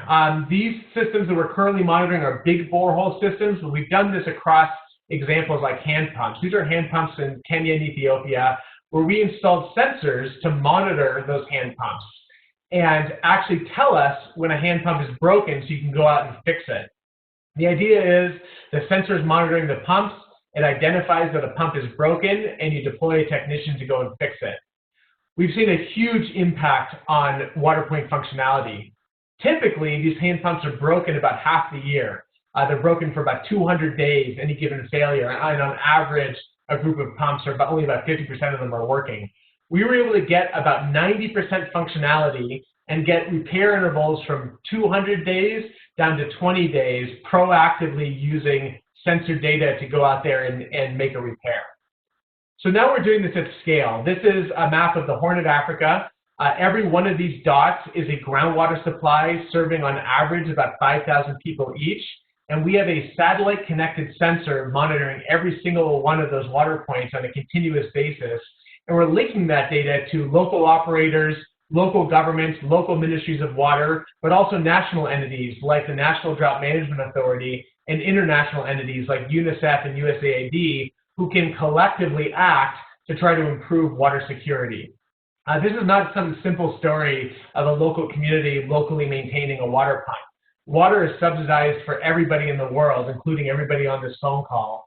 And this area of the world is some of the most resource constrained and feeling the earliest impacts of climate change. So this isn't about making a local community fully maintain their water supply. It's about aligning incentives and responsibility and accountability collectively to make sure that people have access to water during drought. The colors that are underneath the map are the famine early warning system's food security classification for the same region. So we also see the direct relationship between climate change, rainfall, and groundwater demand. We've seen this across the region. We're currently monitoring about 3 million people's water supplies on a daily basis for the past 4 years. We have about 250,000 site days of data over the past 4 years. It's a big data set, and we're able to compare the use and function of those groundwater pumps to climate variability like rainfall. And we see that as rainfall decreases, there's increasing demand on groundwater resources. So that's where we are putting our focus. So just in conclusion, so we have time for questions. The point of measurement, an improved and continuous measurement, doesn't exist in a vacuum. Data by itself is not that interesting unless it's actionable, unless it's acted upon. And for it to be acted upon, you also have to care about the incentives. So I am an engineer, and I like working on things like sensors, but I have to know about contracting. I have to know about policy. Our team has to be engaged in those conversations. We don't just throw it over the fence to an economist or throw it over the fence to a policy person, who, by the way, are also domain experts. This idea that engineers should stay in our engineering lane is kind of silly when the economists like to talk about engineering and the public policy people like to talk about public health. We need to be at those same conversations, at those same tables, bringing in our expertise, but also calibrating our contribution against what is actually needed to address the underlying causes of poverty, not just the symptoms. All right, thanks. I'm happy to take some questions. Thank you, Evan. It's very valuable. Jesse, I invite you to take us to our discussion. So just as a note, I've been taking some notes on the questions that have been coming in the Q&A. As I'm asking, so I'm going to try and synthesize those into a few questions for Evan right now. Evan, thanks again for really an inspiring talk. I always read your papers, and then just to see it all in this one sort of comprehensive, bigger picture view is really great, especially within the context you said at the beginning.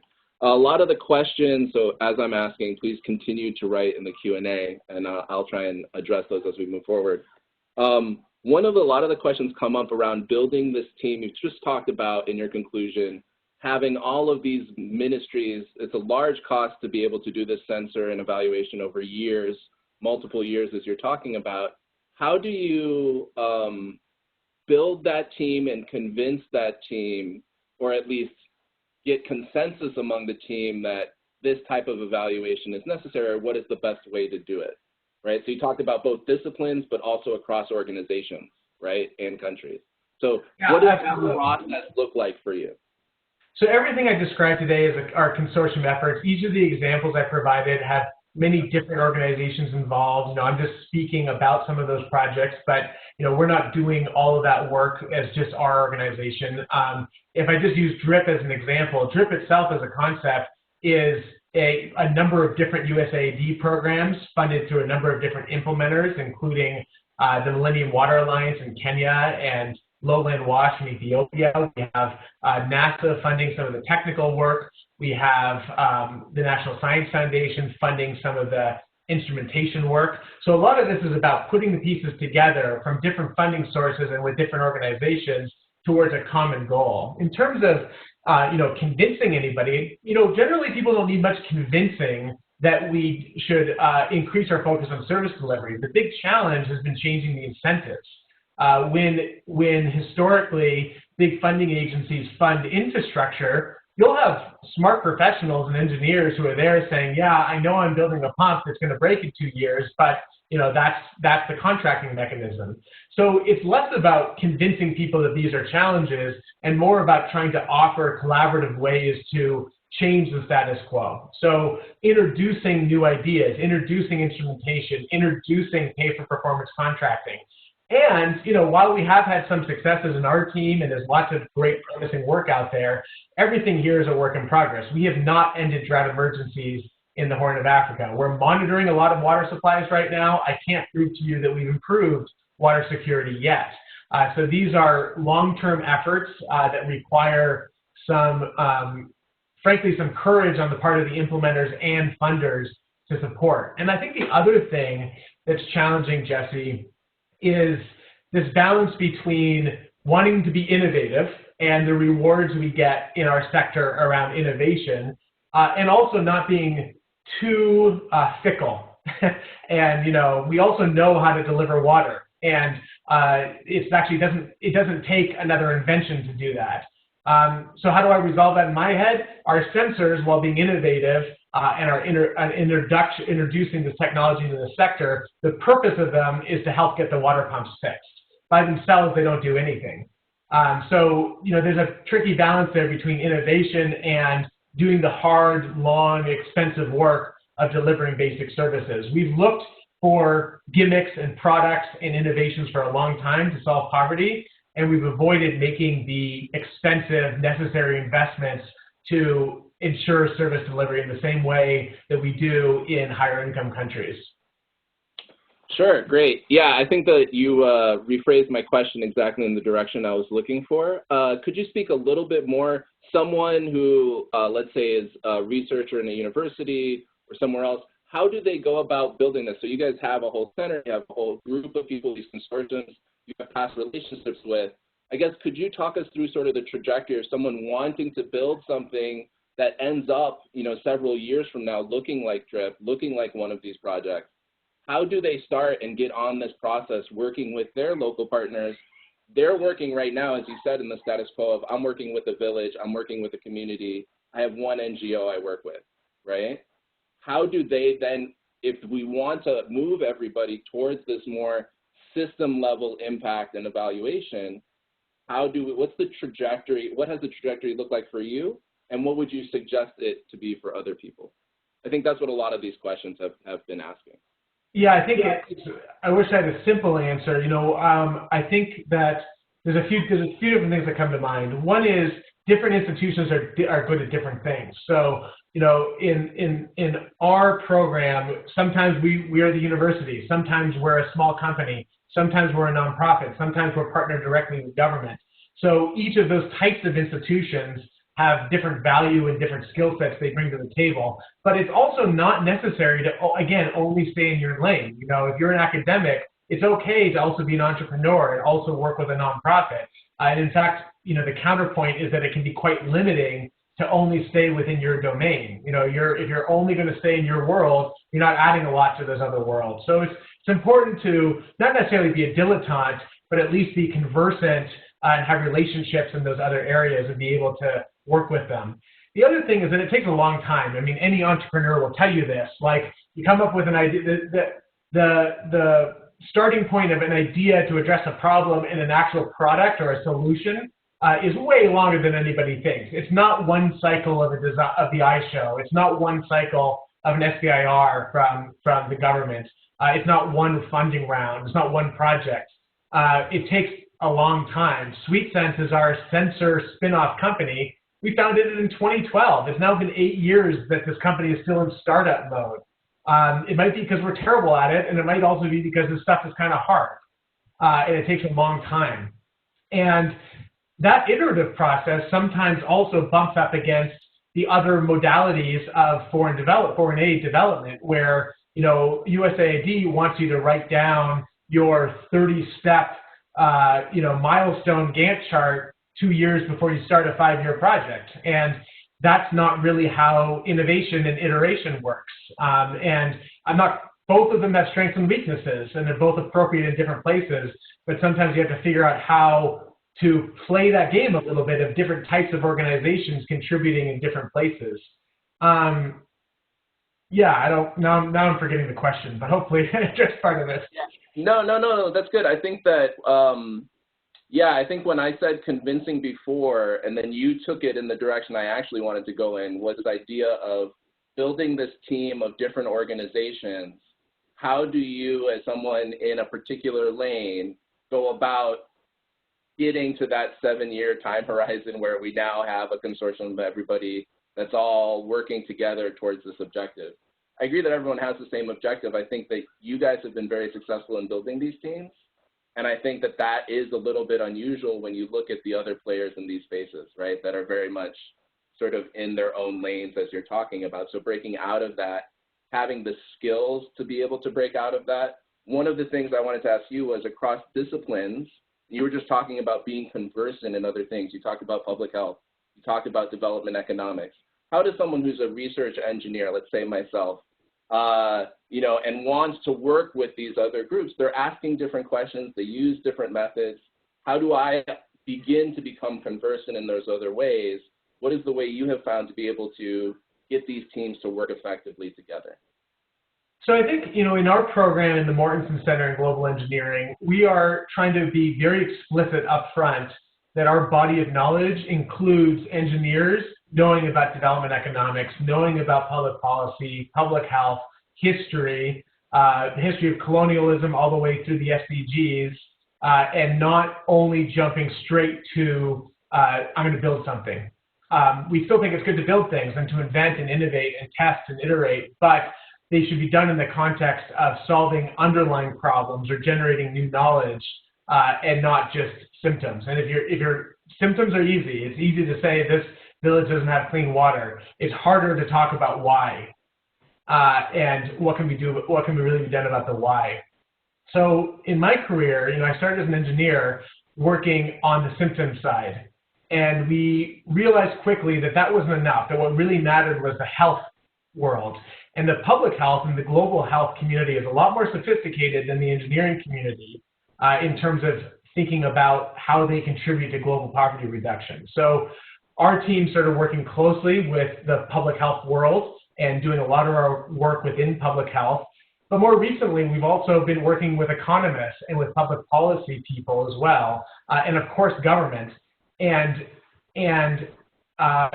teaching our students about those topics. We have a World Bank economist who teaches a class called Introduction to Development Economics for engineers. I got an MPH after my PhD in engineering so that I could talk with some legitimacy about how engineering and public health intersect with each other. Oh, that's great. And I think you've also touched on some of the questions on pedagogy and how do we have students be incorporated in this, because we know there's a lot of energy and effort being with what you're talking about there at the Mortensen Center. Could you maybe plug some of the things you guys are talking about? There's a lot of questions here about I'm an engineering teacher or professor and I want to raise my students' awareness. I want to move towards more of a model where we're talking about some of these other topics and concepts. Maybe you could talk about some of those efforts just briefly so that other people can connect with you on that topic. Yeah, and for us, this has been evolving too over the years. Engineers Without Borders USA was started here at the University of Colorado, and I think many of you probably on this line are involved with EWB or have been in the past. It's how I got started too. EWB is a great entry point for becoming aware of some of these issues, but we also need to not just work on a project level. And we've been moving our pedagogy and our curriculum away from projects to trying to address the longer term issues, as I mentioned before. So how do we actually do that with a student experience? You don't just get to go play doctor in Africa on spring break as an undergrad. And we really shouldn't go play engineer in Africa on spring break either. We need to have gates, we need to have training, we need to have vetting, we need to have professionalization of acting as engineers in global poverty reduction, because messing with somebody's water system is just as important, is just as risky as messing with somebody's health clinic. to do that, we embed our graduate students with development agencies. So at the graduate level, a requirement of our program is a field practicum where all of our students, or nearly all of our students, are embedded with an international NGO or social enterprise or multilateral, usually for 3 to 6 months, to actually get work experience. And on the one hand, it kind of looks like an internship. On the other hand, it's a field experience. And it's very different than designing and running your own project. You know, before you're ready for that, we need to actually understand the state of the art and best practices in the sector. So that's a piece of what we're trying to do. Now, at the same time, we don't want to run off students. You know, we're taking over here at the University of Colorado a freshman level residential program next year. We're going to have about 150 freshmen who are learning about these things for the first time. And the goal is not to say, you know, to scare them into not doing anything. It's to try to put them on a track where they can best use their privilege and their technical skills towards addressing these long-term problems we have as a planet. That's amazing. Thank you so much for that. Yana, I think we're approaching the end here. We are. I'd like to thank myself again for your answers to the question, and I'll switch it over to Yana for the response. I'm actually going to, if you allow me the liberty, there is one question that came in that I think is a tricky one, and you addressed to some extent, Evan, but this particular listener asks, for nonprofits, how do you balance this long-term process of change with the need to show supporters that progress toward impact is being made? I think that is such a difficult balance. And Evan, any reflections for us to close out the seminar on that particular front? Yeah, let me give 3 quick examples. One is Bridges Prosperity. Bridges Prosperity is one of our partners. They install pedestrian footbridges, and they used to do a lot of this through volunteer organizations, student chapters, professionals coming from industry, and they still do some of that. But they've been taking donations to build bridges all over the world. Avery Bang, who's the CEO of Bridges Prosperity, and Christina Barso, the Chief Operating Officer, they pivoted in the past couple of years to try to focus on pay by results, pay for performance contracting in a narrower geography so that they can go to scale. So today they're trying to go to scale in Rwanda, putting in 300 pedestrian footbridges across Rwanda, with the government paying for 40% of those costs, investors paying for some of those costs, and donors paying only after the bridges are not only completed, but have been proven to have an impact. So actually paying for the impact and the performance of those bridges. And for Avery and Christina and the rest of the Bridges Prosperity team, they had to bring their donors along with that. They had to bring their volunteers along with that story, a harder story, a longer story, a more uncertain story, but one that seems to have a much more significant impact longer term. So that takes leadership, and it takes commitment to doing it the hard way. Another example is Water for People. Eleanor Allen at Water for People, and even in the recent history of that organization, pivoted from the same thing, projects all over the place that were focused on technical solutions, to focusing on district level sustained water services. So they're working in fewer geographies, fewer places, with longer term commitments to make sure that there's district scale water access. And they also had to convince their donors that this was the better way of doing it.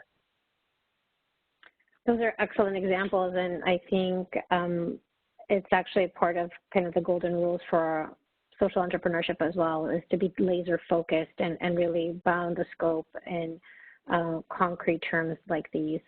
So I want to thank you, Evan. I know we're all at time. Thank you to Jesse. And I want to give a shout out to our upcoming seminar. Next month, we'll be joined by Professor Amy Bilton from the Department of Mechanical and Industrial Engineering at the University of Toronto. She'll be sharing some of the insights from their research group.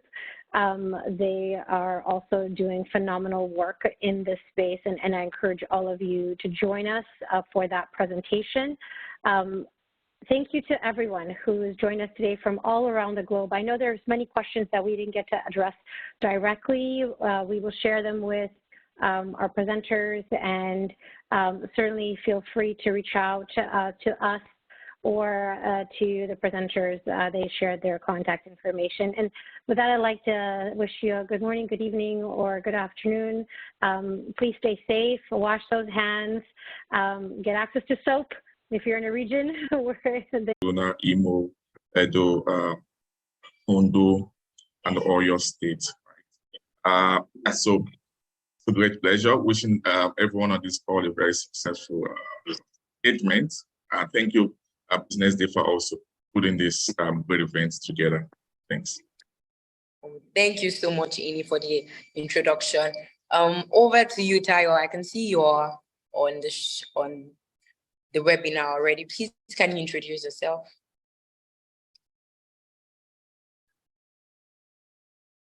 Hi, Tayo. Can you hear me? Hey, Tayo, CEO Yetiba.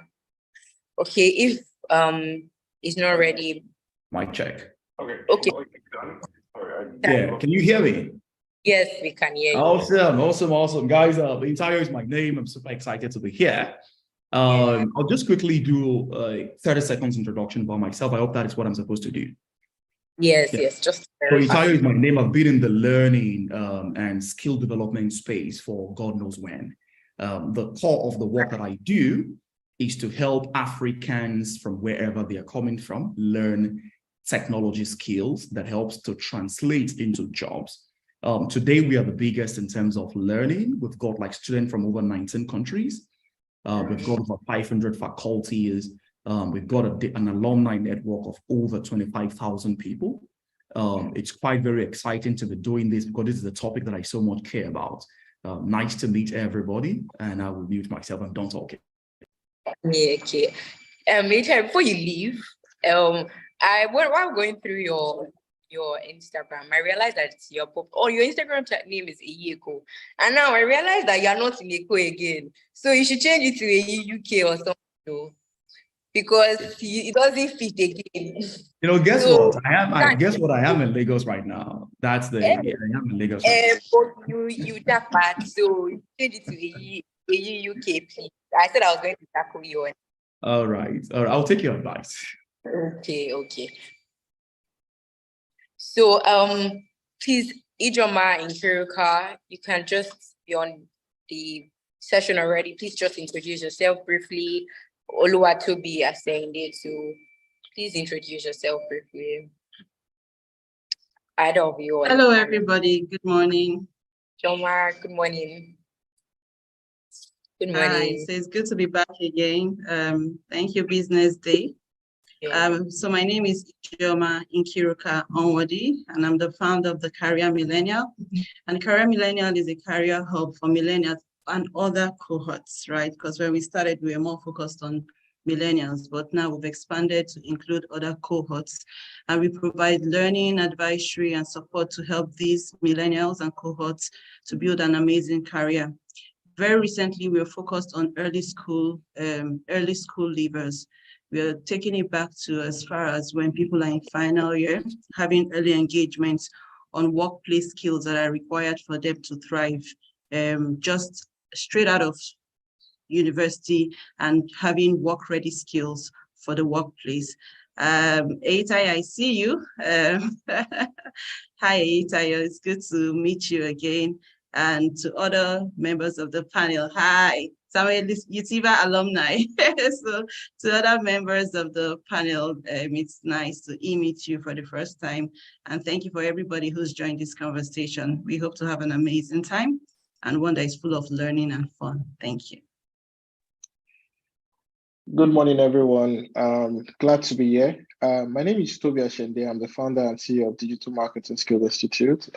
We are an award-winning institute that accelerate the training of digital marketing talents. And one of the things we do is we also work to match them with organizations globally, either as employed or self-employed in the sense of either freelancing or agency. We have two platforms that facilitate that. We have the Accreditor, and we also have the WISLancer platform that helps us to achieve that. So this topic is something that is really, really of great importance, and I'm happy to be here to be discussing it with a lot of my colleagues on the call. Oh, this is great. Thank you so much, Ijoma. Thank you so much, Toby. Thank you so much for introducing yourself. So for me, this topic is very timely, very, very timely. Earlier this year, I wrote an article on skills that people could learn to make more money in 2023, and some of which were copywriting, content writing, graphic designing.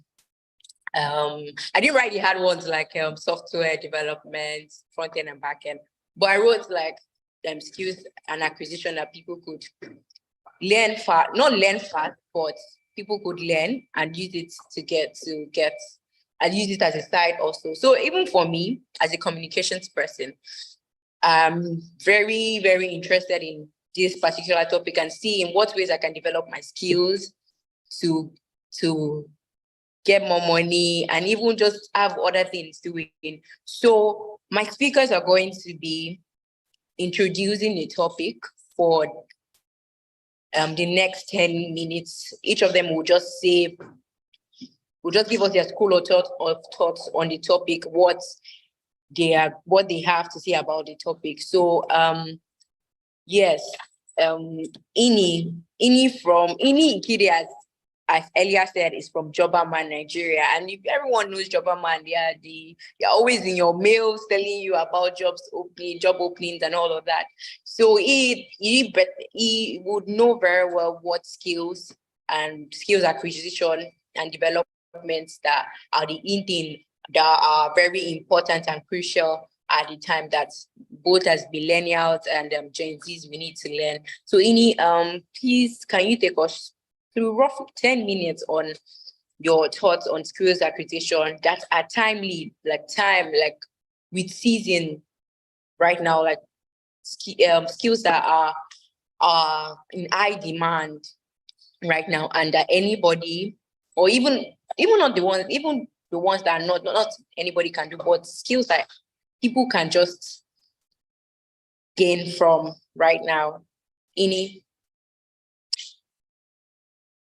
All right, thank you very much, Eniola, once again. Yeah, so I just wanted to confirm if I can share my screen, or do I just make it a conversation? Which yes, you can. Yes, you can. Okay, that's great. Because I actually prepared something for our audience today, and yes, I'll be sharing in just a few minutes or seconds. Just please confirm you can see my screen now. Yes, I can see your screen. Okay, great.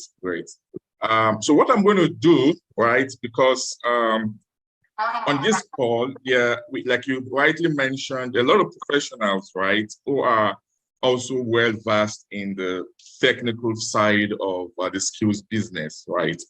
So what I did was to provide a background, right, and take our audience down to the nitty-gritty of this conversation, especially understanding so many relevant aspects that needs to be considered, right? Why making a choice in deciding what skill to acquire and all that, right? So I understand I have 10 minutes or less already, so I'm just going to move as fast as possible. And I also want to encourage my audience, right, who are also on this call, to feel free to ask questions and to engage me as much as the time would permit us to do, right? So like I said, it's more or less like going down to the foundation and going down to the nitty-gritty of what skills acquisition and development is all about, right? And one thing that I found very, very interesting about skills acquisition and development is the fact that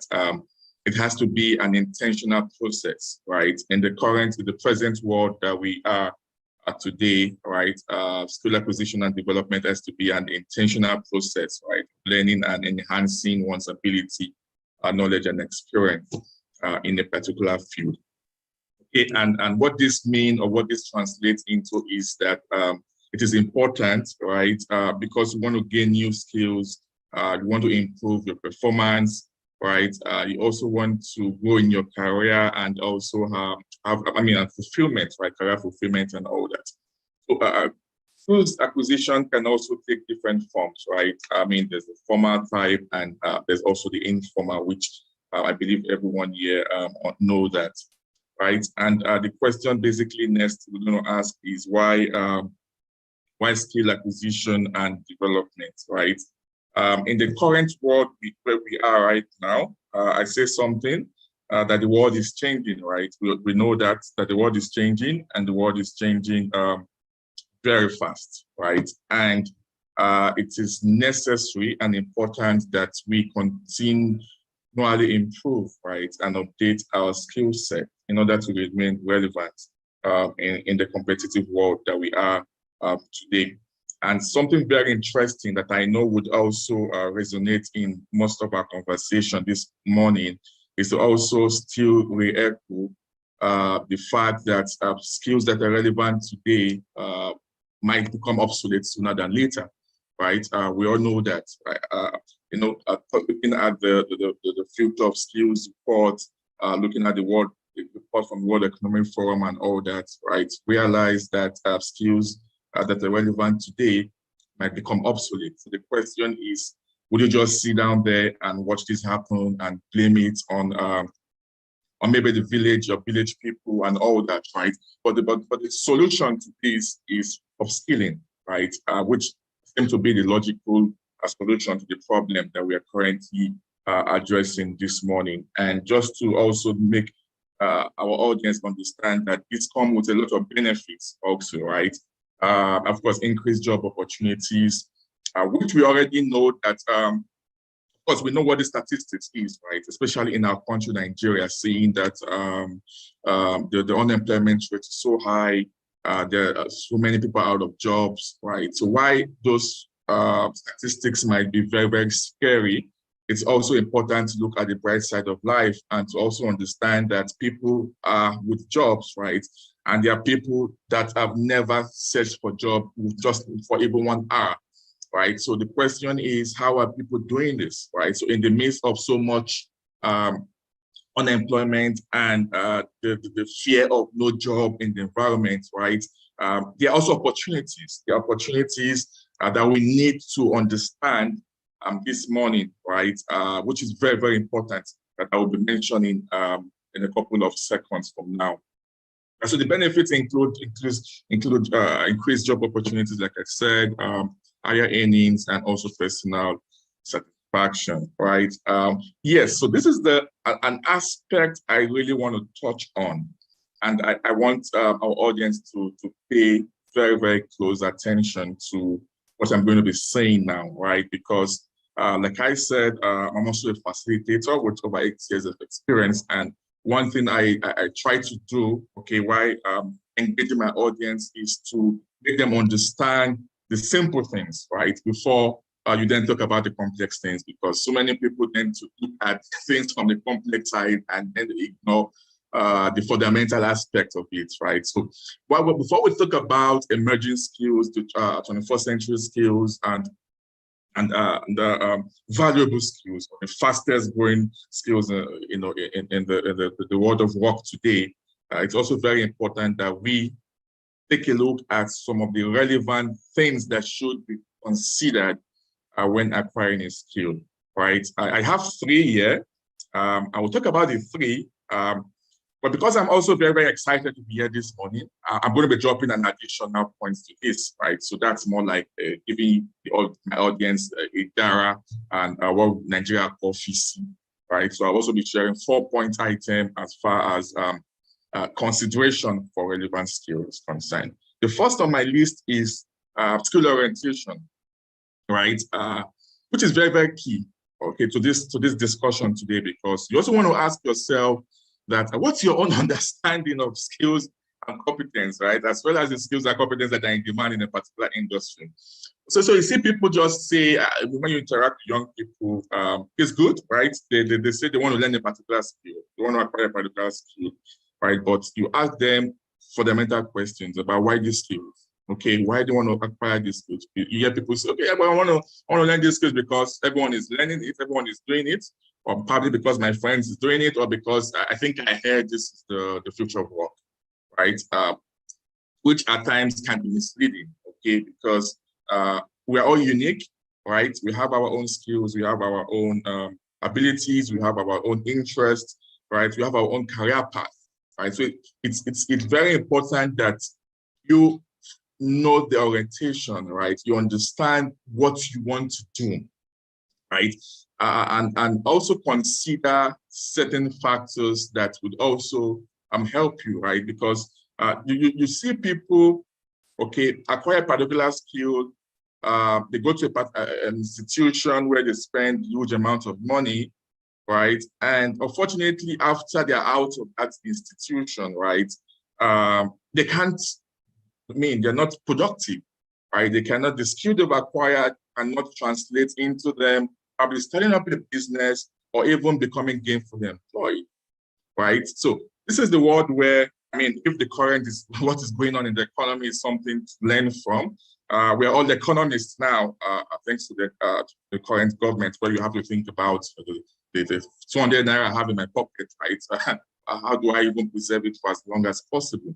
Okay, so having this information on skill orientation, you critically asking yourself, okay, why you want to do it? It's very critical. The second on the list is the skill demand-driven, right? Demand-driven because there are specific skills and competencies that are in high demand, right? Than others, no doubt about that, within a particular job market or industry.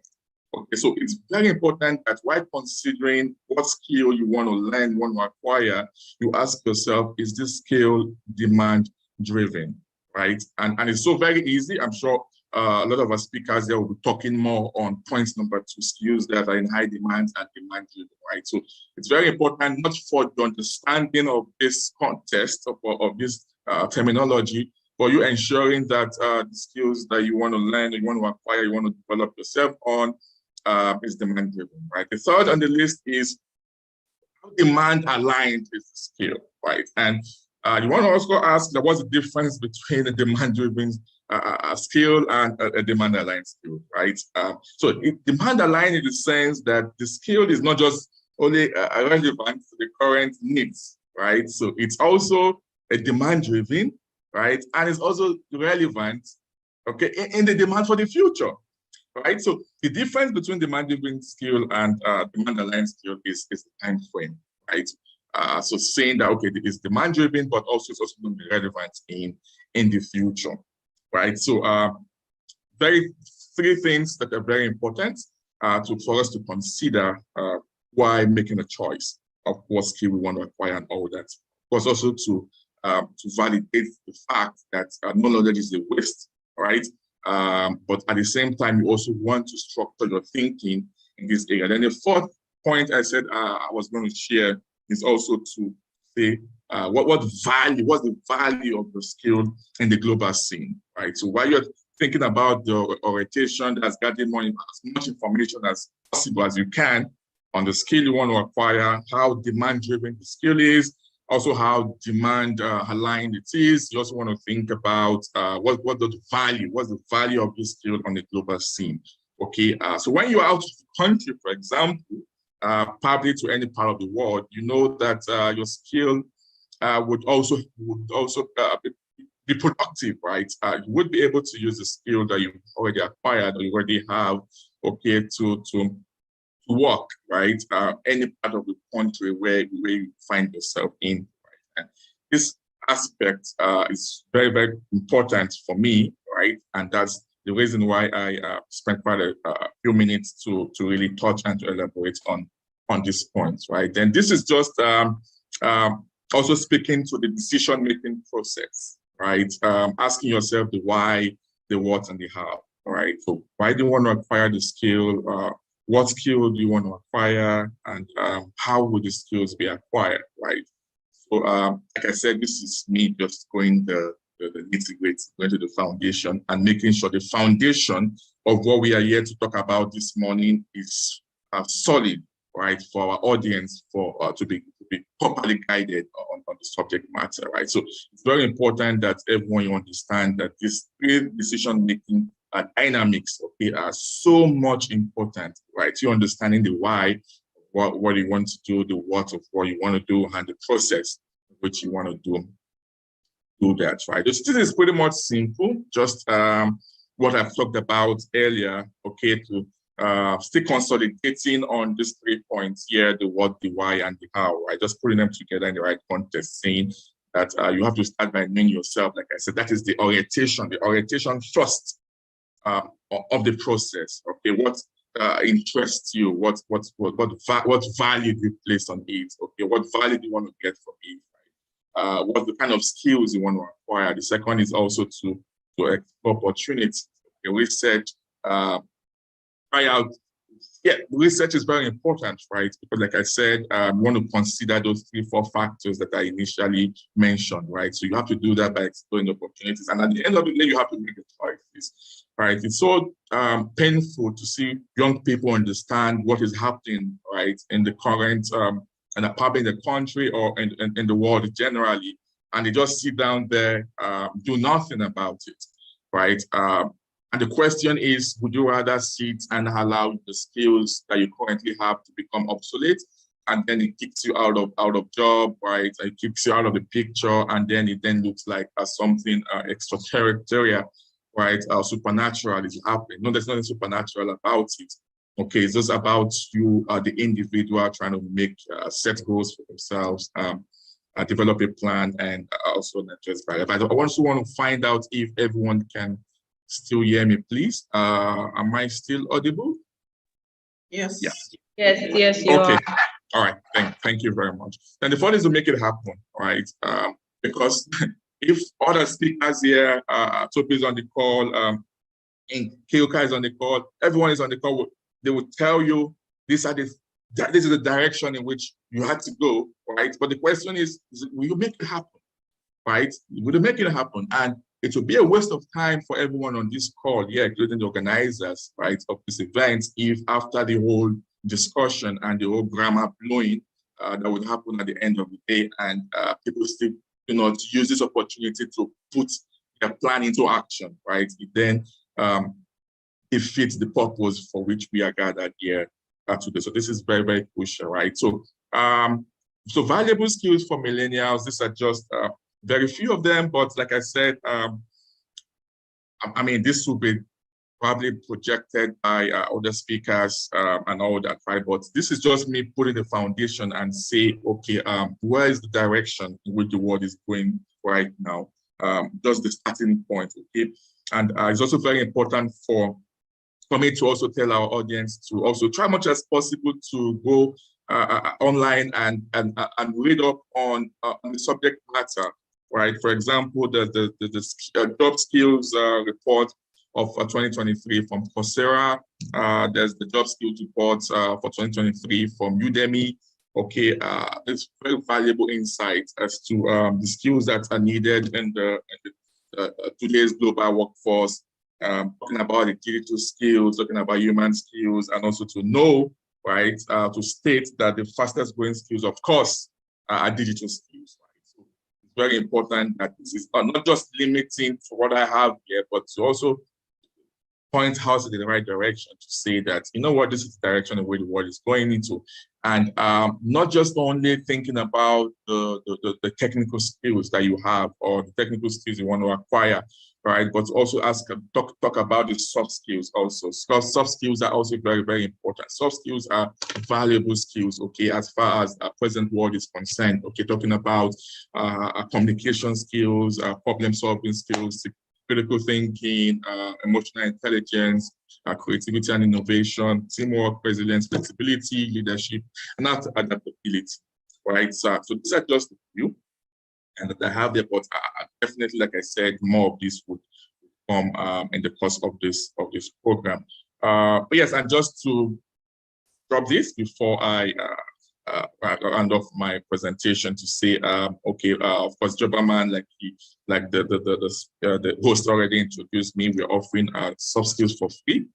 so you can to gain the 21st century soft skills. Okay? You also want to check out Jobberman website, www.jobberman.com/soft skills, so you can register to get the Jobberman soft skills for free, right? So the next steps would be to what would you start doing? What have you learned? What new thing have you learned from the presentation this morning, right? And how would you translate your knowledge into an action plan?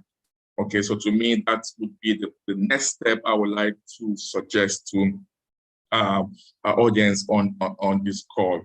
All right, and that's it for me. Yeah, so thank you very much for the time.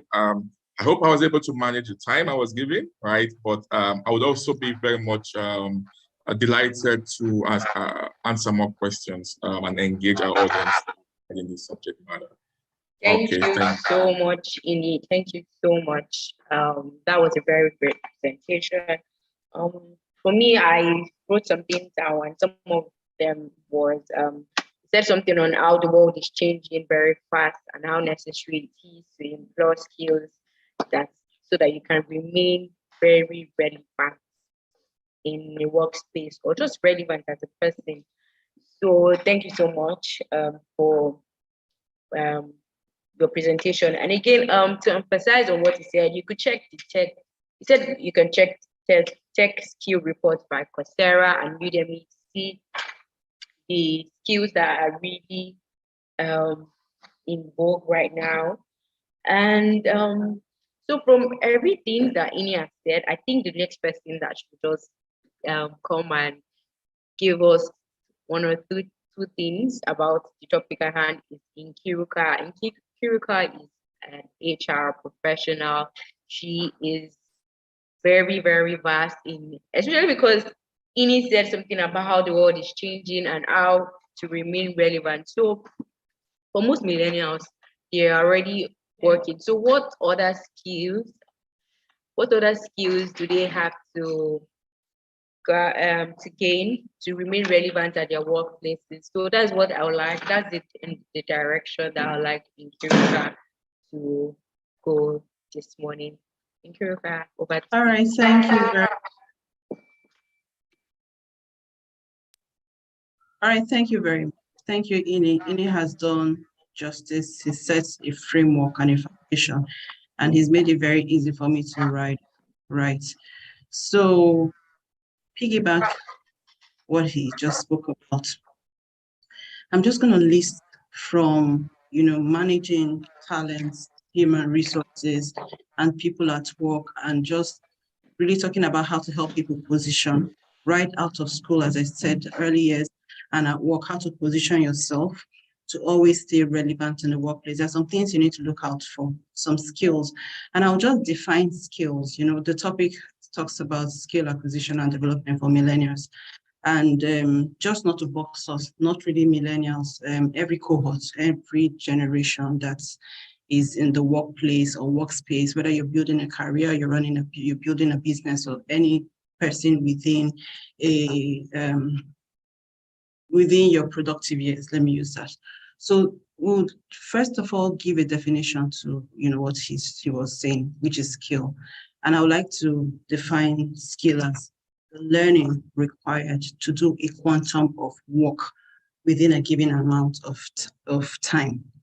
So the learning that you need to do a quantum of work. So somebody will say, oh, I'm at work now, I just got a job as a web designer and all that, or front end, back end. The skill was the learning that you acquired.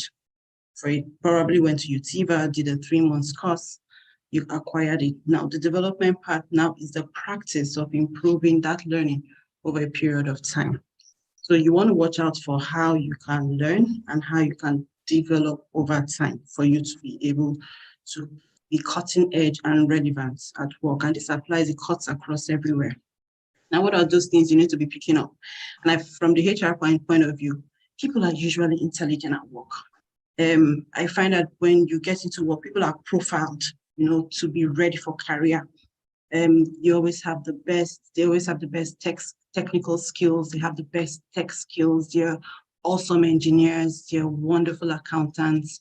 It's now how they fit into more social aspects of work that becomes the issue.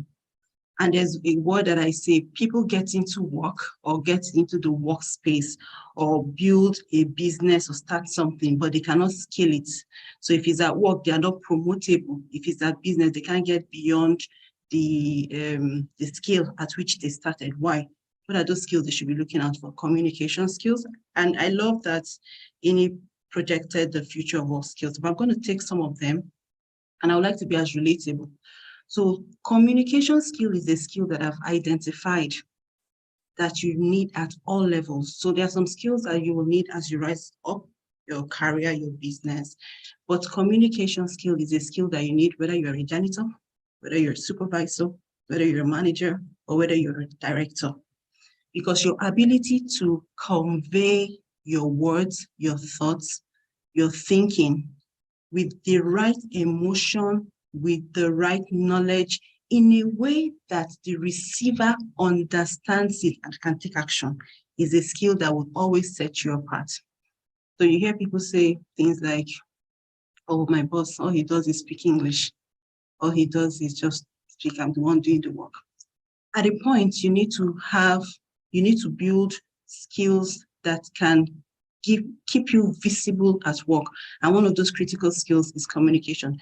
And in communication is inherent in listening, having empathy, and knowing how to clarify and express your thoughts. So you want to watch out for, if you're a career starter, if you want to get promoted, if you want to scale, how are people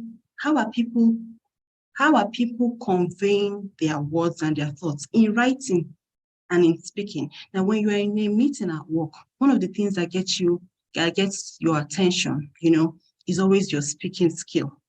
Now, when you work in a large organization, two things I learned at a very early age gets attention: how you dress and how you write.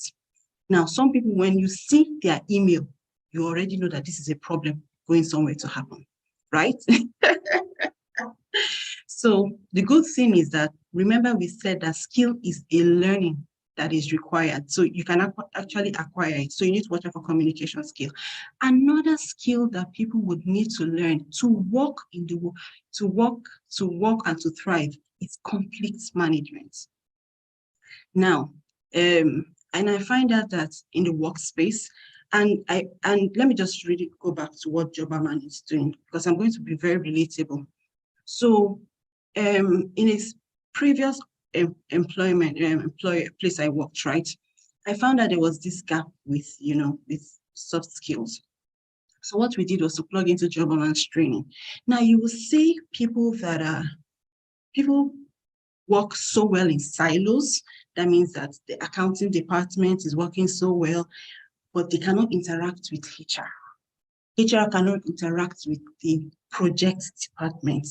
So you see two people working so well, but they're what we call individual contributors, but they cannot collaborate and they cannot work in one cohesion. Now, remember, in an organization, we're a team, we're not a family. That means we are bound by a goal and we're not bound by blood. That means that if at a point you are the weaker link, that means if you're at a point you are the person that cannot manage conflicts, you're the source of conflict in an organization, two things will happen.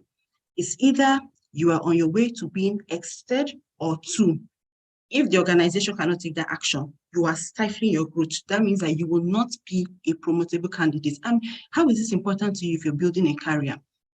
In HR, every time I'm on the conversation table about promotion, it's never really about the technical skill. It's how relatable this person is with other members of the team. It's the conversation about, is this person ready to move on to the next level? Because this person can manage self, peers, and others upward very well. So you want to know how to manage conflict. You want to know how to catch it, diffuse it, and a bit of managing conflict is still layered in your communication skill, right? So you see how they work hand in hand. Then critical thinking skill is one skill that is underserved and underlearned. And I think critical thinking skill in an applicable way speaks about how you research, how you reflect, and how you reason.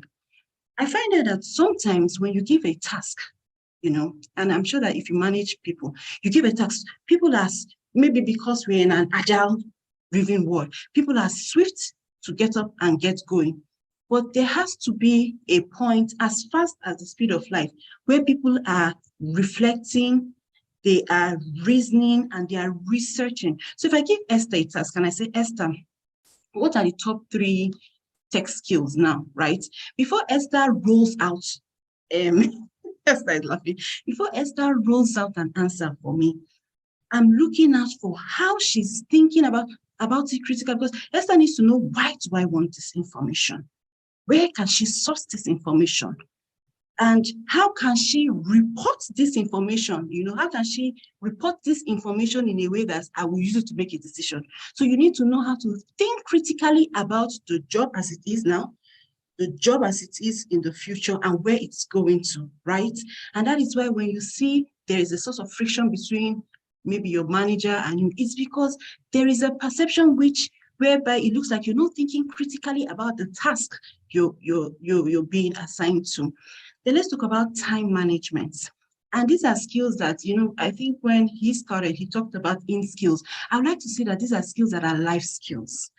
Remember I said that skill, okay, so Eyitayo would tell you that he would confirm that I was in UTIVA alumni. Because at a point, I really needed to scale up, right? Upskill.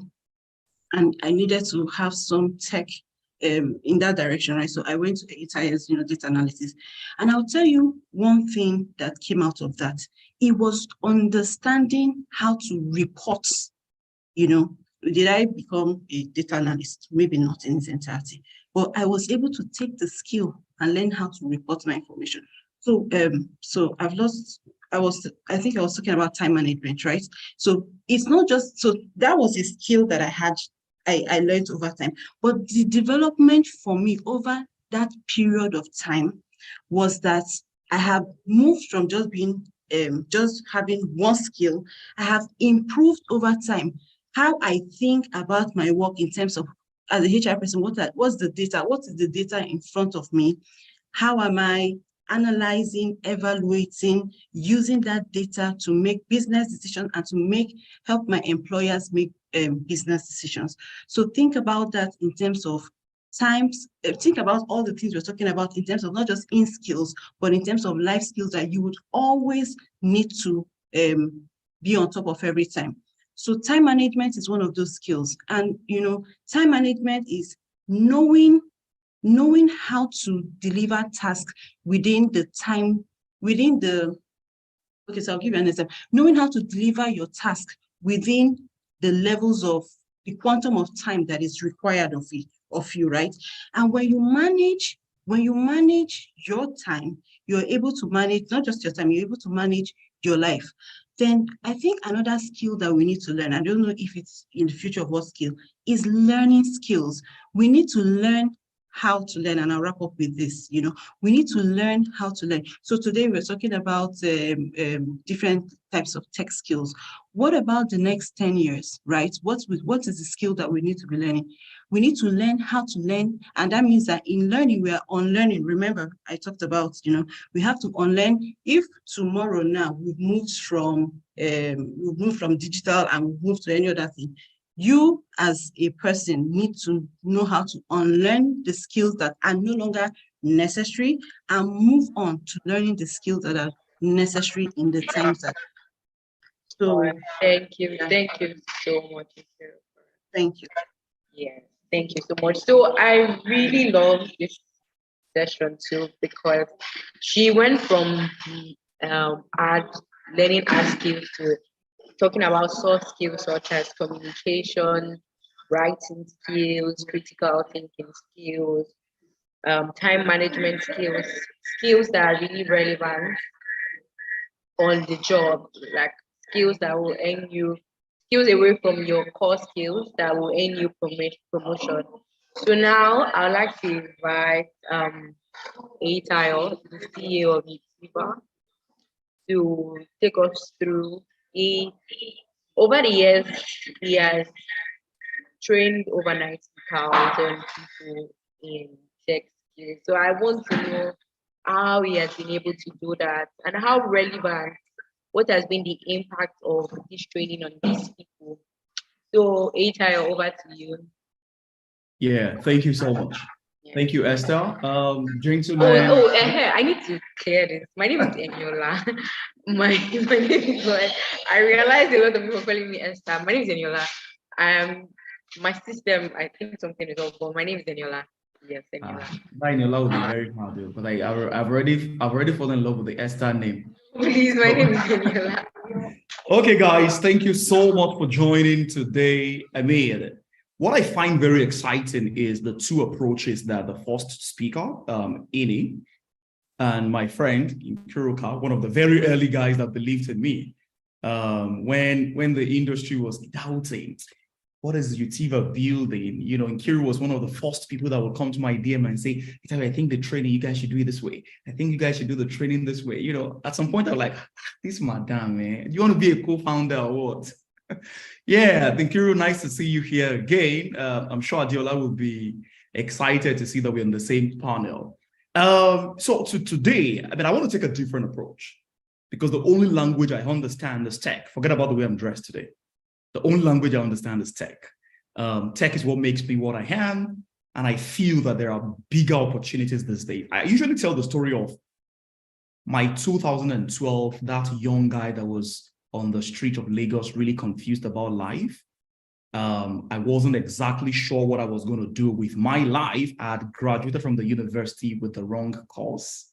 So I was thinking to myself, how would I navigate the challenges of career, of life?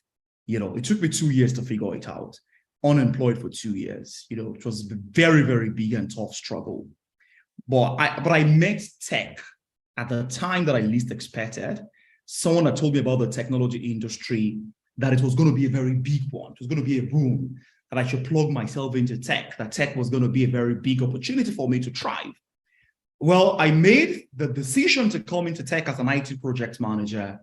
I moved from being an IT project manager, moving to being a product manager. And then, you know, I moved into the US. I was working with Creative U, helping to build technology products. I got lucky. I really, really got lucky because I saw a major gap. I saw at that time, 2016, that we did not have, you know, the African continent. We didn't have a lot of talented young people. We had people that were super smart, but talented in the tech space. We didn't have them. And I saw that the opportunity will be massive if we could continue to invest in, you know, in talent. Hence, I made a decision to start Utiva, you know, and here we are. But I want to narrow down on 4 major things that for me is always the biggest question when people come to me to talk about how do I learn skills and how do I move from learning those skills to moving into jobs, especially international jobs, right? And the reason I'm emphasizing international jobs is this, right? Think about it from this perspective. If you aim for international jobs, right, you are also indirectly preparing for local jobs. But it's not the same if you prepare for local jobs because the standard internationally is a lot higher than standard local. You can get a job locally from Kogi State, you know, and someone will say, oh, you're from Kogi, wow, amazing, leave me, and then gives you a job. I mean, if you come to me and you say you're a Lagosian, you know, I would believe in you because I love Lagos. But it doesn't apply that way internationally. It's a totally different ballgame internationally. So the focus for me today is how do you prepare for international jobs, you know, and that's what I want to focus on. But I would first, you know, kind of like play around what are the top skills today that if you learn them, you will, you know, thrive in the tech space. That's where I want to start from. And I'm believing that there are people on the call who are also excited about, I mean, I know that this session has been streamlined. People are also excited about learning tech skills. So I'll share my screen quickly and run through my slide. Now, the first thing I want to double down on is the fact that there are skills that are premium skills and there are skills that are not premium, right? There are skills that if you learn them today, it will help you get a fast job, but it will not sustain you into the future when it comes to building wealth. Does that make any sense? There are skills that are actually premium skills. What do I mean by premium? I mean, if you learn those skills today, you will better prepare for global opportunities and for local opportunities. So I'm going to talk about the first 5 non-coding skills. The first 5 non-coding skills are product design, product management, product marketing, digital marketing, and of course, business analysis. But remember, I call these skills premium skills. Premium skills means today, if you position yourself as a product marketer, right, and you learn the skill and you learn it the immersive way, you would continue to try.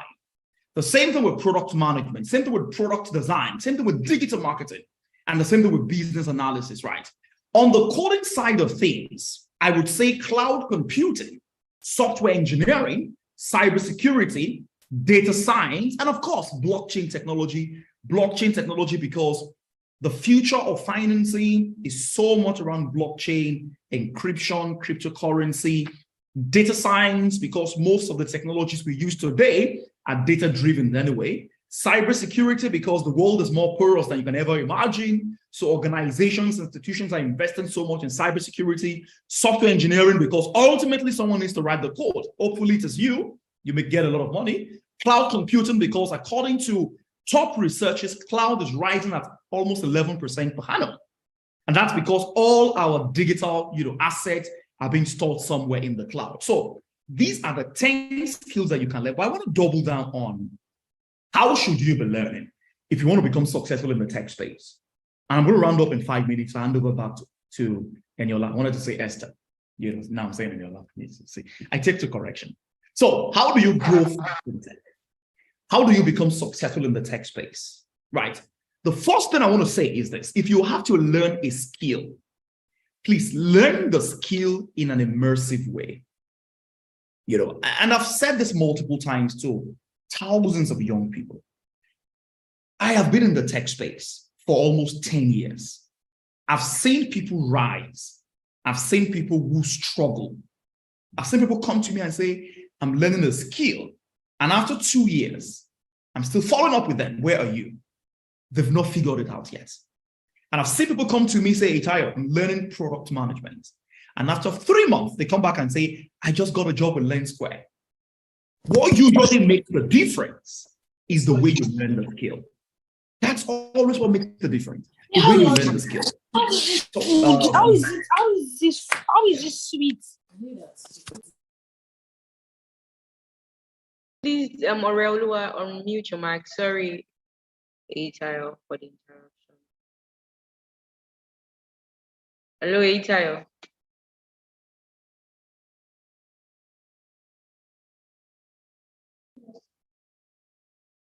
Hello. Please, can anyone hear Itayo? No. Okay. I guess it was interrupted. We'll give him time to. Itayo, are you back? Yeah, can you hear me now? Yes, we can hear you. Okay, good. So the first thing I would suggest is, how should you learn a tech skill? Learn it in such an immersive way. There are 3 things that should be at the back of your mind if you're learning a tech skill. Number 1 is, it's not always easy to learn a tech skill in isolation. Learning on your own. Try and learn with a course, with a group of people, because iron, of course, sharpens iron. It's easy for people to inspire you at the time that you're already feeling, demotivated. It's easy for other people to show you what they are doing right. And you might also leverage that to access a bigger opportunity. So learn with people. Always remember that when you learn with people, you are interestingly increasing your capacity to do well in what you're learning almost 5 times. Because number 1, you're leveraging on the insight of the trainer, right? You're leveraging on the insight of the people that you're learning with. You're using real-time situation, because when you learn with people, people are suggesting different things that have worked for them. And they are giving you that insight. That insight can help you to unravel an opportunity somewhere. So learn with people.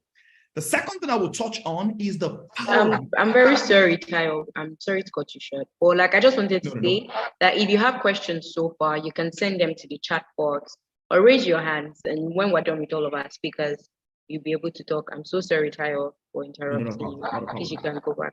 Not a problem. The second thing I want to say, if you're learning a skill, especially in this generation, is the power of getting your hands dirty very early, working on building your portfolio, working on projects. And see, in tech, for instance, we don't theorize things. So it's always about how much have you done?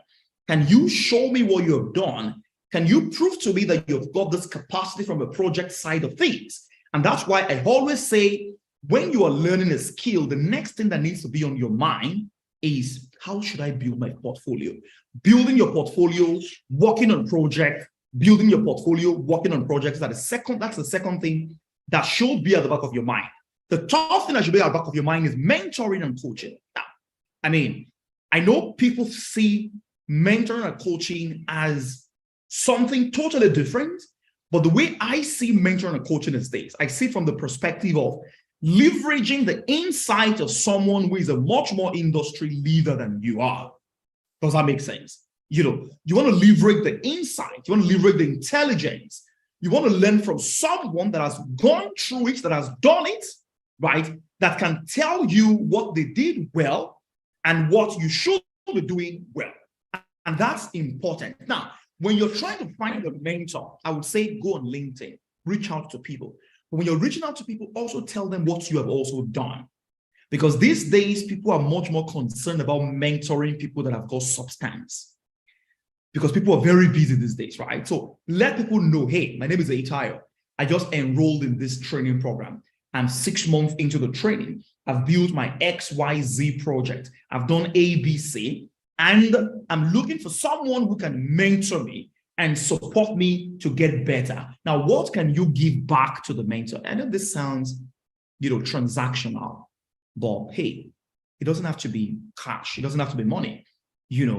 You have to also look at yourself and say, hey, I want you to mentor me. I'm happy to be on your team. I'm happy to review some of the codes that you're writing. I'm happy to, someone just reached out to me this morning, okay? I said, hey, Tayo, I see that you write a lot of articles on LinkedIn. I admire them. I'm looking for a mentor, but I'm a content writer. I've been a content writer for two years. I'm happy to also edit some of your write-ups. Well, is it a transactional relationship? Yes, it is. What can you do about it? That's the question. You can't do anything about it. People want value. People want value. Value has to be exchanged. And if you're in the tech space, you also need to be thinking about how you can also be of value to another person that you're looking for to get as mentor. The final thing for me is communities and teams. I mean, I don't want to talk a lot about that because I know that there might be other speakers that will touch on that. But see, you can't isolate yourself in this space and thrive. I mean, you can isolate yourself and be fine. But if being fine is what you really admire, that's okay. But if you really want to thrive in this industry, the next big job that you admire, that you want, someone is posting it in one community right now or in one group. You're probably not in that group. You need to be in that group. So most times when I meet people and I say, this guy used to work with this company, but now you work with InterSwitch. What makes the difference? The guy tells me things like, oh, my mentor in InterSwitch actually told me about the opportunity. And someone says, well, I'm a part of one group like that. Someone posted it, and then I reached out to the guy and I said, oh, can you share that opportunity? When the guy connected me to the HR manager. It's always about the communities, right? It's always about the communities. So when we're talking about building capacity, building skills that will transform this, this continent, one thing I need to tell you is that almost $210 million gap right now still exists in the tech industry in Africa. That's some people need to close. You are the one that need to close that. But it starts with learning the skill in such an immersive way, building your portfolio and building your capacity, getting the right mentoring and the right coaching that will help you build your capacity, in a much more better way and expose you to bigger opportunities. And the last one, the community that helps to push you out there, especially for many of us that are introverted. I'm an introvert. I don't do this community thing. Well, you're going to be introvert with every other thing. But when it comes to putting yourself out there, you cannot do that by being an introvert. You need to put yourself out there. You need to join communities. You need to join different networks, of people, find the right mentor, and then see what happens to your career. I'll be happy to take a few questions, but this is where I'm going to stop. I'm done talking. Eniola, over to you.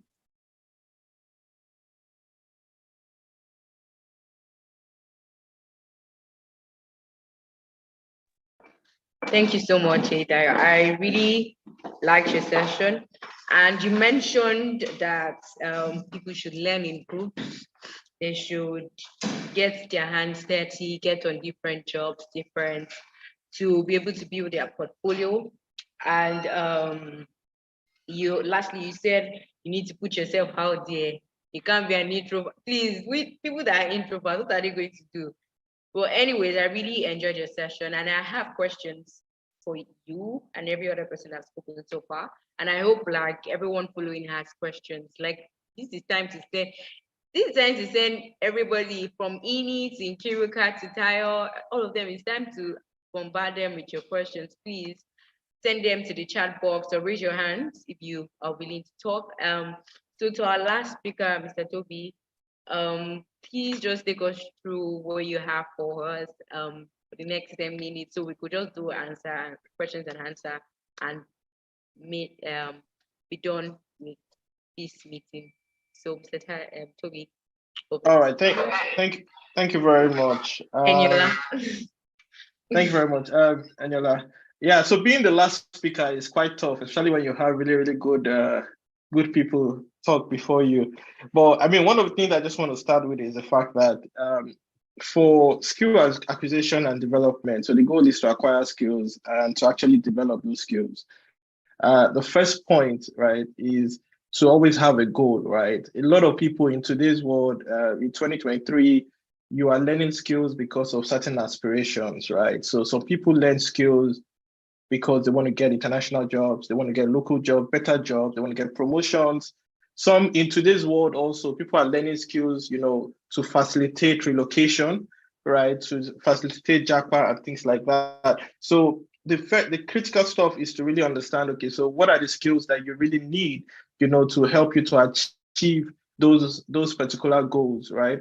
And when you look at, whether it's to make money, and another way you started, you introduced the fact that you looked at, you wrote an article on different ways to make money. You mentioned content writing and the likes of it, which are all on that skills like digital marketing and the likes of it, right? So when you're looking at, okay, so what are the skills? Is my goal to make money? Is my goal to get a job? Is my goal to relocate? Is my goal to, gone were those days where you tell people, why are you learning this skill? And you say, oh, I just want to know, I just want to have this knowledge of this skill. And that more importantly, because the topic we're talking today is not just about acquisition, it's also about development, right? So how do you develop the skill? What's the circle of developing the skill? So I just want to talk about, so the in terms of the developmental circles of a skill, right? You're looking at knowledge, at the point where you kind of say, okay, you know what, I think I want to learn this skill, right? A lot of people, the mistake they make is to say that, and you hear a lot of people talk about, oh, I can learn this on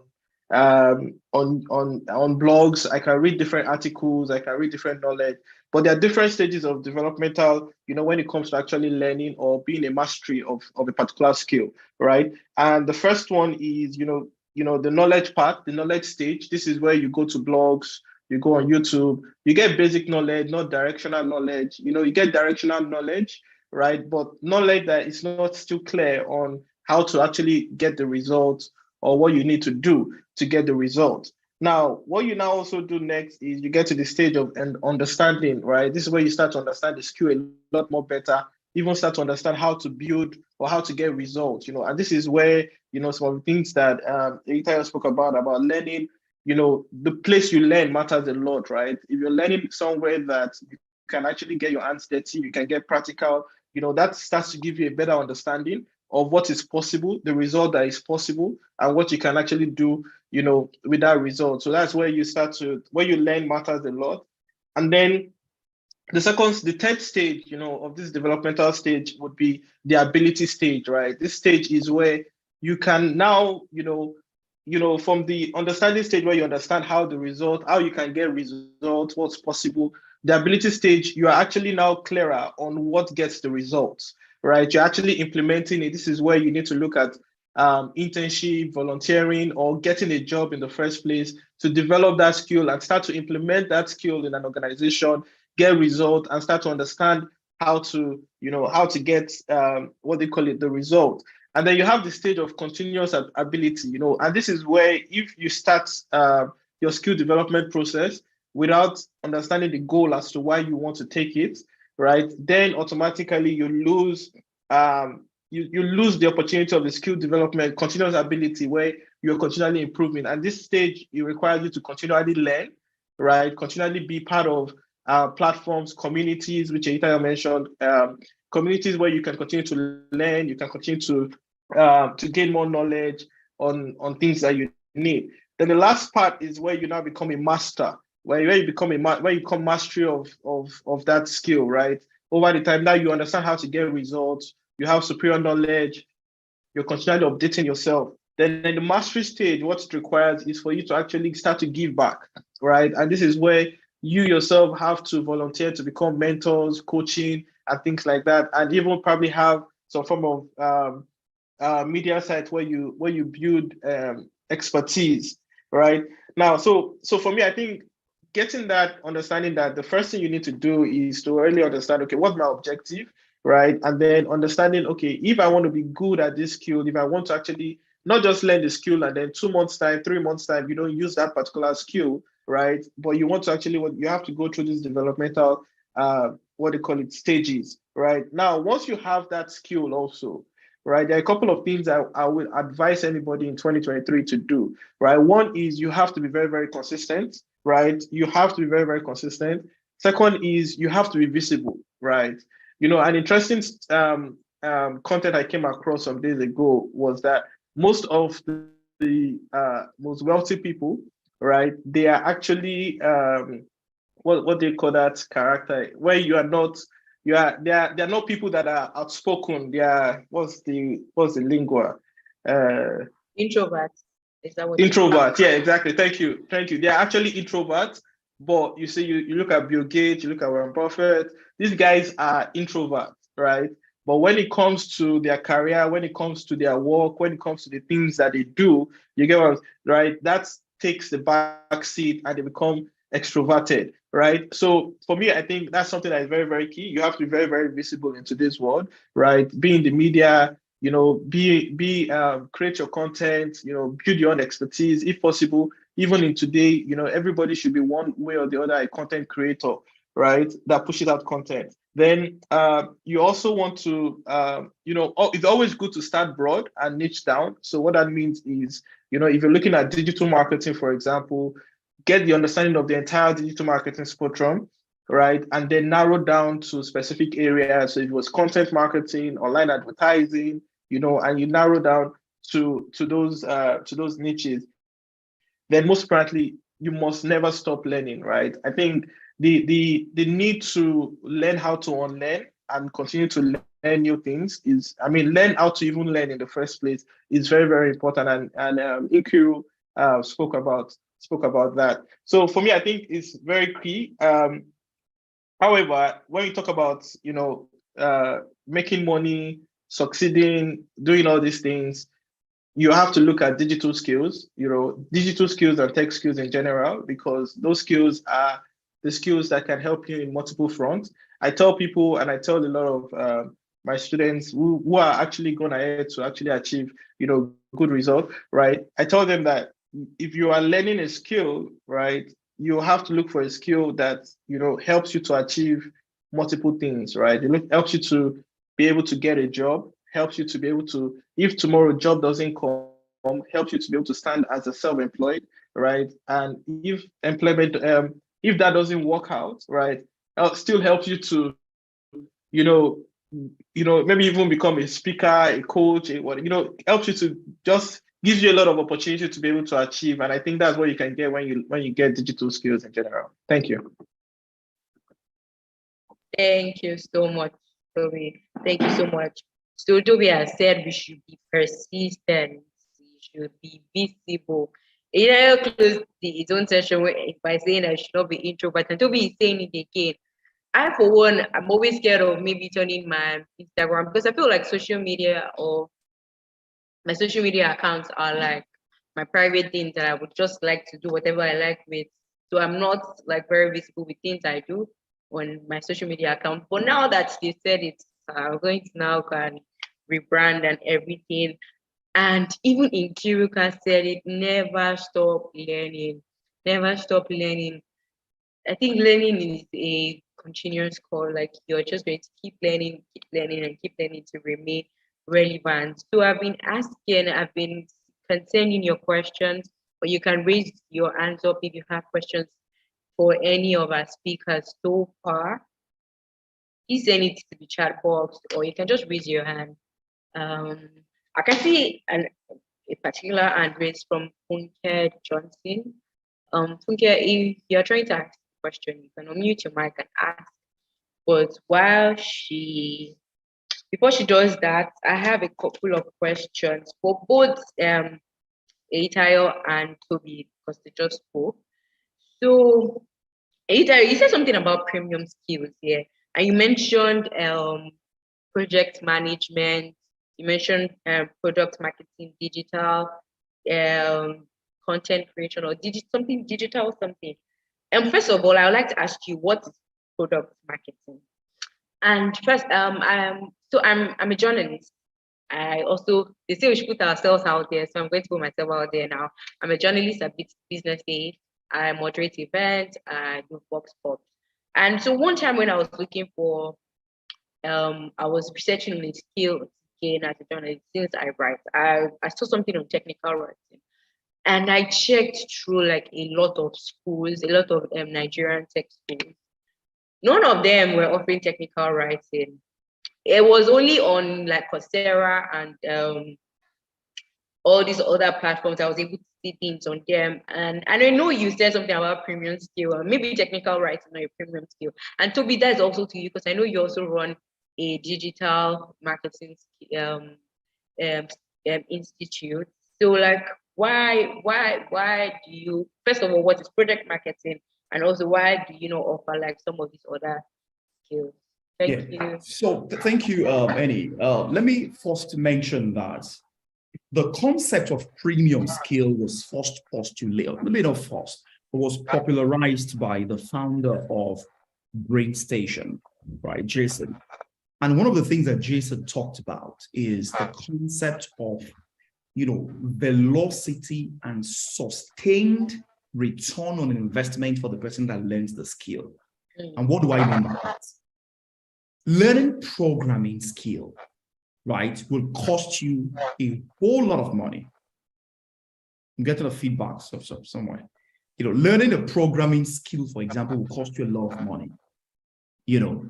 But you don't want to learn a skill that employers are not aggressively and massively hiring for, number one. That's velocity. Number two, a skill that puts you in the position for long-term career progression.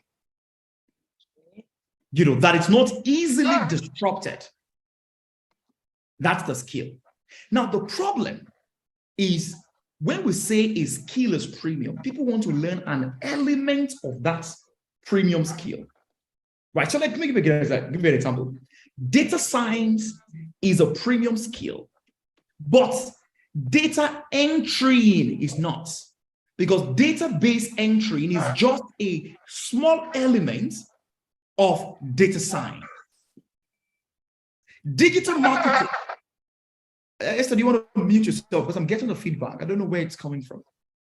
Digital marketing is a premium skill because there's a bunch of different things that you'll be learning in digital marketing, right? But technical writing or copywriting is just a very small element of that, broader skill set.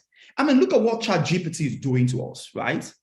It's disrupting a very small element of digital marketing, but it cannot disrupt digital marketing because digital marketing is a whole lot more than just writing. There's so many things involved. Doesn't make any sense. So That's pretty much the way we think about this. Now, the second thing I want to mention is what is product management? Management is still one of the best skills today in the tech space because it's a leadership skill, right? Then number two is that skill is ultimately responsible for leading the entire engineering team to build that technology product that you want to build. So when you want to say, I want to build a technology product, or I want to build a platform that helps to aggregate all the news from business day to yada, yada, yada, aggregate them on one single platform and sifts out fake news using artificial intelligence. That is the product I want to build. Okay, that product has to be built by someone. The person who leads the entire team, doing the research, what are we building? Has someone built it before? What will be the right pricing model for this product that we're building? Who should we be hiring to build the product? That person is the product manager. And that role is not project management, right? That is product management. That's totally different from, maybe not totally, but it's in so many ways different from project management. I just wanted to say that. I'm done talking. Okay. Yeah. Okay. So, Toby. So I wanted to add to it. So you didn't, and I think Itayo kind of answered the question. But let me just mention that when you're looking at technical writing, right, you are looking at it under two spectrums in digital marketing, right? One is content marketing, and the other one is search engine optimization. When you do those two programs, most courses like ours, right, include technical writing as part of the curriculum. Oh, I did not know. Thank you so much for answering questions. Nkiru, there's a question here for you. Hi, Nkiru. Hi. Yes, there's a question that came in for you. It says that how relevant really is communication skills? So most of those skills you mentioned in like a workspace in getting you promotion. Are you saying that, so if I am like really great at my job, like the person was saying, like the person is really great in terms of like their skill and they don't have the other soft skills you mentioned, is this something that can hinder them from getting promotion? And you mentioned, so thinking about the question, I was thinking, you mentioned about like how well are people able to communicate with their other team members or other people in the organization. Does it really count? Say if say this person that asked this question is someone that doesn't like to communicate but gets his or her job done, is it something that can impede the person from a promotion? I think questions are into how relevant is communication skills. And let me just give a very relatable example. So you've gone to learn the skills you're looking for, right? And we find out that when it comes to selling yourself professionally, so now it really takes a certain kind of communication skills for you to be able to slide into Itayo's DM and quickly sell why he should be listening to you, right? So it is relevant and it gives you a leverage, it gives you an advantage, so that in the midst of 2 or 3 content, creators or, technical writers, you are able to stand out. Now, if you take a place like hiring, and you already know that if you are limited by the hiring manager, if you're limited by their own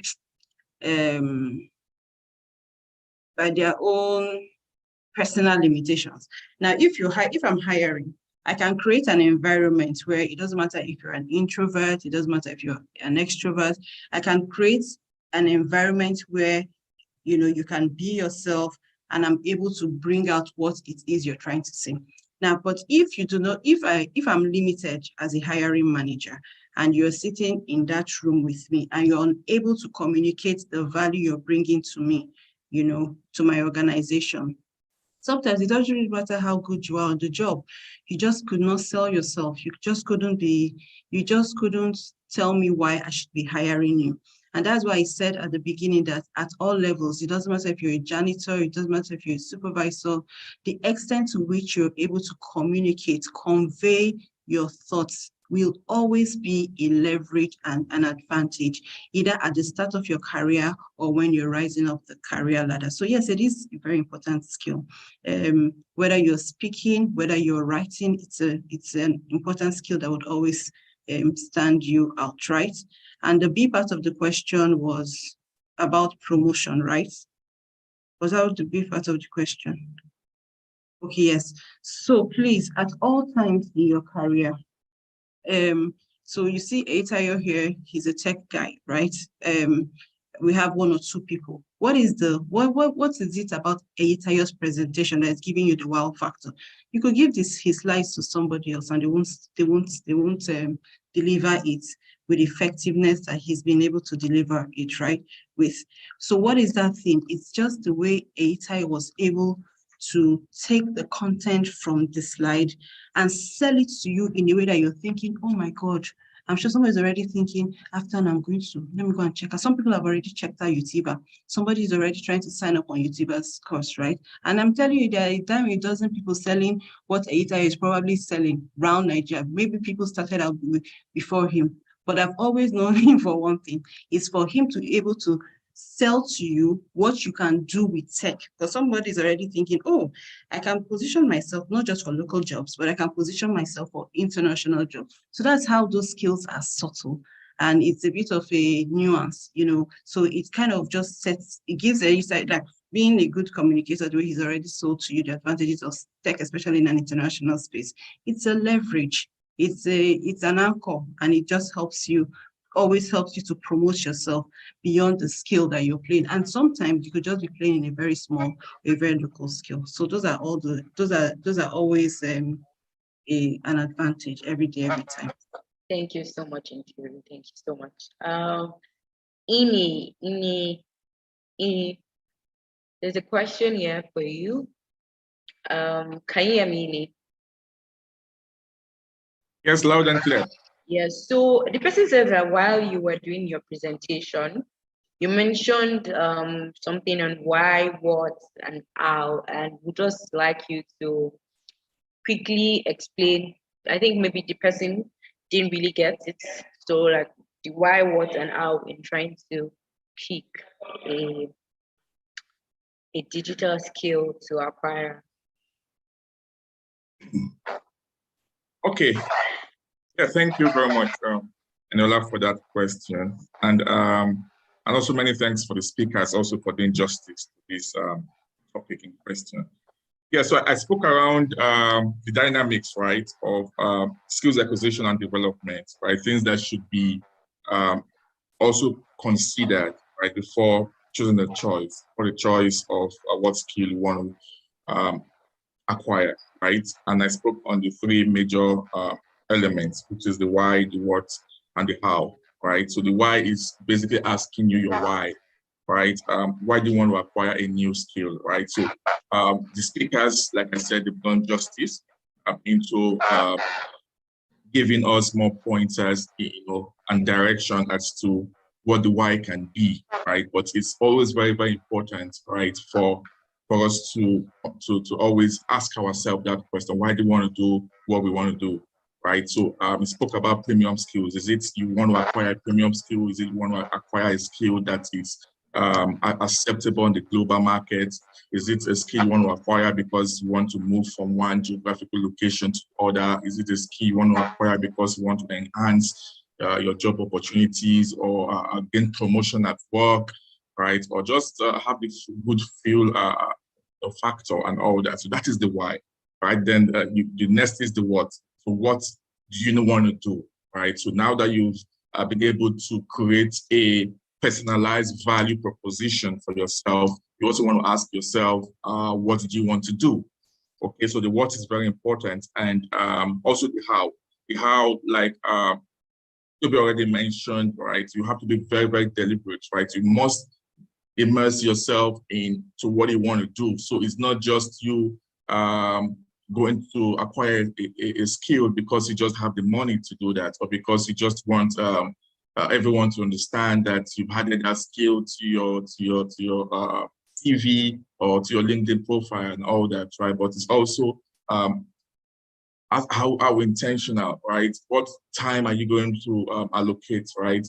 What resources are you going to put in place in ensuring that this happens, right? So these are the three major, like I said, the dynamics, right? When considering what to do, you must always start from the basis, right? And asking yourself, why do you want to do it? What exactly do you want to do? And how do you want to achieve that also?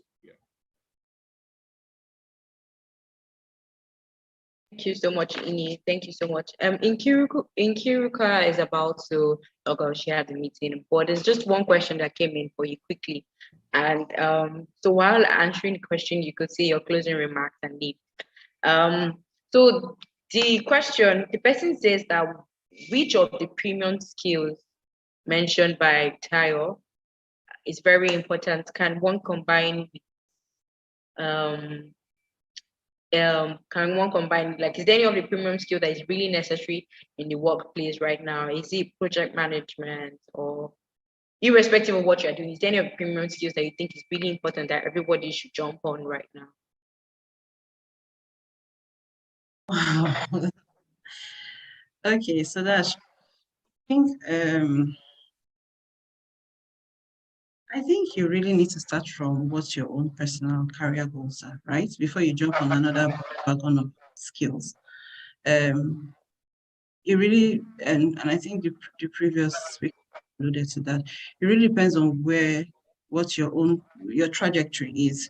I'm mindful that we are not just jumping on all skills right now. So this is let's jump on it. What is the why? Are you trying to scale up? Are you trying to japa? Do you understand? What exactly are you trying to achieve? And that would even, remember what Aita said about how we learn, that would even define how you immerse yourself into the learning. But I think the first place is you need to be clear about what the goal is for you. And that's why it's going to be very difficult for me to say, oh, go for this, go for that. It depends on what you're trying to achieve on a personal side. So what I would say is that the good thing is that you need to first of all look at, the good thing is that you've already heard about the Utiva Academy. So maybe you want to just go there and pick each premium skill. And before you jump on, and this is for everybody that wants to upskill, before you jump on learning anything, one of the things you're looking at is the content. What am I going to learn after this, right? And you now need to find out what's your outcome or your takeout for you.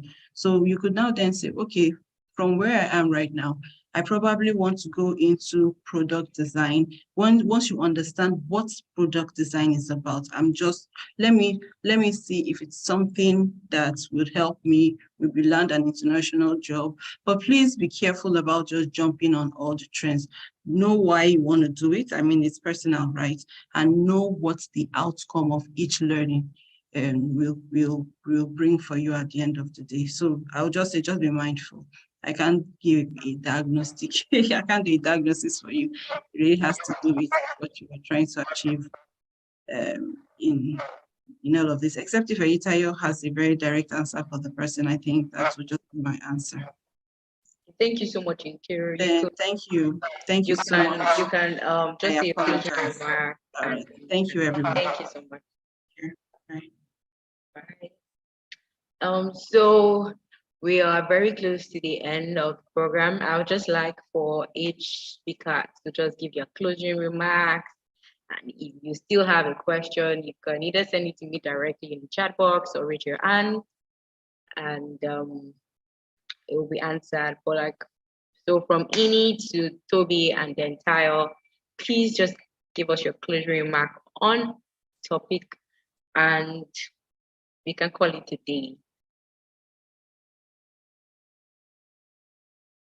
Yeah, so I'm happy to go first. So I will just quickly run away because I want to hand over to your other person. So for me, honestly, it's going to be about one thing. I've seen the world. I've seen the gaps, in the US. I've seen the gaps in the UK. One thing I can tell you for sure and for free, you don't have to pay me a dime for this. One thing I will tell you is the opportunities globally when it comes to learning a skill and accessing these global opportunities. These opportunities are hugely available, but you cannot access the opportunity, when you don't raise the bar, when you don't do the hard work. So learn the skill, go all in, be ready to take on the world, and the world will be yours for taking. Thank you so much for having me, guys. I hope I'm So, Eidara, please remember to change your names to AE Global. So, I am Ini Anchovy. Yeah. Hello, can you hear me? Yes, Ini, we can hear Okay, you. great.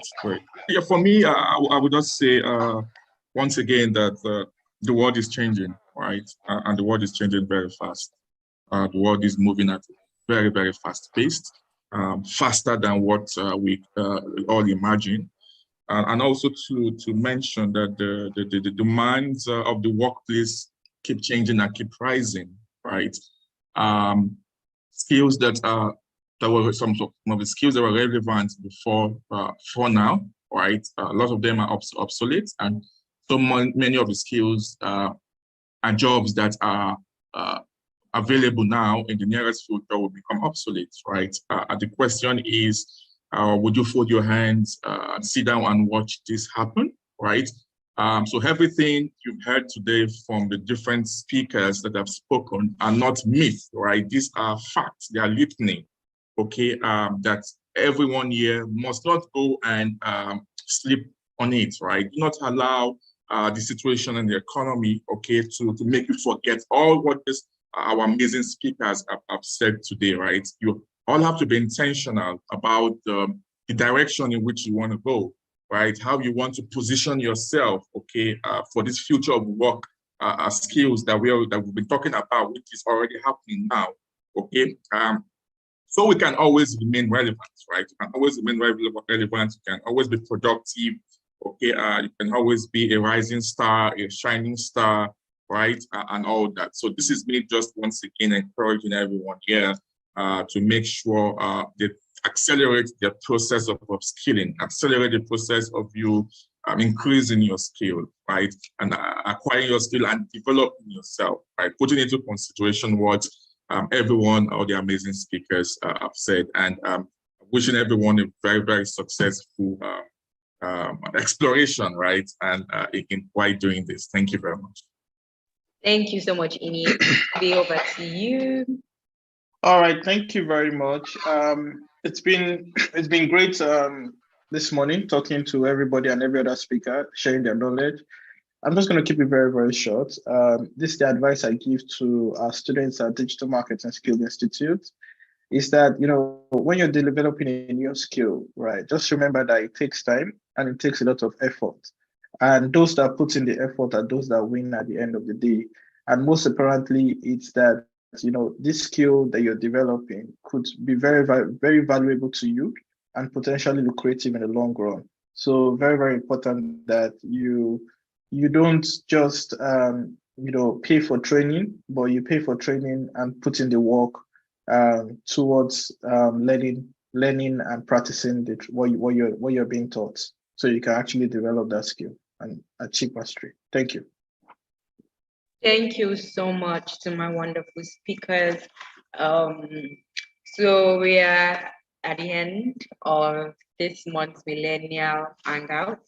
So we do this every month, every third Wednesday of the month, and watch out for our page on Instagram, Business Day NG. We'll be posting what we'll be talking about next month, and we'll bring another set of very amazing people to give us insight on what the topic is going to be. I want to say thank you to my boss Linda for the opportunity, and to Oharetu, she's my team member, and I remain Eniola Olatunji. See you next month. Bye. Thank you so much. All right, bye everyone. Bye, everyone.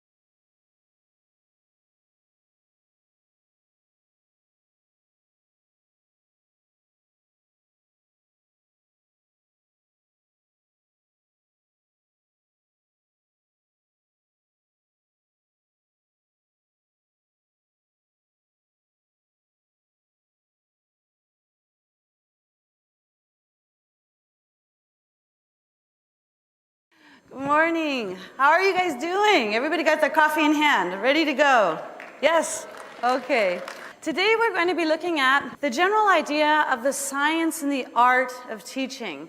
But I'd like you to turn this around and think more about the art in the science of teaching. A lot of you already are very wonderful artists in this craft of ours, in the science of education. But what we want to try to do today is link that into the science. Where is the neuroscience perhaps behind some of this information? Before I start, I want to extend an invitation. I'd like you to write down my email address and this website in case you want the slides. You can take all the pictures you want, but if you want slides, go ahead and just write me. And also for follow-up. Hopefully this is a partnership. This is an alliance. We're all trying to do the same thing, reach this high-quality education. And sometimes along the way, we have questions about different parts of our jobs or the way that we can apply certain types of methodologies. Or what I'd like to do is extend the invitation that if you are willing to take the time to write and explain things to me, I always write back. And if I don't have the answer, I won't lie to you. I'll tell you, here's some information. Can I point you in the right direction? So hopefully you'll take me up on that invitation. But I also want to use this as a teaching moment. Does anybody know why I'm asking you to write something right now? Why do human beings write? I'm going to give you a really big hint, a nice idea to start the morning off. There is no learning if you don't have well-functioning memory systems and well-functioning attention systems. Those are two vital pillars to all of learning. So now if I ask you, why are you writing? Why did I ask you to write something? Hopefully it gets you to pay attention, but mostly it's going to extend your memory. Our memories are very fragile, and so if you write nothing down, you probably don't pass it into long-term memory. Therefore, you're probably really not going to learn very much from the experiences you have. So please do write this down. I hope that that's something that's now intuitive to you. And I'm also going to ask you to keep those pencils out or those tablets out, because at the very end, I'm going to ask you to do a bit of a reflection. In order to sort of see, did this make a difference? I want to challenge you to see or think about, is there anything I'm going to say to you that would be new? Something you haven't heard before? Perhaps 3 things that you didn't know before. And then also 2 things that you're curious about now, that you want to know even further. You want to know a lot more about this. And that's what I hope you'll write me the email on, right? But perhaps the most important thing is, are you willing to do something differently based on the information that we talk about today? Would you actually change your practice as a teacher to do something slightly different based on the information we share, okay? So it's sort of a heads up. I'm gonna be asking you this at the very end, so hopefully you'll be able to write these things down. In the course that I teach at Harvard University Extension School, it's called The Neuroscience of Learning. It's an introduction to mind, brain, health, and education. We do 3-2-1s after every single encounter. And it's a really powerful thing because at the very end of the semester, we pull all of these things together and share them. And people realize, wow, I did learn a lot. And yes, I am so curious now about these aspects about the brain and learning. And these are things, these are promises to myself about how I'm going to better my practice. And so I just want you to know that this is one of those very powerful tools. I hope you guys can also incorporate that into your own courses as well. So I'm going to start by saying thank you so much for the opportunity to come back to Oahu. Some of you might have known. My dad grew up in Aiea, and so basically we came back here every single summer ever since I was really little. And so I thought I would be nostalgic and take the opportunity to show you a couple of pictures. It's also the chance for me to also sort of publicly call out my cousin, and publicly embarrass here, and also my auntie, public school teachers here on Oahu who are really exceptional. But the other thing I want to do with this picture is tell you a little bit about my dad, who is probably one of the best teachers I have ever known. And I get the chance to actually observe literally thousands of teachers around the world. So I wanted to tell you a little bit about him because it's going to help us illustrate what we really mean about the art in the science of teaching. Before we start into my dad, the first thing we're going to talk about is values that have sort of transcended going into the science, understanding neuroscience, what's going on in the brain, really, and how it learns. But what does this do about the things we already value in great teachers, okay? The second thing I'd like to do is to share 6 principles, just 6 small things that a large group of neuroscientists have agreed this is good information for teachers. Because unfortunately, in general settings and through popular press books and sometimes in professional development, teachers receive a lot of information about the brain that doesn't have evidence behind it. And there's actually a group of people, 41 different experts from 11 different countries. In reflecting upon this, they actually could only agree on 6 things that we should tell teachers. And that's what I want to share with you today. And then additionally, I want to leave you with 4 ideas, hopefully big ideas that might be a little bit more transformative, and to think about how you might incorporate that into your own life, okay?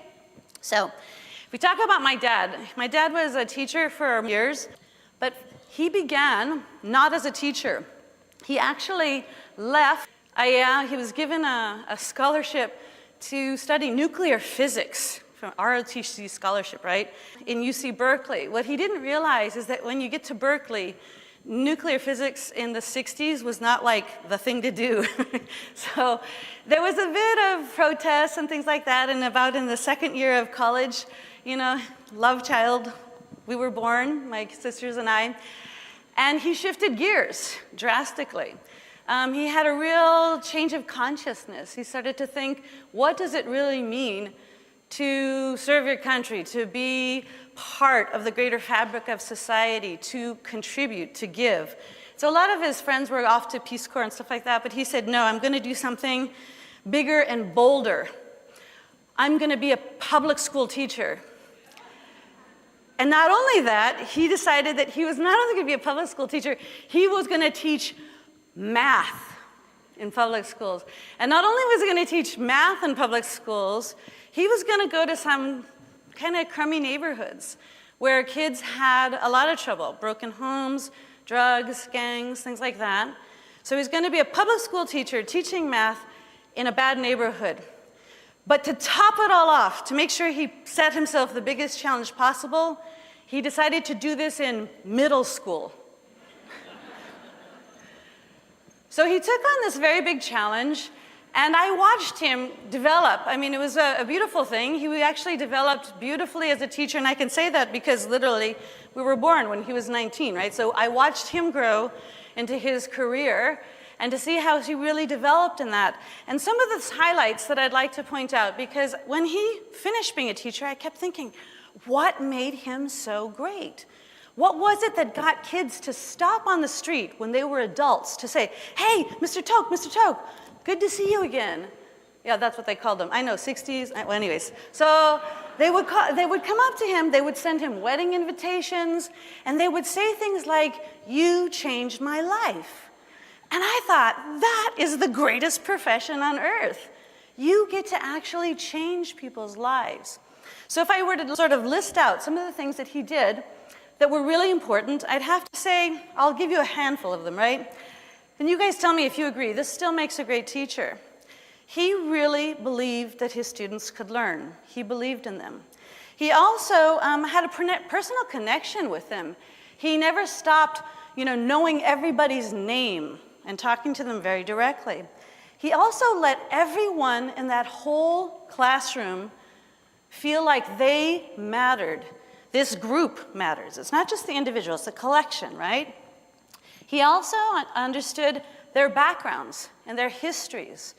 He knew that they didn't come from some easy households, and he took the time to understand where they were coming from. Some of them were immigrant families. At that time, it was mainly Vietnamese immigrants that were coming into the country, but they were coming into Mexican American neighborhoods, and so there were all these clashes with the gangs and stuff like that.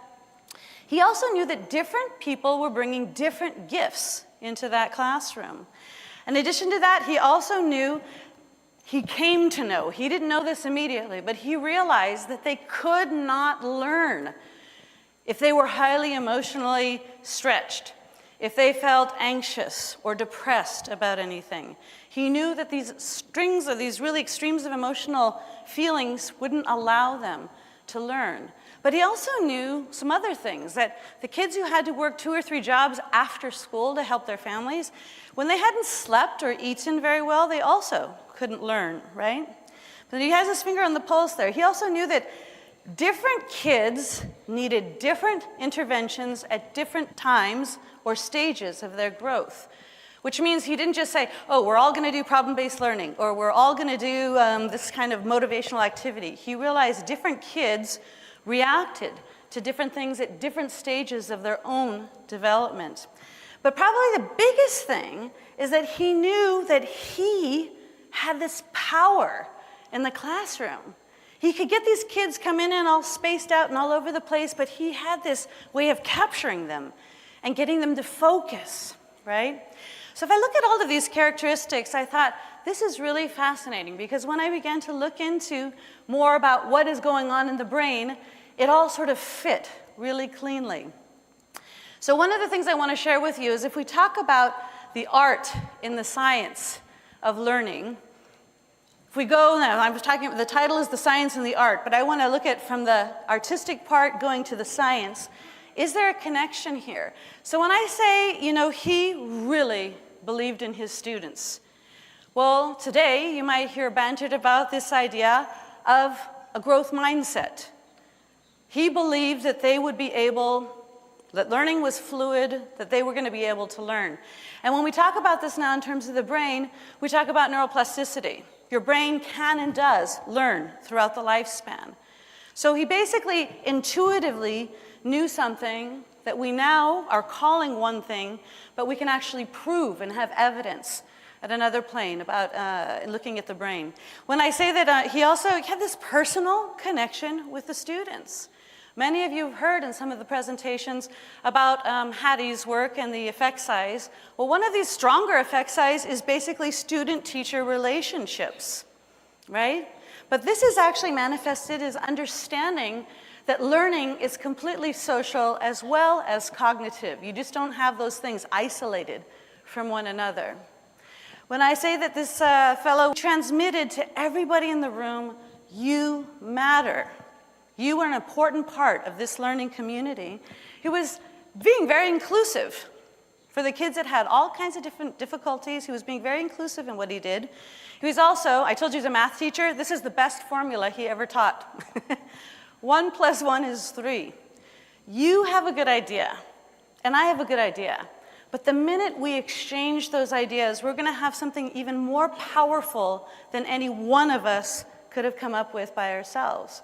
And he let the group know that. And he also took advantage of what we now call theory of mind. The way people begin to know who they are is by knowing the other. The more I know you, the better I understand myself. So these things are maybe common terms you've heard of now, but this is actually manifested in this general concept of understanding that all brains are unique, but in addition to that, a great appreciation for human variance. Different people are going to be bringing different things to the table, and that's really important because each of those different kinds of pieces is going to help us create that bigger vision of what it is in our learning dynamics of the classroom. When you talk about the idea that he valued the histories and the background of those kids, he didn't lament that they're not all the same. Oh, you know, this kid is coming from this background, this other background. Some other kids, this kid has lost 2 years of school already. This other one still doesn't speak enough English to be in his class, but he's got to now learn higher math or whatever it is. He understood their backgrounds. And this is when we talk about understanding the kids well enough to be able to teach an authentic learning context. He was able to create math problems that fit their reality. That's authentic learning. But this also means, from a neuroscientific perspective, that we understand and appreciate that all new learning passes through a filter of prior experience. There's nothing that you will learn that's new that your brain doesn't first say, well, it's a lot of energy to learn. Let me first figure out, do I already know something about this? And all of you who are great teachers, you all really realize that if a person is learning something totally new, the best way, if they can't really grasp or relate it to something that's prior experience, you use an analogy. Analogy, something that's an analogous situation, something that parallels the new concept. That's the #1 best way of helping a brain learn that doesn't have any idea about what you're talking about, especially related to math. So he understood that. He also understood that different kids needed different things. This is now called differentiation in our schools, right?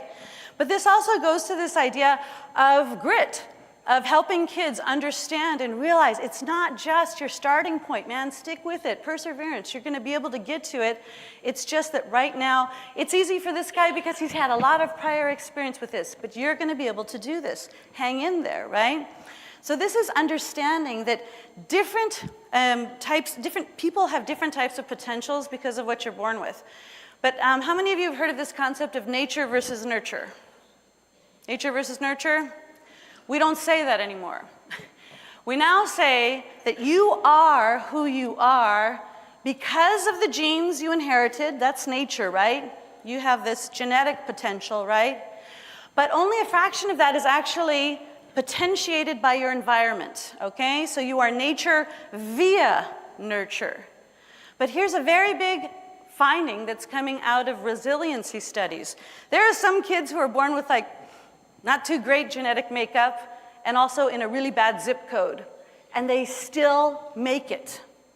So in resiliency studies, the big idea was to try to figure out what is playing there. It's not nature, it's not nurture, what's going on? So now we say nature via nurture plus free will. You get to choose what's going to happen. You get to maximize your own potential. And this is one of these very big, powerful things that maybe back in the 60s wasn't naturally intuitive, but I think it's something that my dad really had his finger on. In addition to that, he knew that students could not learn if they had these really extreme emotional states, if they were sad, if they were angry, if they were depressed, if they were anxious, or if they felt bullied and intimidated. If we understand that, we also understand that there's a very big connection between the mind-body connection, right? You guys know the difference between emotions and feelings? And an emotion is something you can't really control. It's of the body. It's a hormone, a neurotransmitter, a chemical that will release, that will make your body have that tight knot in your stomach, or your fist feels like punching somebody out or whatever. Whereas the feeling is of the mind.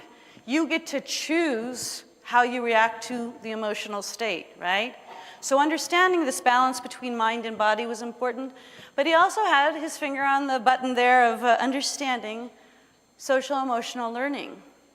And this gets to a very big point that we now understand in neuroscience, is that cognition and emotion are inextricably linked.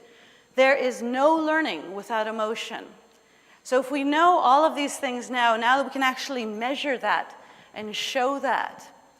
But the very powerful thing is if you can help teachers understand what is that exact kind of trigger that makes that kid feel that way or have that emotion, how can you now help him feel in a different way? And he also knew that he could not, the kids could not concentrate if they were distracted with something, or if they had not slept or eaten well. So also of the mind and of the body. And this leads to a very interesting idea, which I hope is filtered to your schools. We think we have an epidemic of ADHD in our society. What I think is we have a real big problem with sleep hygiene. When you look at a kid and you diagnose and you say, what are the symptoms of ADHD? And then you look at the symptoms of not sleeping enough, identical. So we quickly diagnose and say, this kid has an attention problem. Well, he can't pay attention because he hasn't slept well, right? So this gets us to sort of rethink the way we diagnose things. And the big idea is to begin with the physical. Has the kid eaten well? Has he slept well? Number one. Then from there, if you could say, yeah, he has. Okay, now let's go to the psychological. Are his parents fighting incessantly at home and he's totally distracted because they're about to get divorced? Is it psychological? Then, if none of that's in play, then think about the neurophysiological. Could it be he has a chemical imbalance that's actually causing him to have some kind of an attention problem? But you don't start with drugging that kid. You start off scaling it up. This is a different way to think about how we diagnose things. And this is because my dad really understood something that I tried to express to you about writing, that there is no learning without attention and memory. And attention and memory systems are extremely fragile, and they're impacted by a lot of things in the environment. How well we sleep, how well we eat, our emotional states, all of that influences whether or not we're able to learn or not, okay? He also knew that they had to be totally focused to learn. Learning math problems, especially out of context, how does the quadratic formula fit into my life in the barrio, was really hard for a lot of kids, right?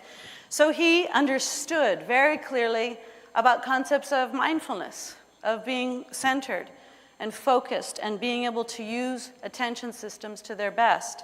But this also is now being measured through something called the default mode network or the default mode mechanism. We can actually see in the brain what happens when it's slightly quieted and it's focused. So we can now measure some of the things that were intuitively part of the way people teach. And he also knew that different tools were helping different kids at different moments, was what we talk about as far as differentiation is concerned. But he also understood the cycle. Learning is not A to B, and it happens really quickly, okay? It's almost like taking a step up a spiraling staircase where you do 2 steps forward and 1 step back, and 2 steps forward and 1 step back. Because there's something happening in your brain. It's called synaptic pruning, where you're actually refining neural pathways as you go forward with the information. So this means that appreciating the general cycle of learning. It's not just that a kid, but he knew how to do this yesterday, what's wrong with him today? The truth of the matter, that's totally normal. A consolidation of the information as you go along, reconfirm it, use it in a new context, solidify it, prune it. Now I have this refined neural pathway. It makes it quicker to be able to react, right? So we know that there are constant changes in the brain. How many of you have ever taught a little kid how to read, or an adult? Have you ever taught anybody to read? A room full of 2,000 educators, and nobody has taught anybody to read. That's what's going on in Hawaii? Oh, no, okay. Okay, we got a couple of you there. You weren't a parent? Yeah, okay, okay, so have you ever noticed that when you teach somebody to read, right? You teach them symbol to sound, you sound out words, you animate stories, you put your fingers on the words, you do all this days and weeks and months. And one moment, he reads. Did he learn to read in that second? No. there are at least 16 different neural pathways that need to be primed before that kid can actually read. And when they're all ready, then he can read. So one of the bigger ideas that we have here is that appreciating this learning cycle and also understanding there are constant changes in your brain, but most of them are invisible as far as behavior is concerned. So some of us get totally frustrated, right? It's like, oh, I tried this, I tried that, I tried the other thing. This kid's really dense, he doesn't get anything, right? And you think, oh, what is wrong with him? The truth of the matter is you are making headway. You are slowly but surely creating what's necessary to have all of those neural circuits ready so that somebody is able to then execute a behavior or an activity or understand how to add or read or whatever it is. But it's very complicated. It's not just like I do one thing, it results in something else. I have to reinforce multiple pathways before that kid will learn to read. So this is understanding and appreciation that there are constant changes, and to understand that cycles are not A to B. They're very much sometimes going backwards, and that's totally normal, right? I guess the big and final point is that he knew he could change the mood. He knew that he could have kids that came in sad or angry or ready to beat each other up, and then he could have them in the same room and he could make them work together. He knew, I'm going to ask you guys a quick question. Do you think that you smile because you're happy, or are you happy because you smile? Yes. Both things. So interesting. We know that even like blind babies will smile, so it's an innate thing. When you feel pleasure, you'll smile. But your brain is now so connected to the idea when this combination of muscles is happening, that means I'm happy. So basically, you can make yourself a little bit happier by smiling. But the other thing we know is that when I smile at you, the likelihood is you're going to smile back. And when I see you smiling at me, that makes me even happier, right? So he knew this without anybody telling him the neuroscience. He knew that his mood was contagious. And this gets to the point as far as the brain is concerned, it's called contagion or cognition. First, you have to know what's going on in your brain, what's going on as far as the atmosphere, and then you have to be able to manage it. Am I aware of these social interactions and what it is that is happening here? And then can I actually manage that? Can I change that? And that's really at the heart of all of emotional intelligence or social emotional learning, is actually understanding what is the social dynamic that we have, how is it that we interact with each other, and the dynamics of the classroom. So standing back from that, basically it's sort of like maybe an over-analysis of what I think was great teaching. My dad was a great teacher, you can leave it at that. But I believe that teaching is teachable. And so having people understand what leads to what is actually happening in your brain is a very powerful tool for teachers to have, okay? So why should we overanalyze this? I want to ask you, how do you start questions? What are the words you can use to start a question? How, why, who, what, when. So if all of these are the types of words we use to start questions, I think Sugata said this yesterday, there's some level of questions that if Google or Siri or Alexa can answer it, it's kind of low-level information. It can be found somewhere, right? The joy of learning really comes in being able to tackle these more complex questions, things that are more critical and creative. And so actually getting to the theory of why, if we can ask why and how things work, how is my brain really doing that? I was just at the Punahou schools and Kamehameha schools and loving when you have interactions with kids, they ask the best questions. The best questions. And usually it is. I want to know just how sometimes the memory gets in there and sometimes it doesn't. Brilliant. How does my brain make a memory? Brilliant question. Because they figure if now I know how to do that, what would I do better the next time? How will I approach that learning a different way? So when we talk about the past, maybe 50 years ago, we really were acknowledging this is great teaching, what we do, and what we call it. Okay, that's important, and that's telling us basically what works, right? So if I say that my dad believed in his students, and we now call that, understanding and fostering growth mindsets, that's very good. And a lot of you are going to be happy to stop there. But I'm going to extend this invitation to some of you who are willing to sort of go beyond just tell me what to do next in the classroom, tell me an activity. And those of you who want to go to the why questions, if you know how your brain works, then you understand why it works. And once you know why it works, it empowers you to now make better choices about the activities and the interactions you have in classrooms, okay? So this is kind of the push to get you to why ask why. And this is very philosophical debate. Like we have all these articles from like the 80s, talking about the heuristics of attributional research. My own personal theory is much more aligned to Elmo. You ask why because that is what the brain does.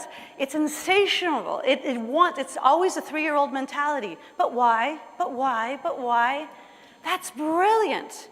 And if we can sort of recapture that in our own formation as teachers, that's really the essence of why we all became teachers, I think. At least for me, I became a teacher because it's the closest thing to being an eternal student. It's so cool to learn new stuff, right? So hopefully we can recapture that, and I can convince some of you guys to tip in this direction. So in summary, then I'd say basically, the essence of great teaching has not changed that much. I think that my dad would still be a great teacher right now if he was still teaching, because the things that he did, that artistry, I think are still valued. What has changed is our better understanding of what influences student learning outcomes. So we now have more longitudinal studies. For example, education is only about 150 years old, but now we can actually compare whole cohorts of kids who grew up and some who did something and some who didn't do another. For example, those who did brain gym and those who didn't. And we follow them for 14 years, and we realize there's absolutely zero difference in their abilities after they've gone through that program. So this informs decisions about what we choose to do and how we spend our time in our classrooms.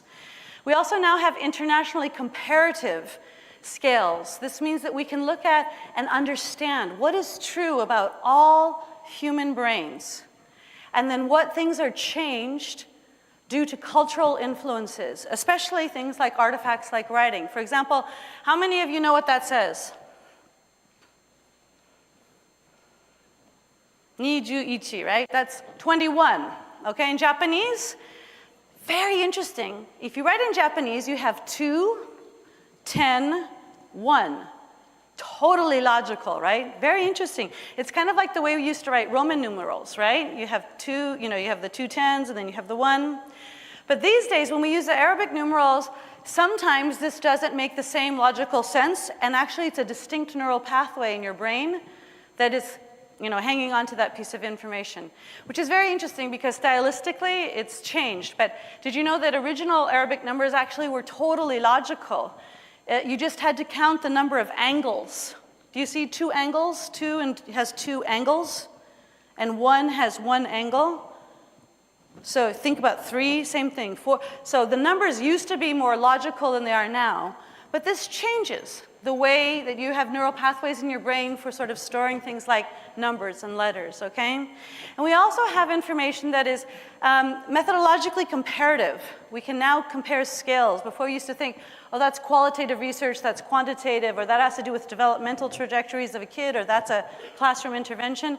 But now, thanks to this wonderful work of John Hetty, you're able to actually compare very different things and look at their effect sizes. What is really worth doing in classroom settings? So the idea would be to understand the things that do harm, try to stay away from the things that are just developmental. If you just sit there, you're gonna learn something because you're gonna mature, and your brain cannot not learn. Your brain is gonna take in something even if you do nothing else. Or having just, an average teacher, or really having exceptional teachers. We can now look at this and make decisions about the types of things we incorporate into our classroom activities. So this means that I'd like to propose to you now a change in education that incorporates mind, brain, and education science. And I say that we need to do this now is because we've been trying for about 150 years to figure this out, and we haven't quite mastered it. Is there anybody here who is really sure that they maximize the potential of every single kid in their classroom every year? We haven't really mastered this craft yet, right?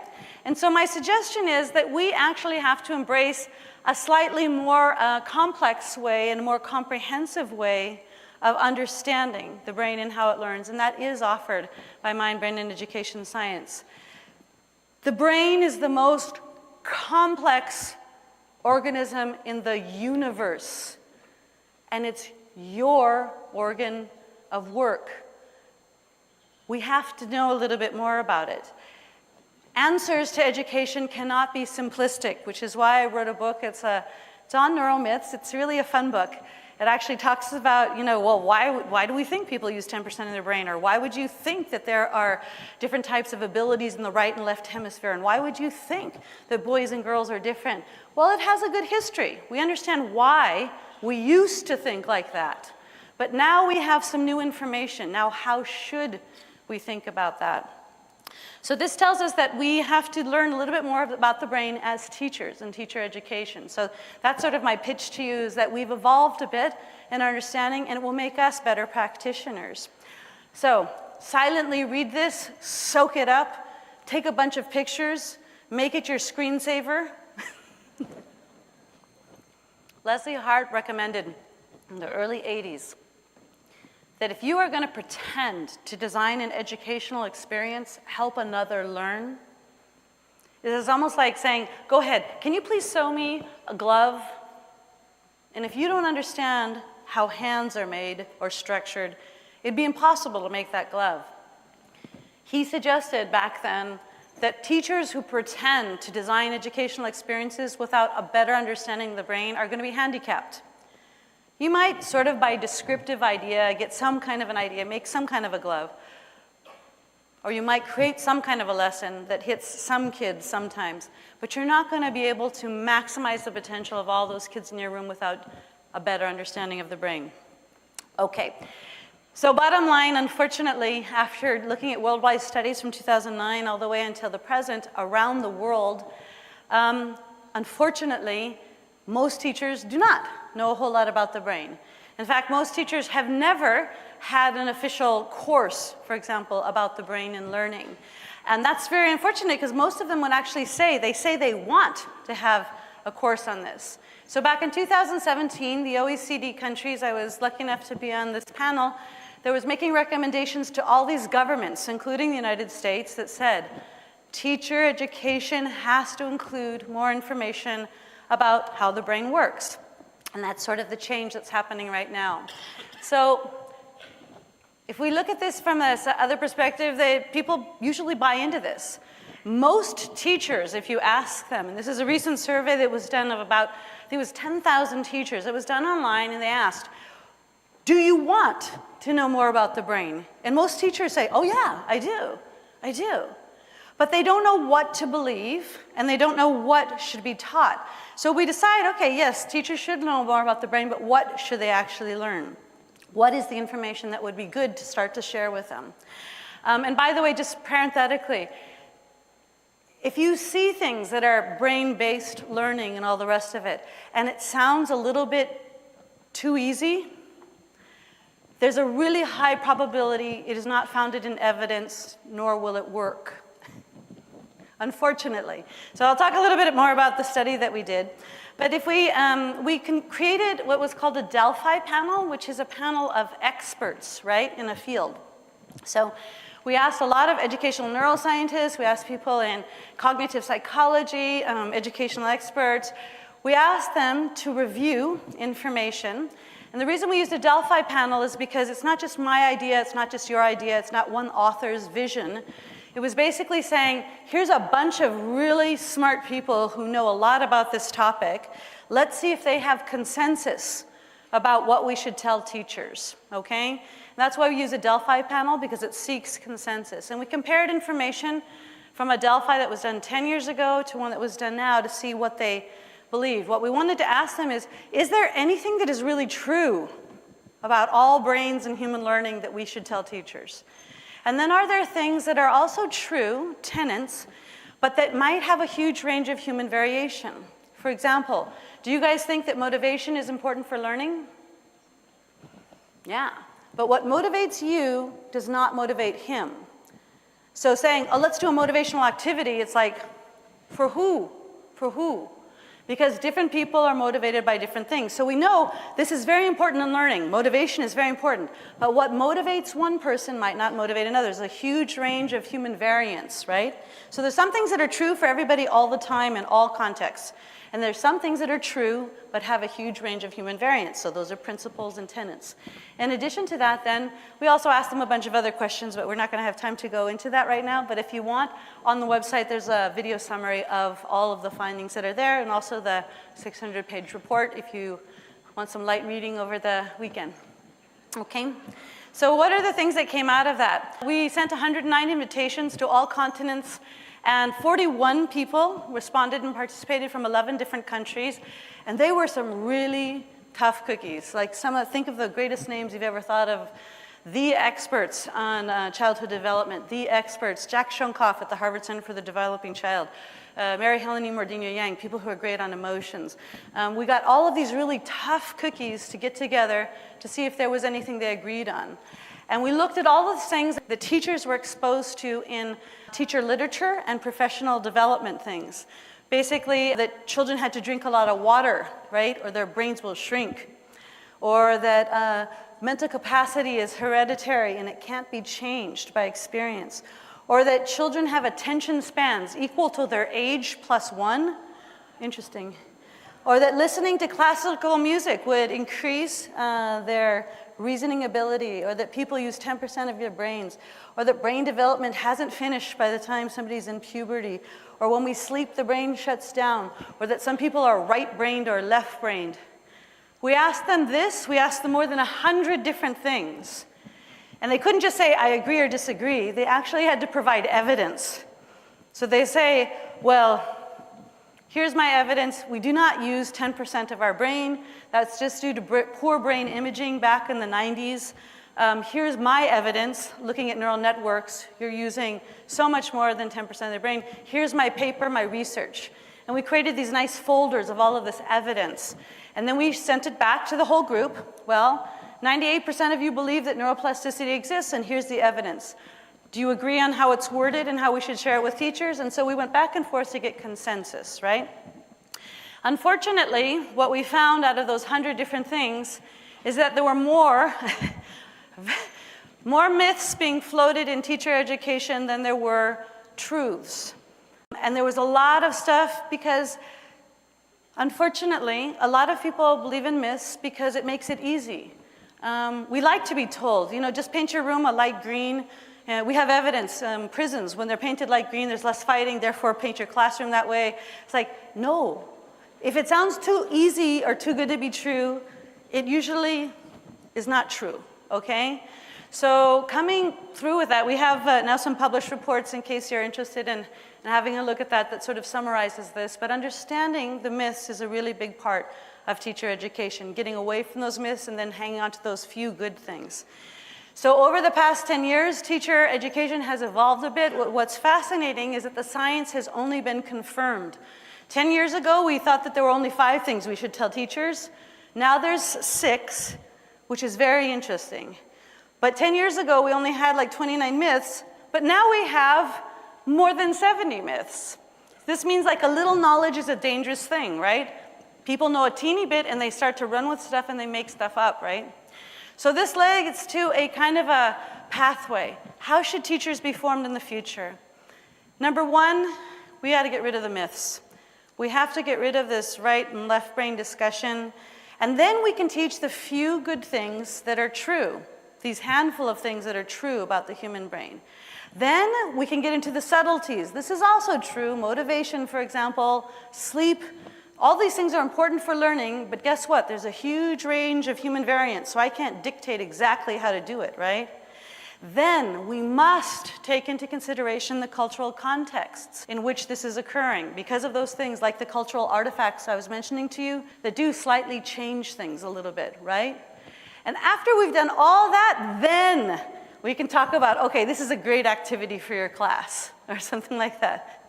But we shouldn't jump to say, what should I do? I want to do brain-based stuff. Tell me what to do. Again, a little bit of knowledge is a dangerous thing. We're going to talk about some of those myths in just a second. But this means actually embracing things that come from all of the learning sciences. This means understanding a little bit more about how nutrition influences learning, or how sleep can change potential to learn. And also understanding things about what's going on in people's brains are working a little bit differently. Every single person's. Now, what's going on in this kid's brain, right? Understanding a bit more about neuroscience and psychology. And actually reaching this midpoint, everybody is studying how the brain learns.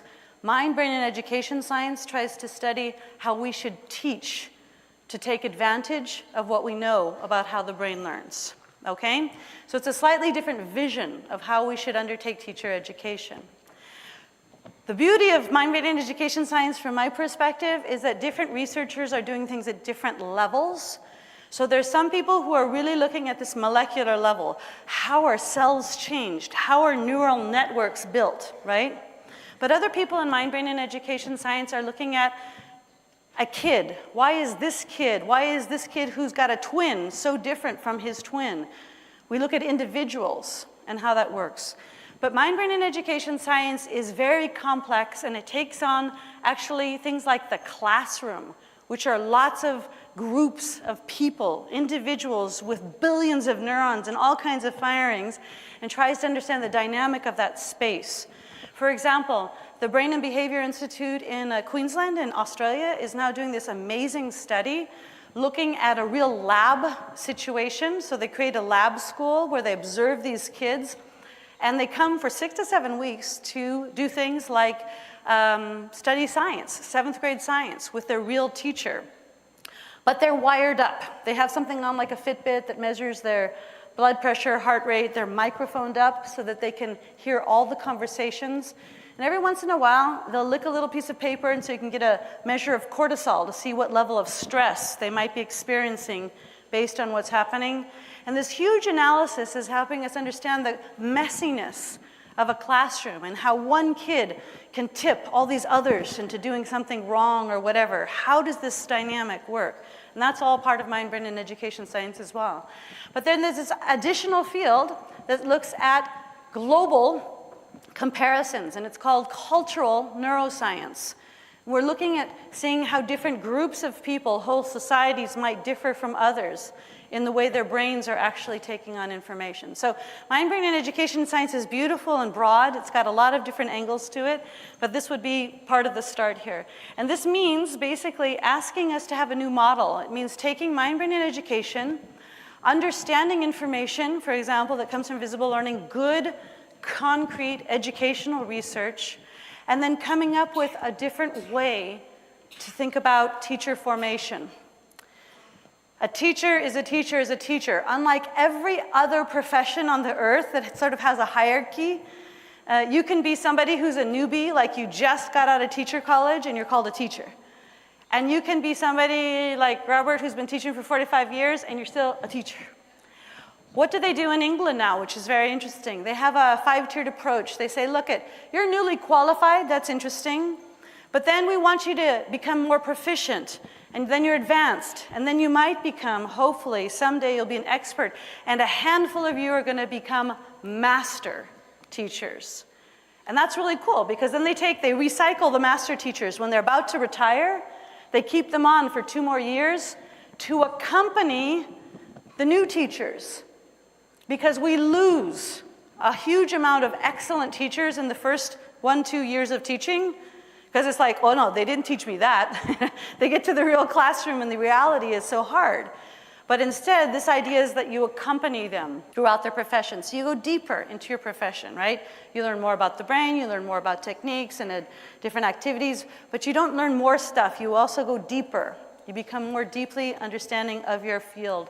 And this means moving from education to actually now becoming learning scientists. And I just want you to take 1 second to think to yourself, am I willing to go there? Many teachers say, look, I'm happy, I'm a teacher, just, I don't want to get into that whole brain stuff. And that's okay, that's okay. But I just like to put out the plea.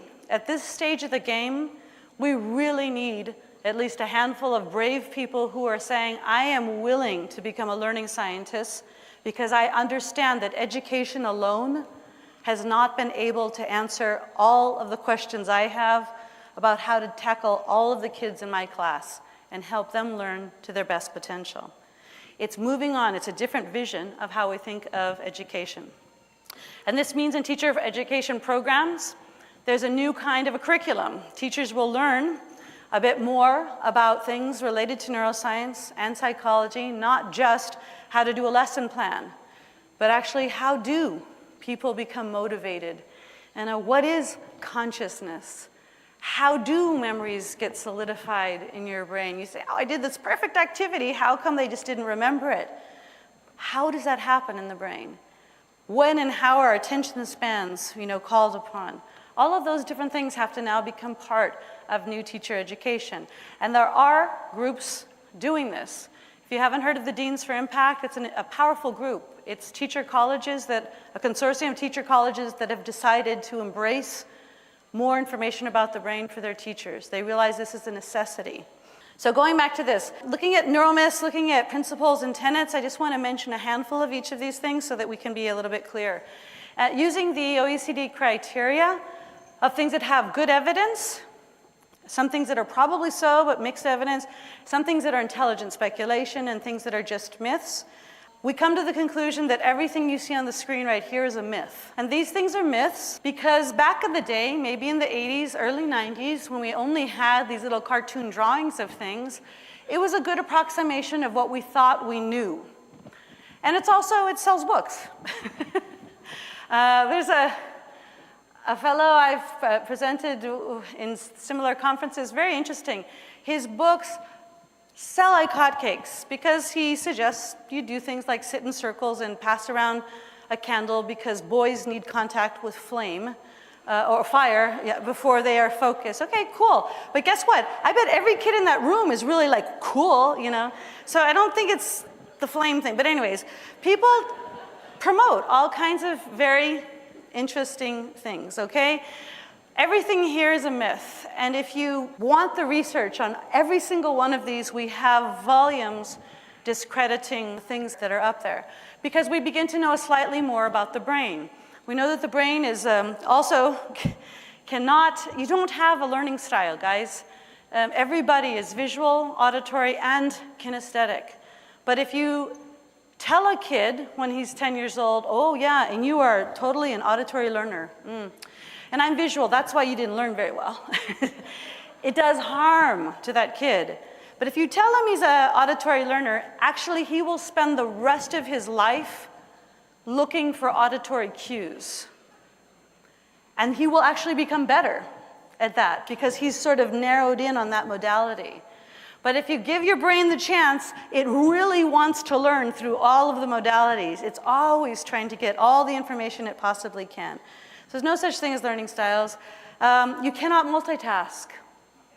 Ta-da! All of you who think that you are now correcting homework and listening to me, you are not. Your brain can only do one heavy cognitive load thing at a time, okay?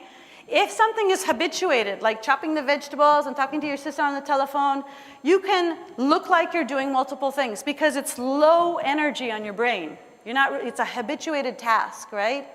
But if even one single high cognitive task occurs, like your kid runs in with a bloody finger, or your sister starts to tell you something really traumatic on the telephone, you have to stop everything because your brain pays attention to one heavy cognitive load task at a time, okay?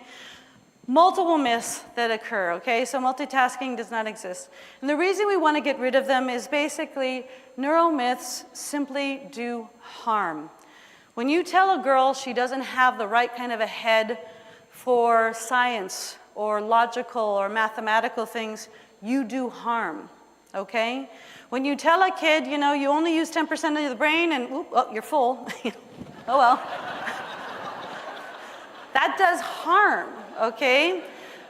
So we want to get away from this because of the reason they do harm. And now we have this more complex understanding. You can measure the brain, how it works electrically or chemically or by oxygenation or different types of increases in white matter tract. All of these different things are ways that we can measure the brain. And this kind of beautiful complexity, even if you're not attracted to brain scans, makes you appreciate just one thing. I want you to hopefully write this down. Your brain does not work by saying, oh, let's stimulate the reading part of your brain, or something like that. Or math or logic is in this part of the brain, or whatever. It's actually composed of incredibly complex networks. There is nothing your brain does that's only one hemisphere or another. It is always an integrated system, always, okay? So now, I don't know if any of you have seen these newer scans from the Connectome project, but the Connectome project actually combines all of these different types of neuroimaging. It shows you the electrical, the chemical, the white tract, it puts them all together so that we can have a more complex appreciation of just how the brain really works. And based on all of this information, we can now say, okay, yeah, maybe there is a node. A node means a place in the brain where the signal passes through multiple times during a specific activity. Maybe there are specific nodes, but that's not where language is. That's not where reasoning is. It's not in a single part of the brain. That's called localizationalism, and it kind of went out of style in about 1895, okay? We don't talk about this piece of your brain does X, okay? It's a much more complex system of different types of networks. And one of the brilliant things that we've been working on, for example, with the Punahou teachers and literacy, is if teachers can understand there's at least these 16 networks that have to be primed. When the teachers understand that, they become better at analyzing and diagnosing what the problem the kid has, okay? So they realize, is this really a working memory problem, or is it semantic recall? He doesn't remember the meaning of the word. Or is this a problem that he's not able to combine all of the symbols correctly? So he's not a fluid reader, but what does that mean, right? So breaking those down into their smaller parts, we can make more accurate interventions in our classrooms, okay? So based on this information, I want to ask you guys some quick true or false. And they're not really true or false because there's no such thing as truths in science. There's just more evidence or less evidence. So it's really, is this really strongly evidence-based, or is this probably so, or is this intelligent speculation? For example, it's intelligent speculation to think that men and women's brains are different, because from the outside they look a little bit different. But there's just not enough evidence to say that there's any difference. There's only about 5 physiological differences in the brain, and there's no studies that show that that actually manifests itself into different behavior. There's a lot of studies on hormones, definitely, that changes behavior. And men and women share the same hormones, but in different proportions. But it's not because their brains can't do something. So maybe there's only one study on children showing that there's a slight advantage to boys learning spatial activities, but if you give girls 4 repetitions of new training, they do it better than the boys. So it doesn't really matter. There's no dominance of skill sets based on gender. It's an intelligent speculation, but it's just not true, okay? So I'm going to give you a couple of questions, and I'd like you to tell me where it falls. Is this true or false? So test your own knowledge about the brain, okay? Human brains are as unique as human faces. First of all, what does that mean? Ask the person at the table next to you if you think you agree on an answer to that. Human brains are as unique as human faces.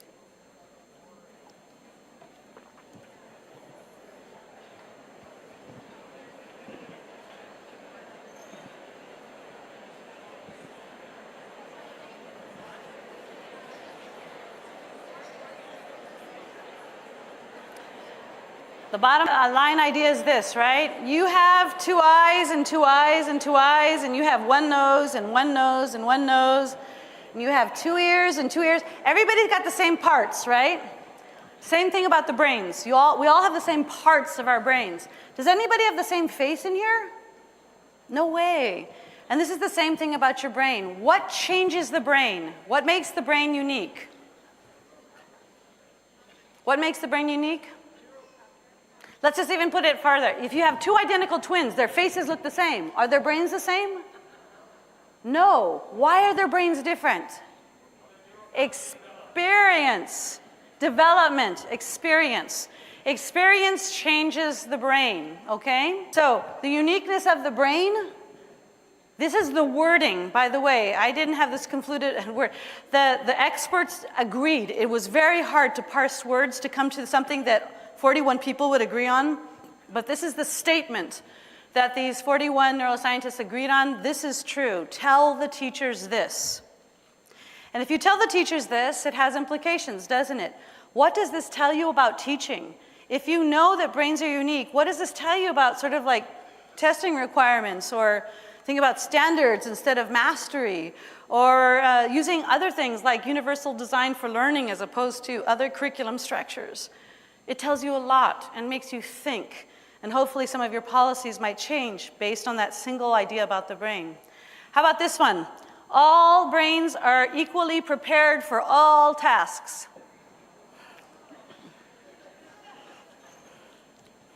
No, this goes to the point based on the different potentials, right? Thanks to the good genes you got from your parents, thanks to the wonderful environment you grew up in, some of those genes are potentiated, and thanks to your own decisions about what to do in your life, you have different potentials for different types of things, different activities. Now, if you know that's true, what does that tell you about teaching?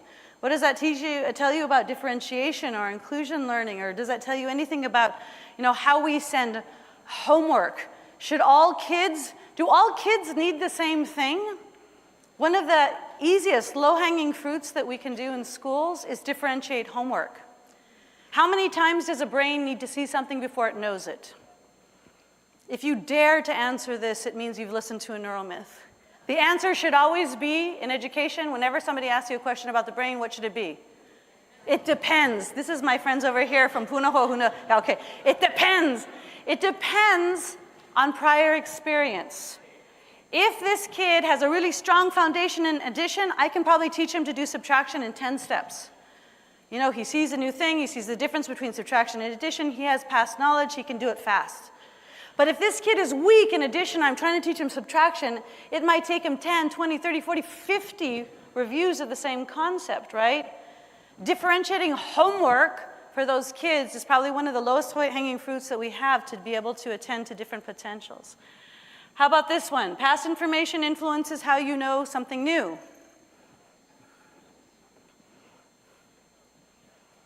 Absolutely. Your brain is so smart. It does not want to expend energy where it doesn't need to. So the first thing that your brain will do is that we'll look and try to understand, what do I already know about this? Before it tries to learn something new, it first passes through the filter of prior experience. And this is huge. If you write nothing else down, write this down. The more you know, the more you can know. Because things pass through the filter of prior experience, the more experiences you have potentiate different types of connections, which means at some point you could connect things to other things that you might not have connected before. The more you know, the more you can know. And all new learning passes through the filter of prior experience, okay? We need to know our students well enough, though, to take advantage of that. How about this? The brain changes constantly with experience. Do you believe that? Absolutely, and usually this occurs, though it can occur beforehand, normally changes occur at a molecular level before you see it in behavior. Remember the example of the kid reading? A lot of these changes are slowly occurring in the brain before you actually see the kid has done something that shows you an activity, that he has actually learned something, okay? What about plasticity? You guys all buy into the idea that your brains are plastic? Yes? When does your brain stop learning? When you die. Very good, yes. You learn until the day you die, okay? And this is a really big and an important idea to take into consideration. Many people think, oh no, it's all downhill after adolescence, right? Oh no, it's too hard to learn when I'm an adult. Guess what? There's some truth to this. The energy it takes to learn something new when you're older is slightly more because you basically have to unlearn an awful lot of things before you have the new learning. So it's almost twice as much energy because you're having to decouple things.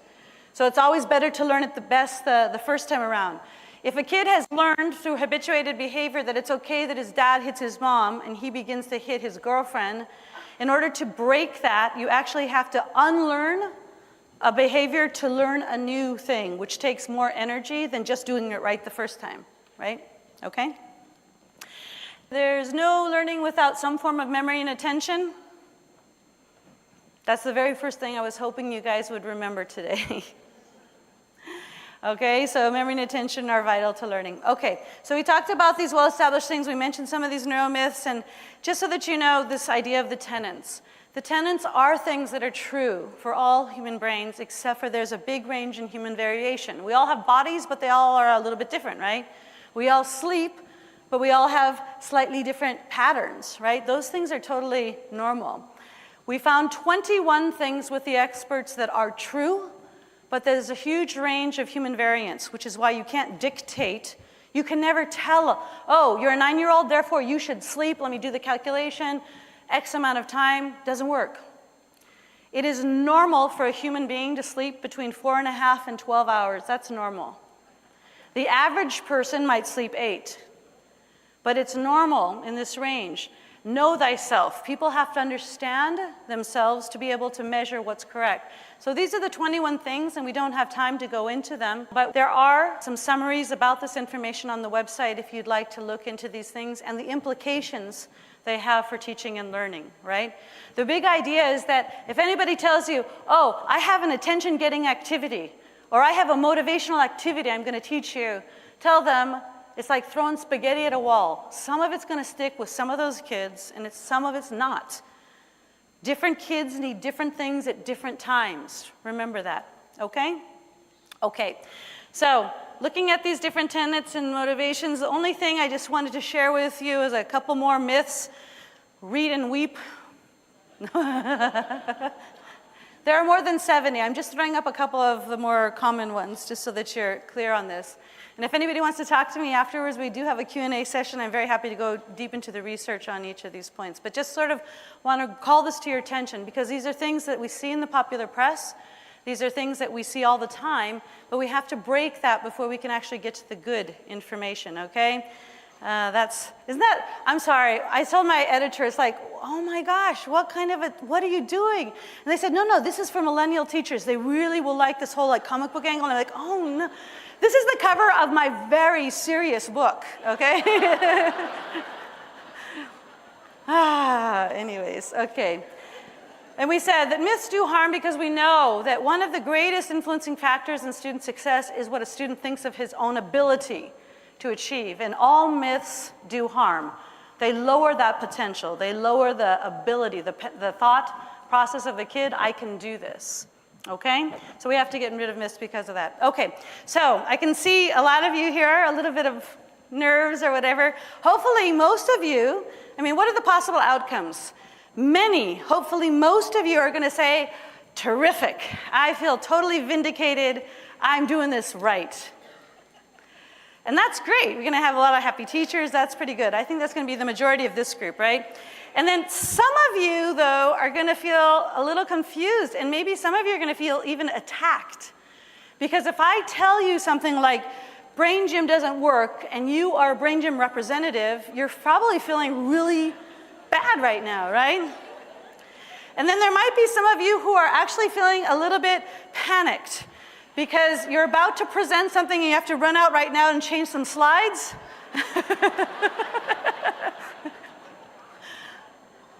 I presume this is going to happen, but what I really hope happens, and I was always taught, instead of saying the word but, you should always say and it doesn't really change the meaning. It's much more positive. Is that true? I don't know. And I hope that everybody leaves. 100% of us are going to leave with this kind of tickle about feeling, oh, this is cool, but I don't really get it. And that's a healthy confusion, right? And that it leads to intellectual curiosity, and that hopefully that intellectual curiosity will lead to better knowledge. But the whole idea is this: it doesn't stop at knowledge. There's a big saying in Latin, right? To know is not enough, right? Knowing stuff is cool, but it actually means nothing in our profession. You can know a lot of things, but unless you operationalize it, unless you use it, unless you take advantage of it, it makes no difference to our profession. So to know is not enough. You have to go beyond knowing and actually buy into doing something. And I would recommend, if you guys have the chance, this is the penultimate slide here. There's a very simple thing that all teachers could do, and I don't think we realize this. Did you know that teachers do more experiments in one day than a neuroscientist does in their entire life? Did you know that?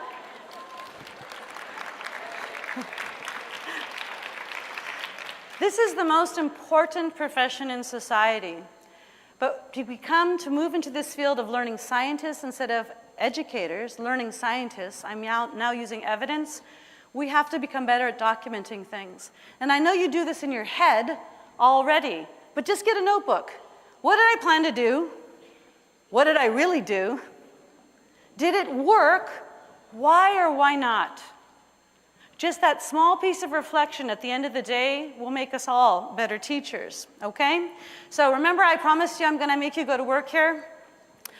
I don't know if I did or not, but I will feel successful if you can tell me, I learned these 3 things. At least I learned 3 things, okay? And there's 2 things I wanna know more about, and there's 1 thing I might change. Can I give you 1 minute of silence before I wrap this up? I would like you to do it now, because if you stand up and walk out of this room without writing it down, I promise you, it's gone by lunchtime. Please write it down right now. 3, 2, 1. 3 things you didn't know before, 2 things that you're curious about now, and 1 thing that you think you're gonna change about your professional practice based on the information we shared today. And then I'm gonna give you my 4 big ideas, and we can compare notes, okay? And it's totally not cheating to talk. Did she really say whatever? Oh, did you get the same thing? I mean, it's okay to talk. That's part of learning. 1 + 1 is 3.